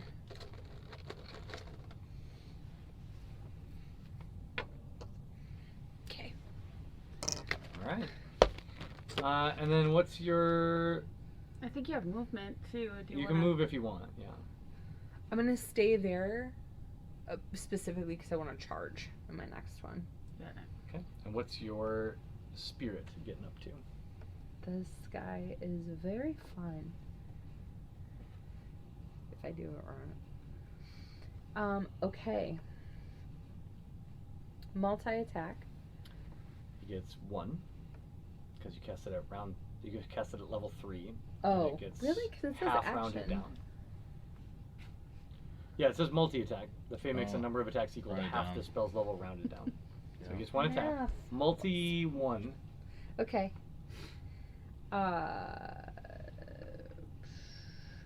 And it's your spell attack modifier, which is +5. +5 to hit. I guess it doesn't particularly So- matter, but you can do like your bonus action and do like fuming or something. That's the one that I have. because there's different phase, so I picked fuming on purpose. So that is the bonus action. Okay. So It does that. That happens after it takes a phase step. yes. So it's phase stepping over behind her, Mm-hmm. which gives it advantage on its next Yep. attack. And so you're gonna roll at advantage, and it has a +5 to hit. D20. Yep. Advantage, just 2.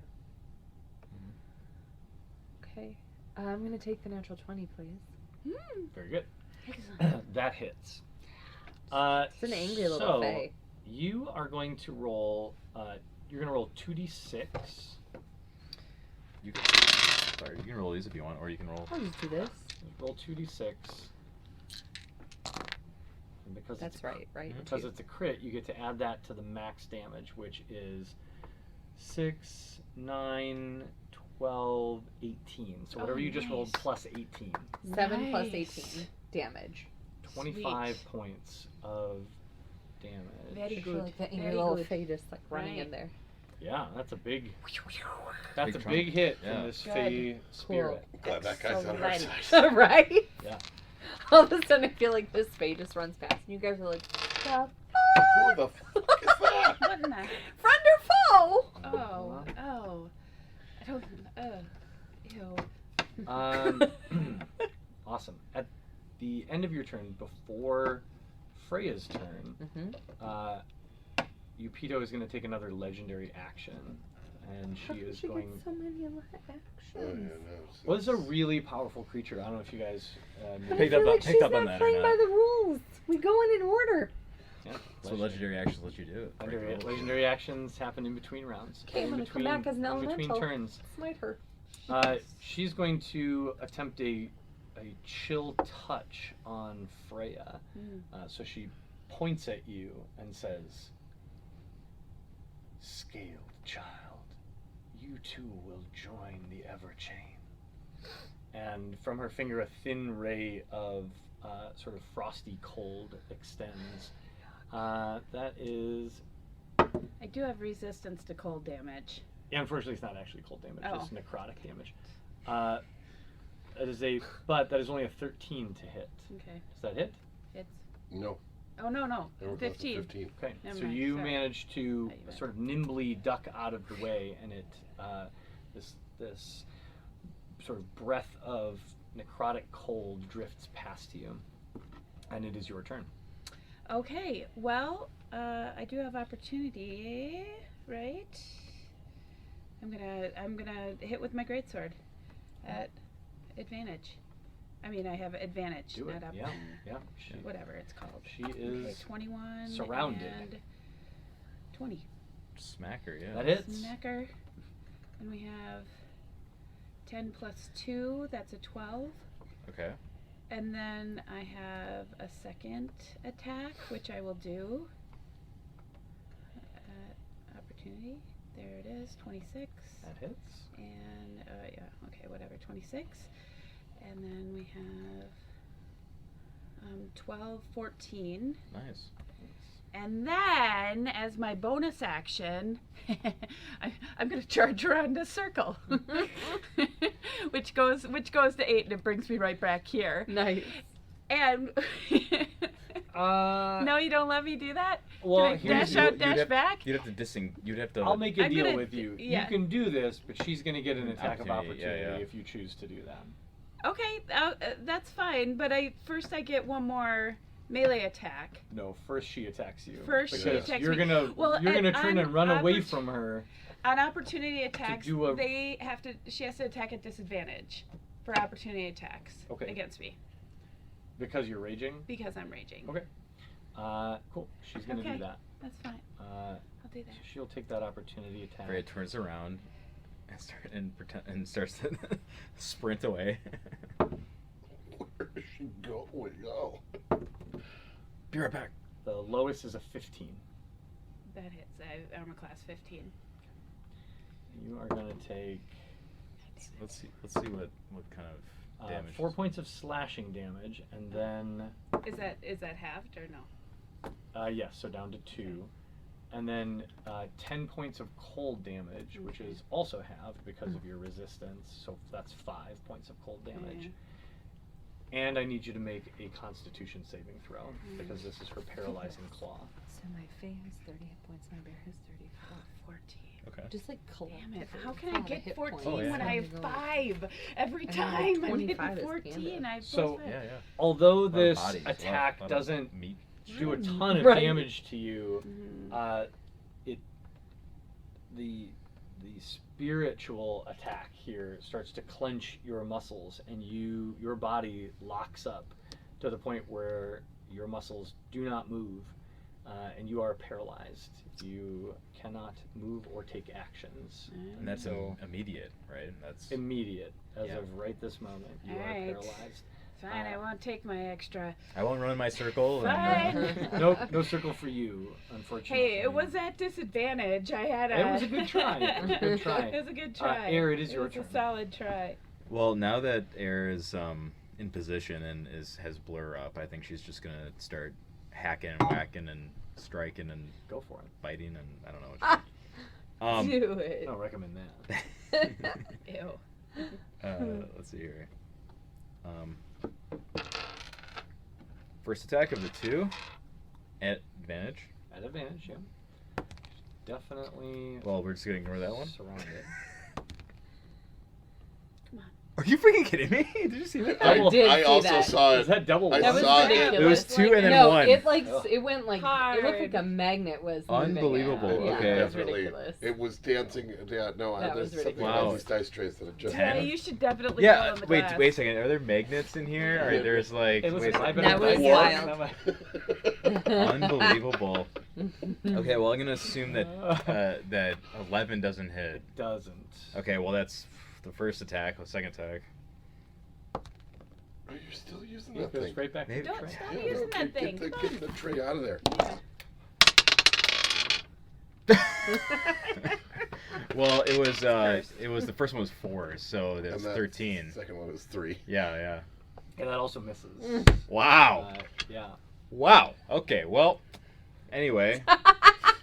Do I have any cool bonus actions I could take? Let me see here real quick. I don't think so. Oh, wait, I do. Of course I do. I'll do.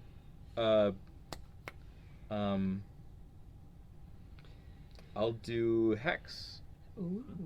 which is a bonus action. Okay. Yeah. Oh no, sorry, I won't do Hex because that's concentration. I'll do Hex. I'll do Hexblade's Curse. Hexblade's That's what I Curse. meant. Got it. All right. She is Hexblade's cursed. She is cursed with Hexblade's Curse. That's right.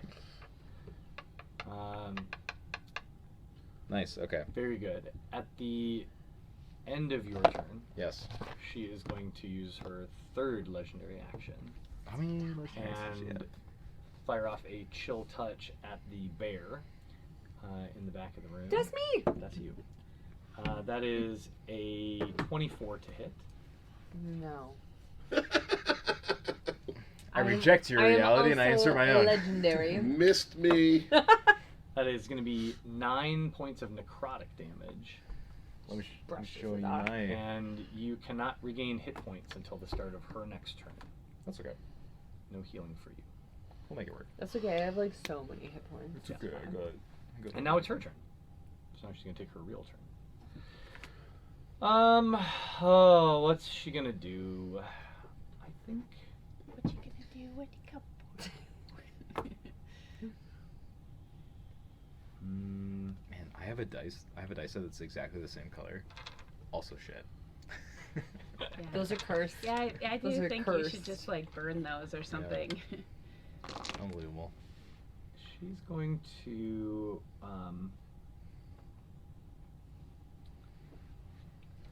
No, not that. Maybe I should try this one. Oh, I can't see. Whoa, that's a crazy spell. Just keep reading there. Skip that. Ooh, yeah. Yeah, that's definitely not one that we need. Oh yeah, this is what she's gonna do. Who would she target with this? I'm actually surprised she hasn't just left. She's done a lot of. She's received surrounded. A lot of damage. from a I variety guess of. if she can't like. I think she's gonna turn and face this Fey entity that has appeared and like popped up out of nowhere and did 25 damage to her, And growls. and it growled at her. Yeah. And Very angry growl. she is going to she's going to extend both hands towards it like this and just say peace, and she's going to cast blight. So your critter's going to make a Constitution saving throw. Its Constitution is +2, so roll a d20 and add 2. Okay. 16. That's saved, That so works. that's good. Wonderful. But it's going to take half damage. Take that, chain mother. Take that, you mean lady. So Very that's pretty mean 12 lady. points of necrotic damage. Yeah, very pretty main lady that's awakened something inside. Right? Just because I think you're very beautiful doesn't mean I won't fight you. So that critter's down to 18 damage, and I'm then into corpses. So. Ben was like, "Why are you so beautiful? I hate you." she's gonna float about 10 feet up in the air. So she's hovering about 5 feet above the sarcophagus now, and the dust is starting to swirl up underneath her, back into a cyclone again, as she looks out at all of you and says, "I require time to regain my full strength, Ooh, well, we can't let that happen. but soon we will all be together. All of Tellus will be together." Potom, it's your turn. I feel like shoot her with your razors. To get up on level, Potom will, of course, position himself on the exocomp ever so slightly. Okay. Come on, stay up there. You can. Anyway, We he's get standing on the chair. You get it. Bonus action branding spite. Nice.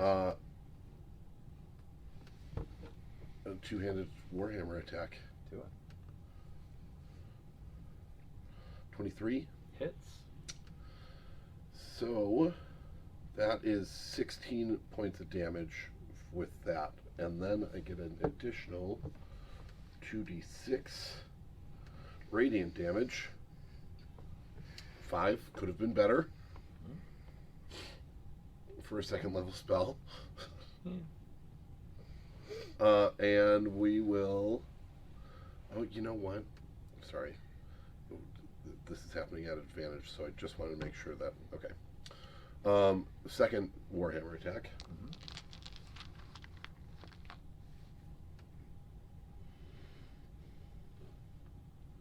15 doesn't hit. Nope.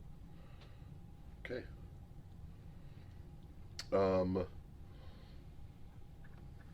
The exocomp with its own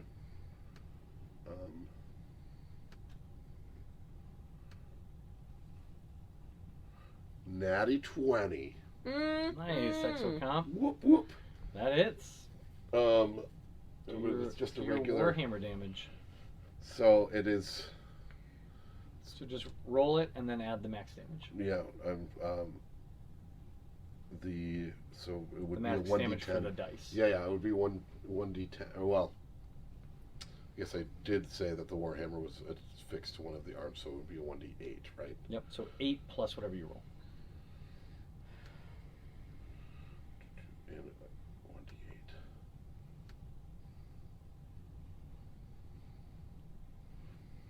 1d8. Nice.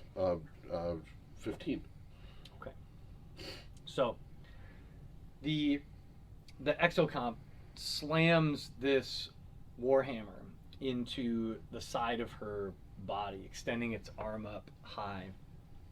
And as these warhammer strikes have been taking place, you've noticed a few things. Like, first of all, magical attacks and magical weapons are having a real impact here, whereas others are not as much.